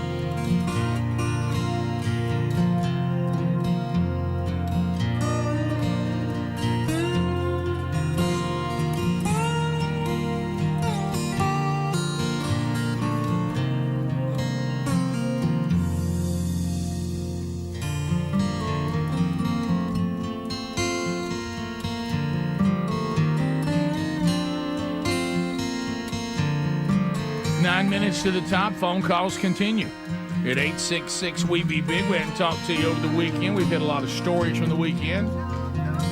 We'll get into more of the, countrywide, worldwide stuff coming up in the final hour, but still kind of getting enjoyment out of chatting with you guys and your comments and questions. So you can still get those in at 866-WE-BE-BIG. Let's go to Cape Girardeau, Missouri, where Mark is standing by. Mark, welcome to Rick and Bubba. How are you, buddy? How's everything in the Cape today? It is going awesome, Rick. How you guys doing? We're fantastic. I got some information for Bubba. I'm in the aluminum business. Been selling TaylorMade since the 1980s. There you go, Bubba. Right. My company. So here's the deal. That guy that talked about Lippert earlier, Lippert bought TaylorMade about 2 years ago. Mm-hmm. So if that guy doesn't work out, I'll send Bubba my information. Yeah. And he can email me back, and I'll hook him up with somebody at TaylorMade Lippert to try to fix him up. Okay, well, we appreciate it. There was a time when you could just say TaylorMade, and that's all you had to say. Of course, that's over. So yeah, Lippert is a big conglomerate that bought a lot of companies in the aluminum business, and they bought TaylorMade probably 2 years ago. So I actually talked to those guys last week about 3 times. So if you don't get what you want, I'll send you my contact and you reach out to me and I'll see what we can, well, help. I tell you, if I could get a bar that goes on the back of that frame that's about 4 to 5 inches longer, my problem is solved. That'll do it. And, Mark may be the guy. Because the audience, every single time y'all come through. Yeah. I've never That's seen why I like wanted it. to mention. Yeah, and that's why we come to you. Do you know if it has a finish on it, Bubba, or is it just mill finish? Because we sell the aluminum to those guys. We may have that in stock for you, but I don't know what it looks like. So anyway, if that guy doesn't help you, let me know, and I'll see what I can hook you up with. Well, let me tell you this. Look at TaylorMade's 8-foot by 10-foot pontoon universal replacement, and you will see exactly what I got. Perfect. I'll take a look, and I'll email you my stuff. Even in the picture, it shows it mounted on a horizontally flat surface, and mine tails off on the back of it. Okay, yeah, because we sell a lot of pontoon companies as well up at Lebanon, Missouri, and out in Columbia, South Carolina. So I'll take a look at it, and I'll shoot you an email. Thank you, sir. Thank you, Mark. Look, we're all over it, Bubba. The audience can always do it. They nothing like it. Let's go to Jim in Guntersville. Jim, go ahead. Yeah, I remember a time when Speedy used to bring something to the show. Of course, that's over. That's so bad. Oh, that's awful. We continue. Gulf Shores, Sunny 105. Greg standing by. Greg, go ahead. Hey, Bubba. Hey. It is Bimini. You got that part right. Or you were close anyway. Yeah, I was in the ballpark. There's a very easy fix for this. Very, very easy fix. Just pick up the phone and call some local boat dealer or boat mechanic shop and have them come take care of it. I'm kind of disappointed you didn't do that to start with. Well, he won't do it. Well, didn't that where that got when we got to the $4,500 order 12 weeks? Yeah. So it's it's a busy time of year for boat dealers. Yeah. They're trying to get them in the water. There's a time you can go over and get it fixed. Of course, that's over. That's right. But the no, I mean, but it's funny because I told Bubba on the Ben-A-Me versus Bim-A-Knee. Mm-hmm. If that was a test and it was worth 10 points, that question, Bubba gets 8. You get 8 out of 10. Yeah, that's close enough. Yeah, you get 8 out of 10. Ben-A-Me. Yeah. Bim-A-knee. Bim-A-knee. Yeah. Bim-A-knee. Yeah. That's what I was saying, wasn't it? Well, you were saying Ben-A-Me. You were saying Ben-A-Me. And it's Bim-A-knee. You swap the M you and just N. you took an M and an N, you swapped them. Oh, you got 8 points. Ben-A-Me. You got 8 out of 10. Everybody around the water says Ben-A-Me. Of course they do. They just run it together. Of course they do. Gadsden, Alabama, Z93, where we lost. Where it all began. Barry standing by. Barry, go ahead. Hey, guys. Hey, Bubba. All right, so similar thing happened to our boat, which obviously didn't get hit by a tornado. But look, on the back part, there's 2 brackets that yours top mounts to. Have you tried reversing them brackets since yours has got that angle? You reverse the brackets where the angle goes forward, and I'll give you the 4 inches because that's what we did. Well, the brackets I had all were the same. They just all were just alike. Because I had to mount new ones for this because it was a different type tubing. Oh. Okay, so if you got any part of your old top left, your frame, if you cut off what you need, there's a clamp that you can clamp them both together and screw them down, tighten them, and it stays in place. That's your extension that you can use. They sell them that you can just cut part of your other knob, mount it in that bracket, and then piece them together. And with that bracket, it's a little like a little clamp bracket that goes all the way around. It's about 4 inches long and just clamps them together. Yeah, well, that would be nice, but there's nothing left. Oh, okay. It's fish food somewhere. No. There's a time you could have gone and take a piece off the old one. Of course, that's over. Yeah, that's done. John, Sweet Home, Alabama, checking in. John, go ahead. You know, Bubba, give me $100 and take me out to dinner. I'll fix that boat for you. That is hilarious. That's not a bad deal, by the way. That's not a bad deal. I wish I had something broke. No, it was just a matter of time. Yeah, Bubba, you could could be repairman for hire. Yep. Just get it. Well, we'll work through it. We'll figure it out. Back in the old days, Bones would handle it. Of course, that's over. Yeah, that's over. Right.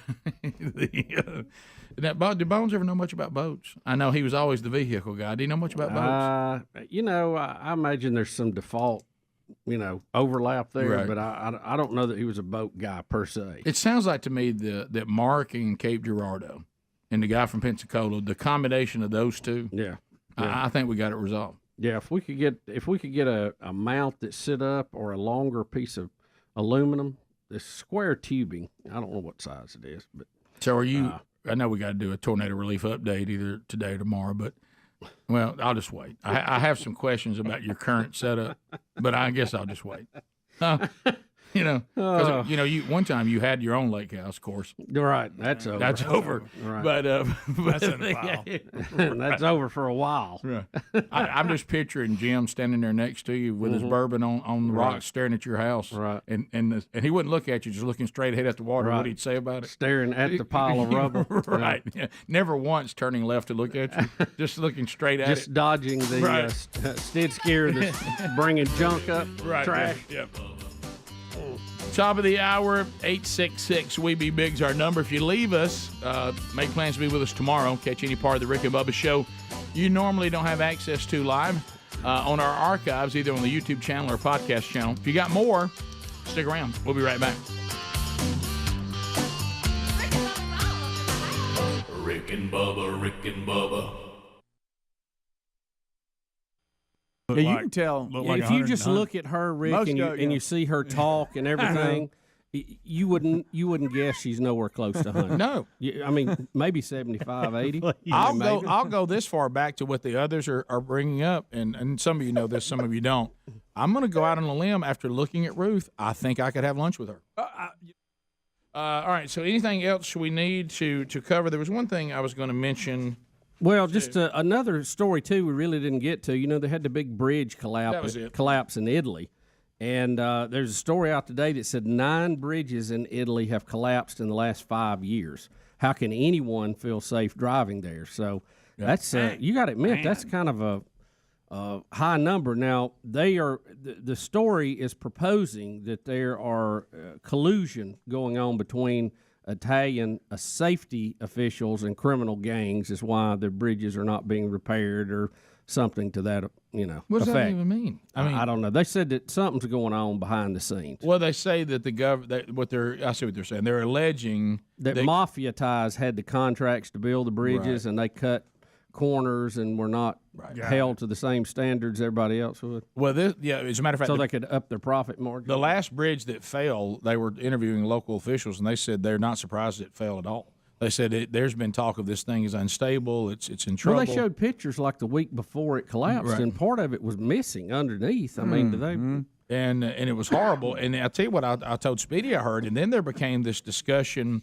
of the United States of America and the conditions of our bridges, and they said, the guy they were interviewing said, look, the bridges aren't great here either. Now, certainly we're a relatively young country, so that helps. He said, but the flaw you have with a lot of these bridges is they were built with engineering and materials that you wouldn't use now because they're flawed. Right. And They know more about them. Concrete being one of the biggest offenders. And they said, so really, if you have bridges in any country that are old, they all have to be addressed. And I was ready, and so they asked him, they said, well, score infrastructure, you do the scoring, score the bridges in America. And he said, well, believe it or not, he goes, and this doesn't sound like a great score, but he said we scored them at about a C+. And, and he said so a lot of bridges in every country and even our country desperately need to be replaced. Rick, to your point, in concrete, one of the key ingredients is cement. Cement is laborious to produce. It requires a sourcing of high quality lime or calcium. It's very expensive to make and produce. It's much better to cut it with something far less costly like sand to make it go further. But how do you think sand holds up as opposed to cement? Not good. No.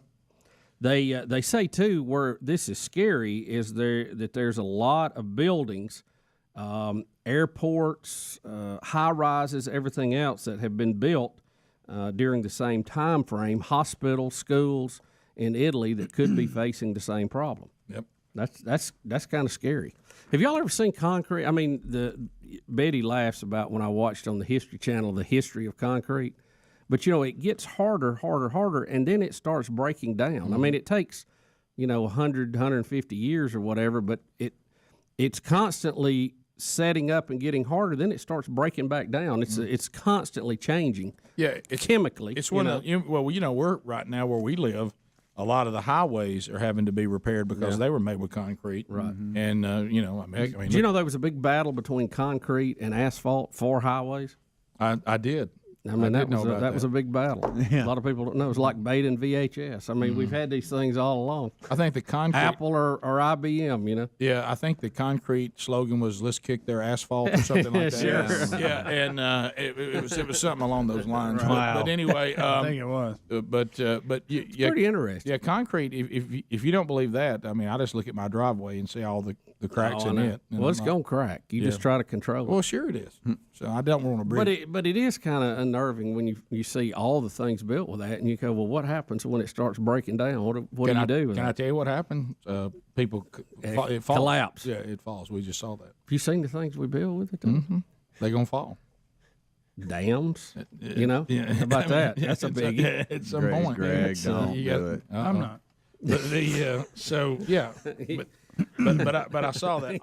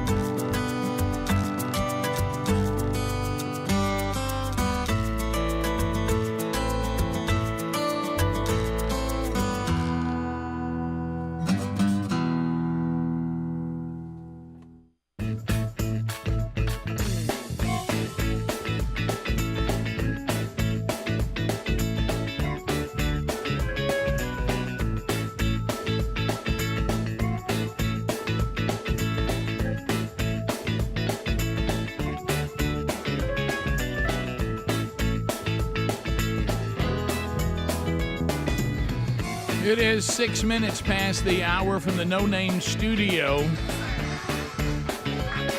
Another hour of the Rick and Bubba Show out here on the bleeding edge of technology from Sweet Home, Alabama to the rest of the world. And the gang all here other than Helmsy, he's out.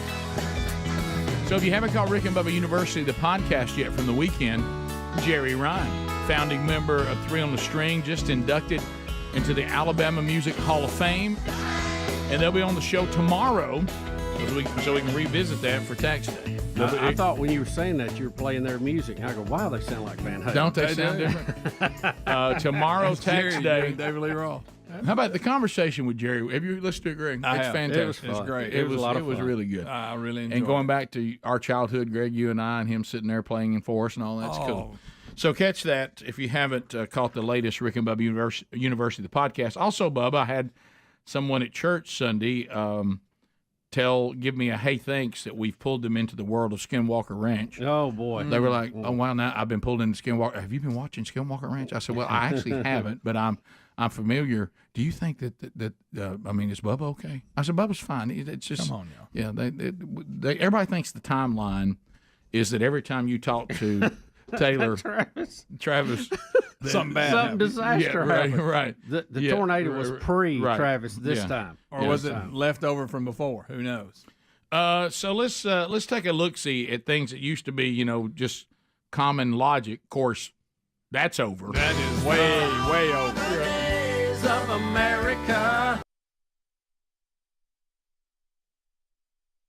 So even, believe it or not, on the left and the right politically, there are some people that would still like to hang on to a little bit of logic, okay?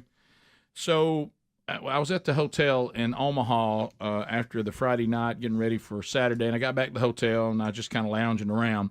And I actually was flipping around the TV and saw this conversation, and we have some of it. But anyway, so Pierce Morgan was on the Bill Maher show that he has.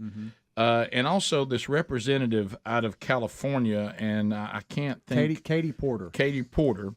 Now, Katie is in the camp, and keep in mind, now she is sitting on a panel with two politically people from the left, both Pierce Morgan and Bill Maher, and they both make that point. Right. They are not politically conservative at all. Okay, but unlike them, she thinks, Katie Porter, that this is a voting block for us. So whatever the LGBTQ, whatever they want, I have to say it's okay. And her whole point of view was, what does it matter? Let people do whatever they want to do. But then they got into the Riley Gaines conversation, which is where logic has to rule here. Right. And Pierce Morgan, and we'll listen to some of the clip, but he began to make the point. He said, and let me say again, I'm not conservative, nor is Bill, okay? Because they ripped on some things that we would probably agree with. They totally disagree with. Well, sure. But they make the point that at one time, the Democratic Party, I'm not saying I buy this, but at one time, we were saying to women that we are the party of women's equality. We are champions for women. Yeah. Riley Gaines just said that men and women are equal and we are of great value. I don't know if y'all heard Riley Gaines' commentary. It was fantastic. She said, but I understand when it comes to physical limits that the ceiling for women is lower than the ceiling for men. This is exactly how she said it. Yeah. I understand I have a ceiling. And I should not be swimming against a 6'4" man who still has male anatomy, by the way. He's naked in front of us. He then goes out and beats us in all the competitions. I just don't think I'm being unreasonable by saying that that's got to change. Yeah. And, by the way, I was just hit by a man in a dress. Yeah. Okay? Violence. And so that's where the conversation is. But Katie Porter, she's going to be a true dyed-in-the-wool current Democrat and say, I side with the trans no matter what. Yeah, she's being very critical of Riley Gaines, Yeah. saying she's really doing this for likes and right. and and clicks. Like she's the only one that's she's trying to Right. downplay her stance. Yeah. Her stance, and Pierce Morgan won't have anything of it. And here it is. We should be able to have a civil debate. Nobody, including Riley Gaines, who I disagree with strongly, should be What do you disagree with, out of interest? I think that it should be up to sporting bodies to make the decisions about who and What how has she should said that's compete. actually wrong? I think that what she has done is try to turn this. We talked about people, using things to kind of get likes and get clicks. That's not what she's doing. It's not? I've got no truck for Riley Gaines personally, but all I've seen her do is stand up for women's rights to fairness and equality. Well, she actually competed against Leah Thomas, and it was obviously unfair. Leah Thomas won one of the races in the NCAA championships by 50 seconds against a bunch of biological females who simply couldn't keep up. That cannot be right. It cannot be fair. That is something that I think our sporting bodies should be dealing with. And by the way, Riley is speaking up for herself, and that is her prerogative, and I respect her free speech. I think she's speaking up for pretty much every female athlete in the world. I mean, wasn't that the point of Title IX? Title IX in the early 70s was something that was it was a major event in feminism, that we finally have this law that says at colleges, right, and I think high schools too, but definitely colleges, women's sports have to be given equal to men's sports, so that women aren't and this led to the WNBA and lots of other stuff. This seems to be the opposite of that. It seems to be so many instances, I think, where wokeness is the opposite of what I grew up as liberalism. Liberalism was, let's give the women an equal shot. This is let's put a male in the swimming pool with the women. Yeah. See, it's logic. See, these are people talking about logic. I don't see how it's even. They're not talking about politics. They're talking about logic. What Riley Gaines is saying, anyone who opposes that, you're illogical and you're not in the real world. Bruce, Caitlyn Jenner doesn't even agree with you. The statements that Bruce, Kate, whatever, I think he's forgot that he's a trans woman now. I mean, with his ideas, I mean, he is completely against all of it. Yeah. Except the fact he is looking like a woman. Well, this is that thing where we're wrong that says whatever I decide to be, and we have allowed a biological male to make no changes whatsoever other than the way they dress and present themselves, which, by the way, that's a drag queen, that they can be recognized as not a man dressed as a woman or parodying a woman, be recognized as a woman.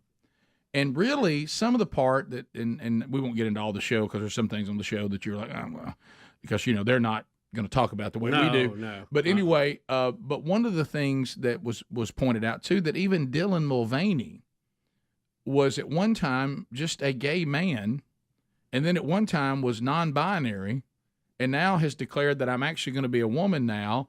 And the woman that he is portraying is almost like a exaggerated parody of women. Yeah.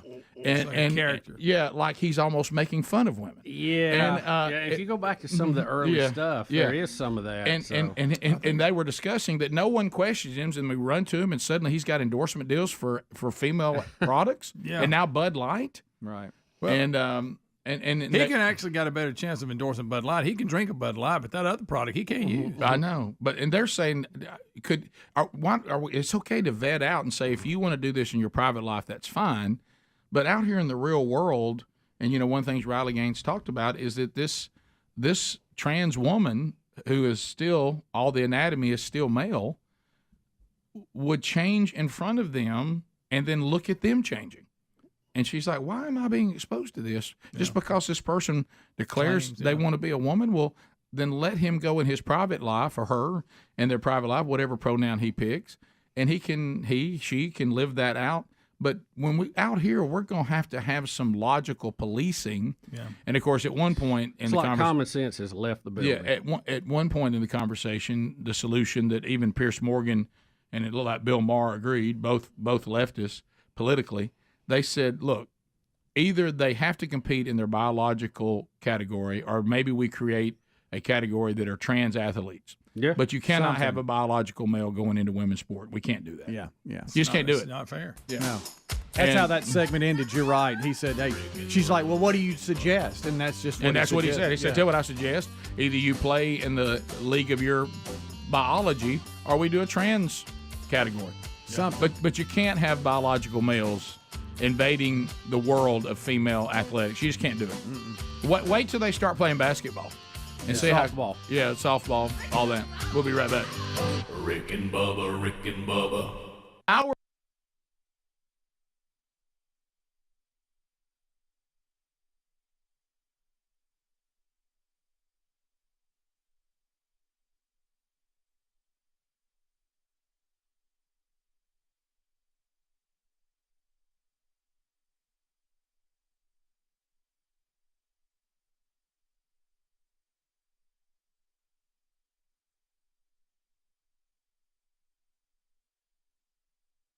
Well, mama alone, she'd been taking male hormones. Oh, come on. Doris Tidwell's gonna be hell in the NFL. Ricky Tidwell's mama, there she goes. I got a flagrant personal foul, number 52, illegal use of a clothesline.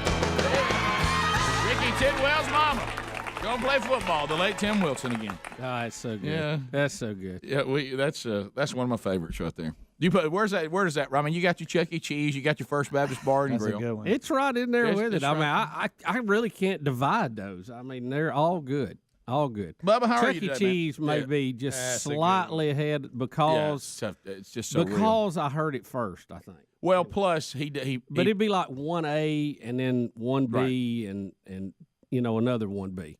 Well, I actually got a text that we played First Baptist Bar and Grill the other day. You know, we go through our Tim Wilson phase. Every now and then we just have to have it. Well, sometimes it just calls for Yeah, it. and then if you play one, then that spawns your desire to hear the others.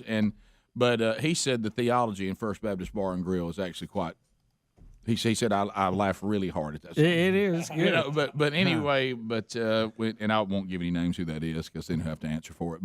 But we loved him and missed him, and that one's funny too because there's a lot of things about football and all that in there too. Yeah, beyond the fact you got somebody's mama playing football. Tim knew the subject well. He did. Write about it. He did. And everything he wrote about. And if you need a jock strap, she's got a spare. That's a good one. Those little, Yes. those you gotta little think lines, about it. Those Think little about it. lines that he drops in. Those are the lines that you know when they were writing the song when he goes, "Wait, I got one." Oh yeah, and they go, "Oh yeah." God, that's good. All right, so going forward, Bubba, you will be with us for a time today, and then you will be leaving to go do some TV to promote the expo next week. And sadly, it is actually going to be on a television show that we can access here and watch. And, I hope y'all will watch it. Oh, Bubba, and review everything. Let me 100% assure you that's going to happen. I think Charles is going to be my interviewer. So yeah, well, I need to see. Charles Daniel. Yeah, he's a good guy. Charles. We love old Charles. Yeah, we love. Yeah, I need to see that. As a matter of fact, is there any way I can get it on the TV we can actually hear? Yeah, that's why we moved it there. You did move it got over. it. You got it. Okay. We did it just because of this appearance. Okay, Yes, good. Yes. Well, I'm all in on that. Well, it'll be a captivating 3.5 minutes. Sure. And TV doesn't really expand on things like we do. no. We're used to really examining a subject. Yeah, so we'll do that, and as I mentioned, we'll start kind of our tailgating over the next week of letting you hear from some folks that'll be part of the Rick and Bubba Outdoor Expo, which is coming up next weekend. All those details can be found there at Rick and Bubba Outdoor Expo. And we have several updates on stories, but later today, I'm headed down to Auburn University for I think. Where are you going? I think it's called Bid Day, where my daughter has been going through Rush, and or Reveal Day, or I don't know what. This is. I'm really out of the loop on it, and I think I've been kept out of the loop on it on purpose. Yes, you have.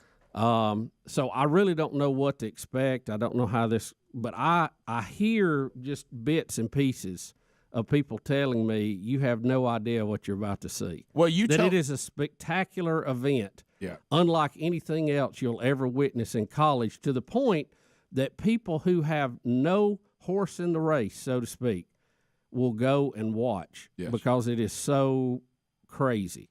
Well, I told you this before, but when my son, the one that's already graduated, was at college at Auburn, at the same college, he said the football team would make their way over for this today and just sit and watch. And he said the things that you'll hear He said if you thought that your ears hurt if you ever took your daughter to see the Jonas Brothers, and he said the screaming and the squealing. Yeah, no, it's called Squeal Day in some circles. Yeah, didn't they? Yeah. But you said some of that has changed, and I thank the Lord they've changed how it used to be old school. Well, I don't know. Have they? You said we better be quiet. We don't know what we're talking I really don't I've never know understood anything about it, and I'm gonna stay with that position until after today, and then maybe we'll have a report Monday. Yeah. Well, I was so stupid. You know, I kind of remember some of this when I was in college, and I wasn't part of the Greek life in college.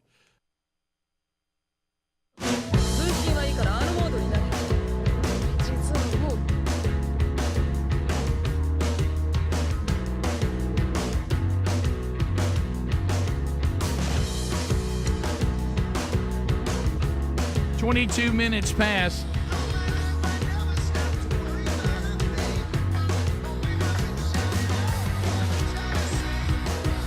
All right, so as we work our way back, and I guess I'm trying to understand, and I know I shouldn't, you know, these things are not a lot of fun to talk about, but I wish sometimes I would just let it go and not try to understand it. But am I to understand that this scene that we saw, everybody was putting it out over the weekend in Chicago, that this is a normal thing that you may have to deal with?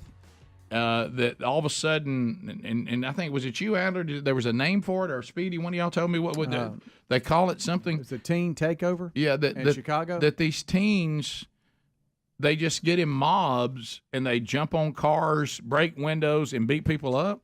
Yeah, and it's crazy. And the new mayor doesn't want you to criticize him. Well, he says he doesn't support what they did, but being critical of the youth, we got to be careful of that. Well, you should be critical of what I'm looking at. Can't we be critical of this? It's okay. I think you ought to roll about it. And if it happens to be youth doing it, then we'll be critical of these particular youths. Yeah. It doesn't mean we're out to get all of America's youth, but I think we can be. Just maybe the criminals. Yeah, these need to be you called. See that right there? All right, could you pull it back just a little bit? I apologize for. Can I do audio here? Maybe just the gunshot, but so it's all good now. Then. Boom! Yeah. There's the gunshot, and everybody goes. Good night. Yeah, because now we're just going to shoot. Well, I watched interviews from this. There was a woman that said they got around their car, jumped on their car, broke their window, and then beat her husband up while he was strapped into the seat. Yeah. Now here goes. And then other people saying that they broke their windows and messed their cars up. Yeah. But guys, if you know what's going to happen. I mean, and again, keep in mind this is a place where they claim that. We must stop people's ability to defend themselves. I want you to get you a look. See, this is one of the reasons, and I know we talk about all the different reasons of the Second Amendment. Can I just share this as one of them? That is me having some chance against angry mobs who want to beat me up or take my stuff. Exactly. Who are toting weapons themselves. Because, as Bernie Getz finally got to the point where he said, I do have something for you today. Yeah. And he got tired of getting whipped. He did. And what's going to happen is people are going to be driving their automobiles that they've worked hard to pay for. And they're not going to want you jumping on their car, breaking their windows, and punching them in the face. And then what they're going to do is they're going to stand outside knowing how to use a gun, and they're going to start gunning people down one after another. Yeah. Because they're going to say, I'm just not going to sit here and let you tear my stuff up, steal my stuff, and physically harm me. I'm just not going to do it. Yeah. And you can't blame them. We shouldn't have to tolerate this. I don't care who it is. I saw some police walking around. I know you can't control them all, but maybe get more police in there and bring in a couple of semi-trucks and just fill them up. Yeah, but I did see one comment. I think it was one of the cities. It might have been Chicago, where the police did stand back for a little bit because they were so outnumbered. Oh, I know. That's what I'm saying. They don't have. You almost have you to need have, to get the numbers and go in there and put an end to it. You almost have to have riot gear on or something because there's things coming from every direction. Oh, I know you do. I mean, it's hard to take on. That's why the police need a lot of them. Of course, we're defunding them, so we don't really have a lot. Yeah, when you're a city that says the police is bad, and then these highlights are going out because, and the mayor said, "Don't be critical of it." Yeah, how do you I'll tell you what, Mayor, I'm gonna take a pass on you telling me not to be critical of this. It's okay to be critical of this. Yeah. Doesn't mean these people have no hope. Doesn't mean that they shouldn't. Maybe somebody can help them if they survive and don't get shot, going after people's stuff and beating people up or beating each other up. We certainly can try to help them, but it's okay to be critical of them. Mm-hmm. Matter of fact, people who helped me first started by being critical of the way I was living. Yeah. And then I said, oh, so this is not the way. It's not the way to do it. No. And I'm gonna be critical of it, and then I'm here to help you if you desire to change. Yeah, there's a small like convenience store or something that's online. They smash the door in, they go in, and the entire store is ruined. And then there's video of a Target where they just overrun a Target.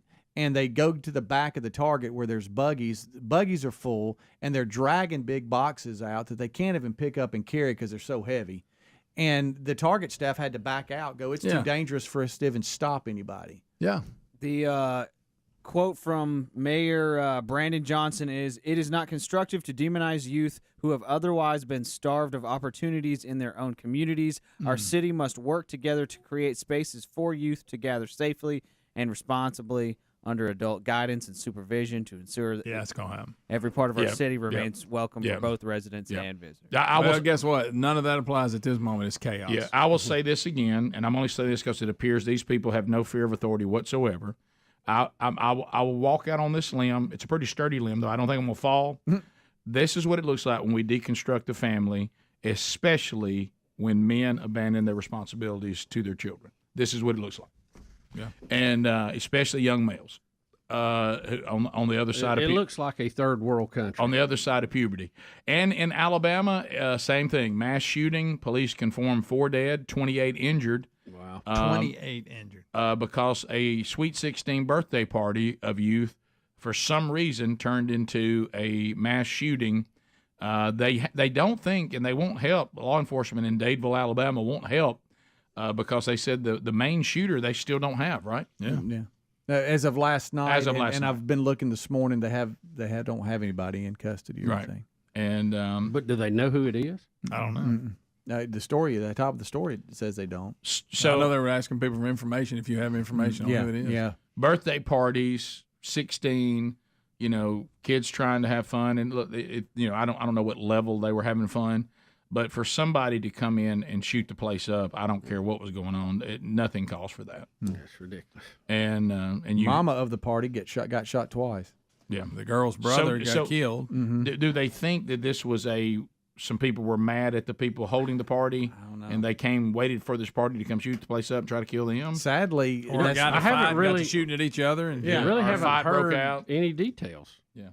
So, and of course, a lot of people telling us because of our tie to Jacksonville State University that one of the players that was being recruited, and I think had committed, signed with Jacksonville State, was one of the 4 killed, sadly, and a lot of people talking about what a fine young man he was. So, just people who knew him, but terrible situation. And when you looked at that over the weekend, you're just like, wow, well, again, it's what Bubba said. We're turning into we're losing law and order.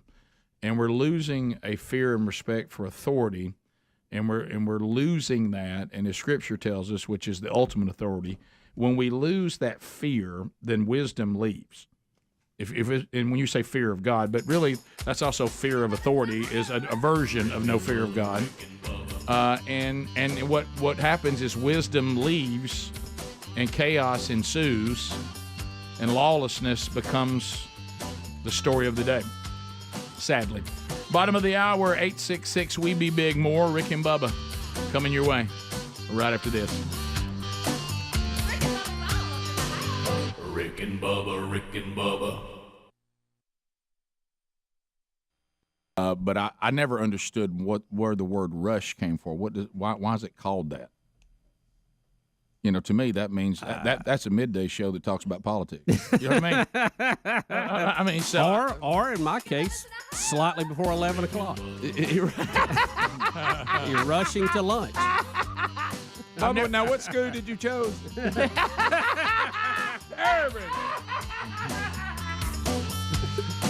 So you're going down today. I guess this is the day they find out if they're in a sorority. If so, which one? Yes, that is my understanding. I need some advice from people who've been there. I need some heads up. We'll be back. Rick and Bubba, Rick and Bubba. The show 866 We Be Big is the number. So Bubba, you'll be heading for that today, as your daughter Caitlin is now at college, and today's the day where they do the whole what sororities are interested in her choosing which one she wants. Rick, there's so many rules. Oh, I know. With this, I think the NCAA is tight and hard to understand, and the tax code. Right. I've been greatly left out of it. I think on purpose, as you should be. Plus, you wouldn't want to be near it anyway. Yeah. So, but today we go down and we're supposed to be there, and we have armbands or something, and I'll know a whole lot more later. But I guess because I haven't been in the loop, I've heard so many things. I don't know what's real and what's not real. Right. I was looking online at our state newspaper, and I saw pictures of past years at different universities. They had a story about the University of Alabama, and you see the sheer excitement and the agony of defeat, and it's just when you're an incoming freshman, it's a rough world. This is big girl stuff right out of the gate, Well, and it can be traumatic, I guess, in some cases. Well, yeah. Well, like I said, my mother will tell you, and too, if you have sons, it's a different world than if you have a daughter. It's almost like females want to put themselves in the most horrifying, social, destructive. We like you, no, we don't. You things like beauty pageants. Yeah, what you're talking about? Cheerleader tryouts.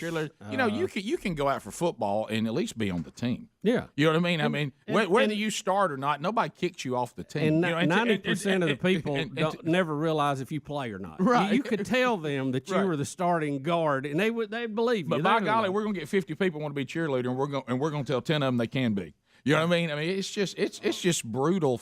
Girls, it's just brutal, and it seems like we take the most, even according to Scripture, the most fragile gender and put them in the most breaking situation. Yeah. You know what I mean? It's tough. And so anyway, but here, let me give you the good news and the bad news. Okay, but this is good news and bad news at the same time. Really, if you want to know all about Greek life, Speedy can tell you about it. And because he was right in the middle of it. And, you're a frat rat. And so that's good news and bad news because there's you think Speedy didn't know what was going on with the sororities? Well, see, hey, you think old Big Brother wouldn't come along to be your big brother? See, I don't need all that much updating on all that, but. Hey, big bro. Hey. But there's all kind of rules today. Where we park, where we go. Now Betty says, "Get ready. You got to stand outside in the sun for a long time." And I said, "Wait a minute. I'm a heart patient. I can't do that." You seen that forecast? You may play that card. You seen that get forecast? the old heart patient. Brutally hot and afternoon thunderstorm. Yeah. And you're going to be in the middle of all that. Yeah. You know how fun August is in Alabama. Yeah, I know. As I was out hitting tennis balls yesterday, I was reminded how painfully. All right. That could be. Tyler in Auburn said he can tell you everything. Tyler.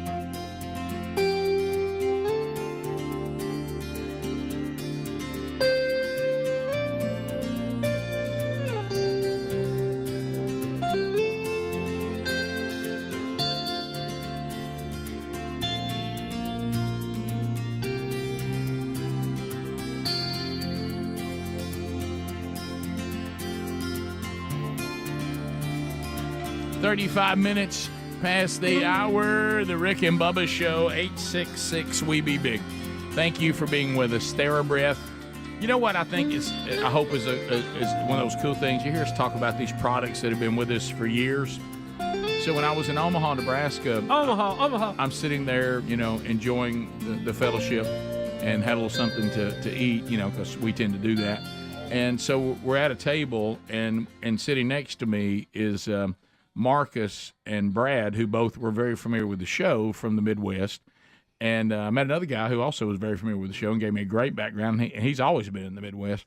But I reached to get a TheraBreath lozenge, and you could tell that they were like, wow, so he really does use those. And I looked at him and I said, anybody want a TheraBreath? He was like, wow, you really do carry them with you? I said, of course I carry them with me.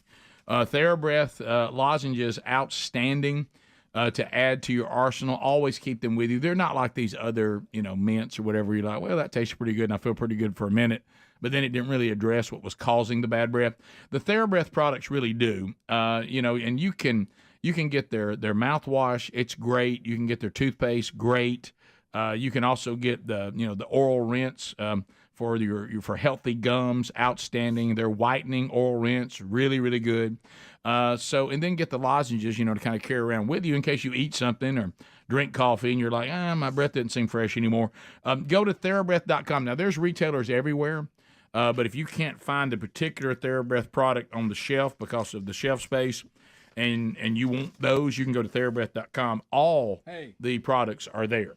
TheraBreath.com, also RickandBubba.com, or check retailers everywhere. Bubba, a bit of a political update. You wonder why. Political update. Let's go. See, I've got come on. Too much Come on. time on my hands to Believe such.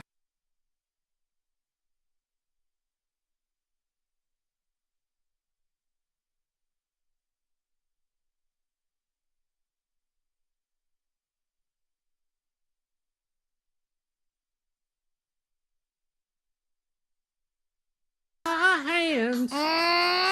Too much time on my We start, hands. Bubba, with the current president. Believe it or not, it is Joe Biden.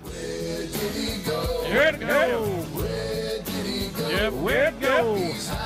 Let's go. Everybody. Basement Joe. All right, so Basement Joe. I will tell our president, not the greatest communicator. And this is still stuff from Ireland. Has he left Ireland yet? He's not in Ireland anymore. No, he's right? back. Okay. He's just getting back. This is back. Some of the things that happened. So he won't so bad. He always tries to connect with the audience by coming up with outlandish things and then telling us it's God's truth or I'm not joking. I'm not even joking. Or if they're higher up, don't You know jump. what? Yeah. Now, but then he'll just throw things out like "don't jump," like you said, and things you don't even know what if you're going to talk about or say something. And Harry Lang. The key is to communicate the information needed to understand the next statement. Mm-hmm. He doesn't do that. He just shoots from the hip. So listen to this, and at first, no one has any idea what he's talking about. So here he goes. The Genealogical Society had some interesting things I didn't know, but I mean, not fundamental. But look, you all came from somewhere, and unlike my Secretary of Interior. But anyway, it was a good trip. So he was learning more about his family. Everybody came from and then somewhere. he said everybody came from somewhere. Well, other than my Secretary of Interior. But anyway, and that needed some information. You just claimed that your Secretary of Interior didn't come from anywhere. So you can't just move on like that and not explain what you're talking about. Nobody gave him anything on that. Well, they know what it meant. Zip. Right. So what he means is that she is from one of the native tribes in America. Yes. Native American. And is that what he meant? That's what he meant, yeah. Of course, that still means she's from somewhere, but I mean, I mean, it's a. Yeah, her ancestors came just like everybody else right. did. Yeah. Everybody. People didn't just appear on all the continents. No, Rick. they didn't. I know this is really, really deep stuff here, but they all came from a classification point A. Sure. Think about this. We have no problem in science saying that everything came from a point in the Big Bang Theory, but somehow we don't understand when it comes to human beings that they all started at one point and then walked out from there too. I don't know why we can't understand that. Yes, so that led to a lot of, but everybody had to go research even what he means. Yeah, sure is. Because he didn't say. Now my Secretary of Interior, now she's Native American, so her, she didn't have to go very, very far back with her ancestry as far as back to America. Of course, to Bubba's point, if she went further, she probably would, because her tribe probably did come from somewhere else to this part of the planet. But anyway, everybody is from somewhere. He should have just stuck with that. But now we get into Trump. You know, Trump is trying to let the GOP know that the people are with him. DeSantis is not polling well against him, he says. And he says that DeSantis needs to sit this round out, let him be the nominee, let him reclaim his place in American history as a two-term president. Right. And he is taking on this whole trans movement and these hormone treatments that we're giving to children. And are some of these treatments causing some of the new violence that we're seeing in the trans community? So he's going to take that on. So here is Donald Trump saying what he is going to do. We also need to drastically change our approach to mental health. Upon my inauguration, I will direct the FDA to convene, and it's going to happen quickly, to convene an independent outside panel to investigate whether transgender hormone treatments and ideology increase the risk of extreme depression, aggression, and even violence. I think most of us already know the answer, don't we? Furthermore, we have to look at whether common psychiatric drugs, as well as genetically engineered cannabis and other narcotics, are causing psychotic breaks. A lot of problems. We're having problems that we've never seen before, and people sort of think they understand why.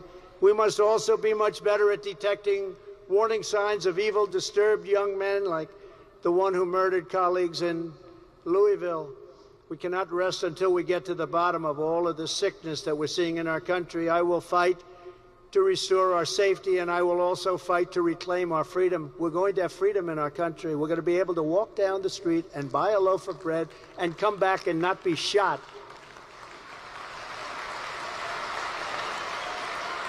Quickly. His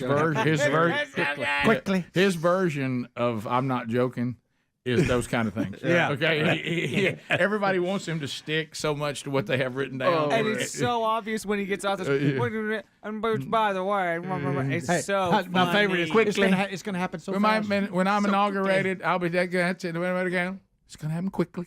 Hey, Greg, we have all this. You're not going to believe it. Greg, we have problems, big problems, lots of bad, not good. That awful stuff. I want him to win just so I can watch him on TV. I know. Well, I will say this. At one time, I didn't think I had the energy for Trump 2.0. But when I look out there at where we are, you know, take something drastic. It's these kind of guys, you know, that are hard to stomach. But you know, what's out there is hard to stomach. So you almost have to send those in that say, "Hey, if you need me to get down there with them, I'll do it quickly." You know, Greg, if handling this is a dirty job and I'm the man to do it, that's it. So you know, maybe so. It's going to make your head spin quickly. So quickly. At least you can understand what he's saying. Well, thank you. Yeah, you can. Yes, you can. Well, he chased a rabbit, but I can hear it. Yeah, I understand what he follow said. it. Now, I don't know why he said it, but yeah. Quickly. And so, but I will say this: we are set up for an interesting political atmosphere coming up. First of all, let's stop. Let's stop all the foolishness that Biden's going to go for a second time. I mean, he may not make it through this year. Yeah. So the Democrats have got to get a new person, and the Republicans have got to decide which one they're going to go with. Yeah. And will it be Newsom? Likely. Probably. Will it be DeSantis or Trump? I think you're going to see Newsom. I've been saying that a long time. Oh, he's running. He just took his red state tour, though. Yeah, he's making his swing through the South, and even went to some states he won't let his own people go to. Right. Quickly. It's going to happen quickly. Do you guys want that again? Of course. Yeah, absolutely. Quickly. Upon my inauguration, I will direct the FDA to convene, and it's going to happen quickly, to convene an independent outside panel. It's going to happen so good. Greg, with things Greg, we must find a way that things going on not good. Not good things. It's terrible. Well, when we come back, we had protesters jump on stage with Governor Ron DeSantis. Wow. Quickly. They came on very quickly. They got on the stage quickly. Like you've never seen before. Showing they don't like DeSantis. They prefer me. Bigly. Quickly. We'll be back. More Rick and Bubba coming up. Rick and Bubba, Rick and Bubba.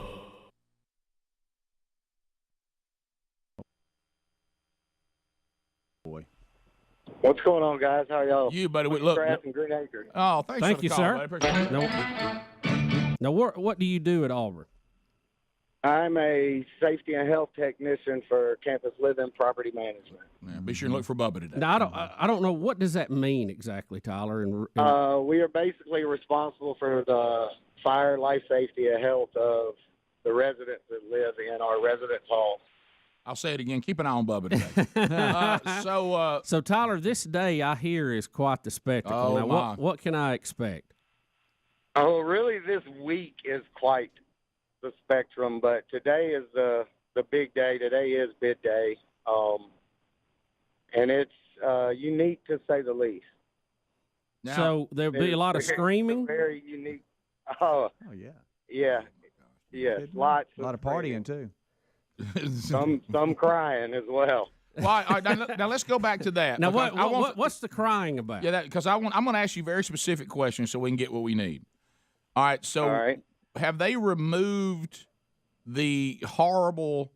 There's girls standing there and nobody offers them a bid to a sorority. I'm not exactly sure how the actual bids are given out,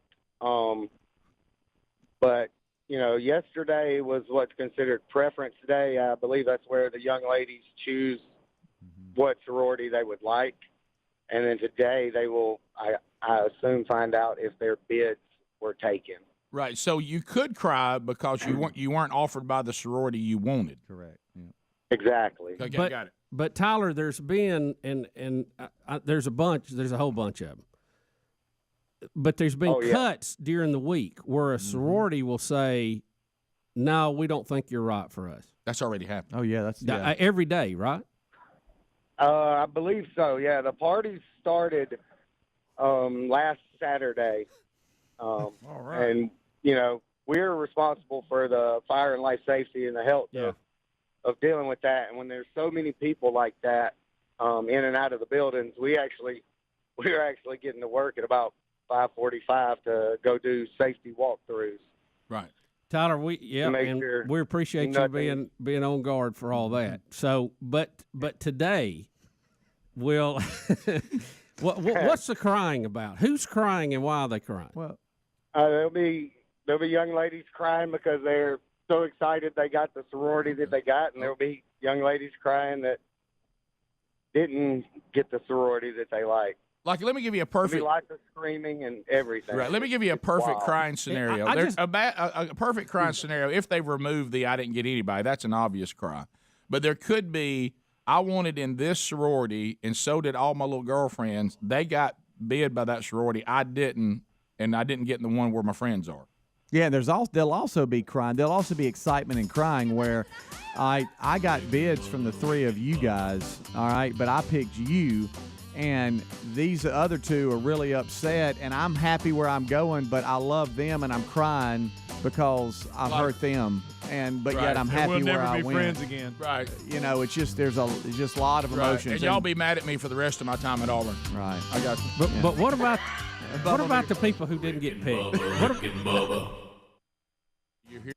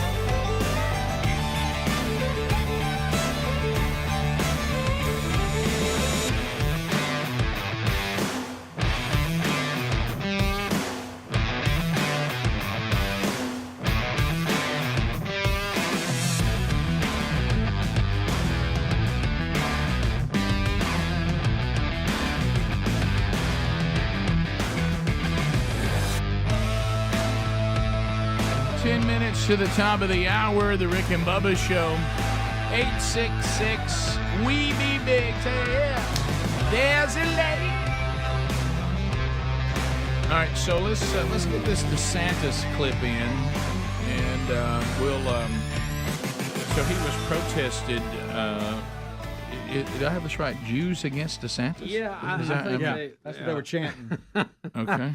Not really sure why What they're has he done to upset Jewish people? I don't know. So stage left, his right, isn't that how we say it? Anyway, he's looking out, and then to the right, you can see his eyes kind of look over to the right, like, what's coming at me here? And these ladies get up on stage. Okay, if you looked at governor races, president races, 2010, 12, 14, 16, 18, yeah, thank you. Jews against DeSantis! Jews. You got to have a little spice in the speech, right? I mean, you got to have a little fun. Yeah. Yeah, this is a good line here. Why you'd want to pay the ticket to get in just to do that, I don't know, but different strokes for different folks. It's like $150 a head ticket to get in. Yeah, Fundraiser. You know what? Well, they are Jewish women. So I'm here all week. Oh, look, I've come out of the gate like a rocket. All right, so there we go. So he is. I don't know what he's done to upset these Jewish women. Do you? I really don't. There's follow another view of it right there. We're looking at now. And you'd like to see security be a little better on that. Yeah. Well, I will give this guy props. He will not let her get her sign up. Yeah. And so there you go. 866 We Be Big. Doug's in Chattanooga. I'm still more of a fan of a Terry Tate office linebacker. Absolutely. I mean, you need to pay the price for that right. a little bit. Doug, what we need, if you could have a trans woman come up there, he could tackle her. Doug, go ahead. Yep. All right, so I wasn't a Trump supporter when he ran to begin with, but to be honest with you, I think he's probably the best president of my lifetime. He got more accomplished with so many people against him. However, that being said, I think I have to support DeSantis this time just because I think he's way more electable. The only problem is that I see is you got Tim Scott, who just declared. You're going to have Nikki Haley declare, Mike Pence declare, and what's going to happen, in my opinion, is they're all going to split the vote, but Trump's people are not going to go away from him, so he's going to end up your nominee.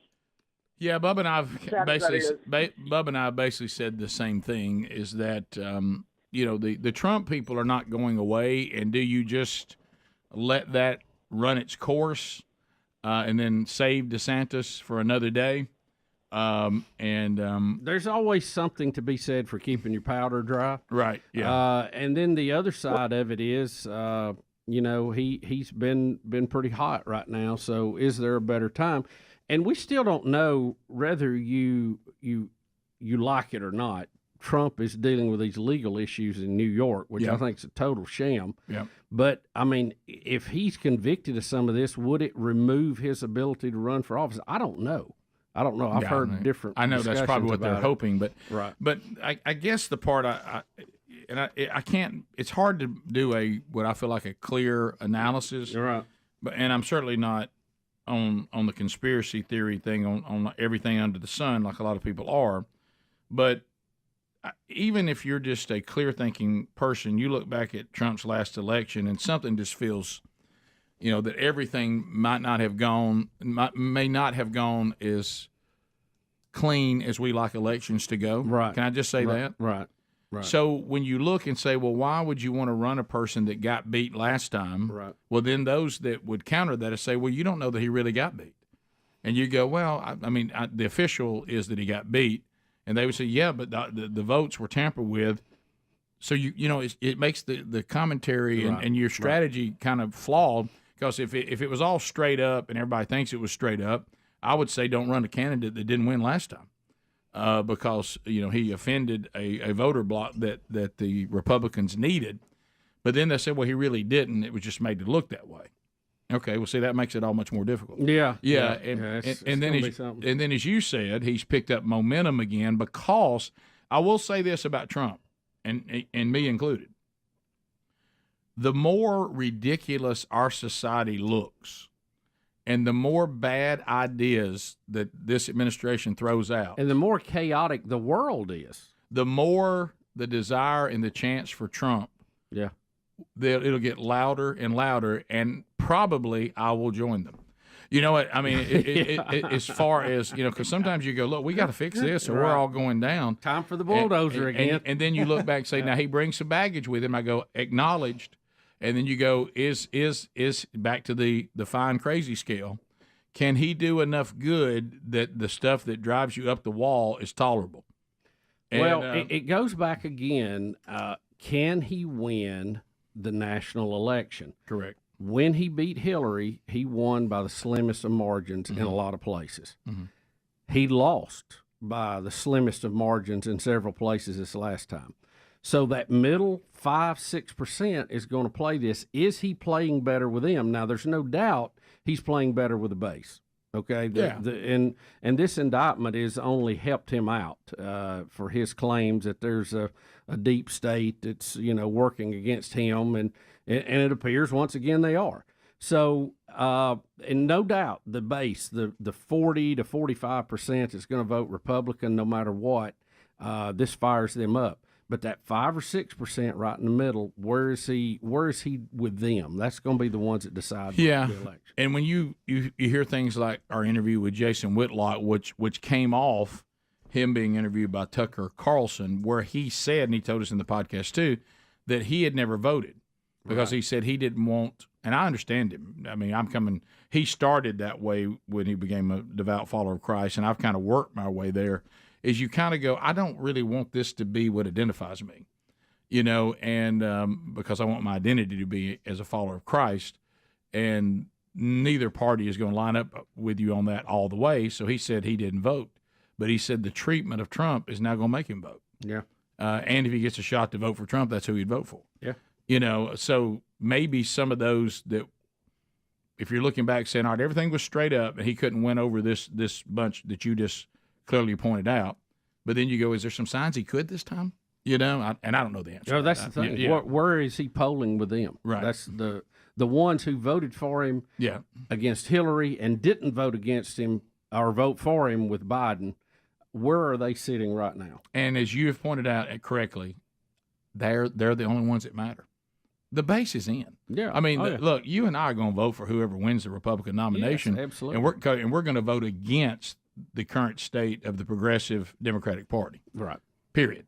But what about those people that don't do it that way? Can they be? And they're the only ones that matter.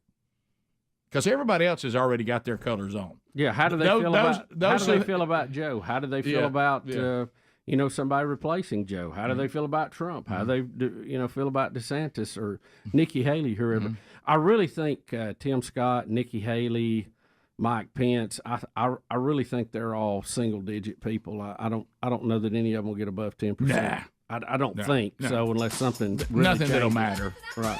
All they're trying to do is get in for the future and see what they can pick up, and then come out and say they're moving all their people toward the candidate of their choice. Right. And then they're playing for the future. They don't really think they have a chance in this one. Yeah, I'd be interested to see what polling they think is making it worthwhile for them to get in the race. Thanks for being with us. Rick and Bubba, Rick and Bubba.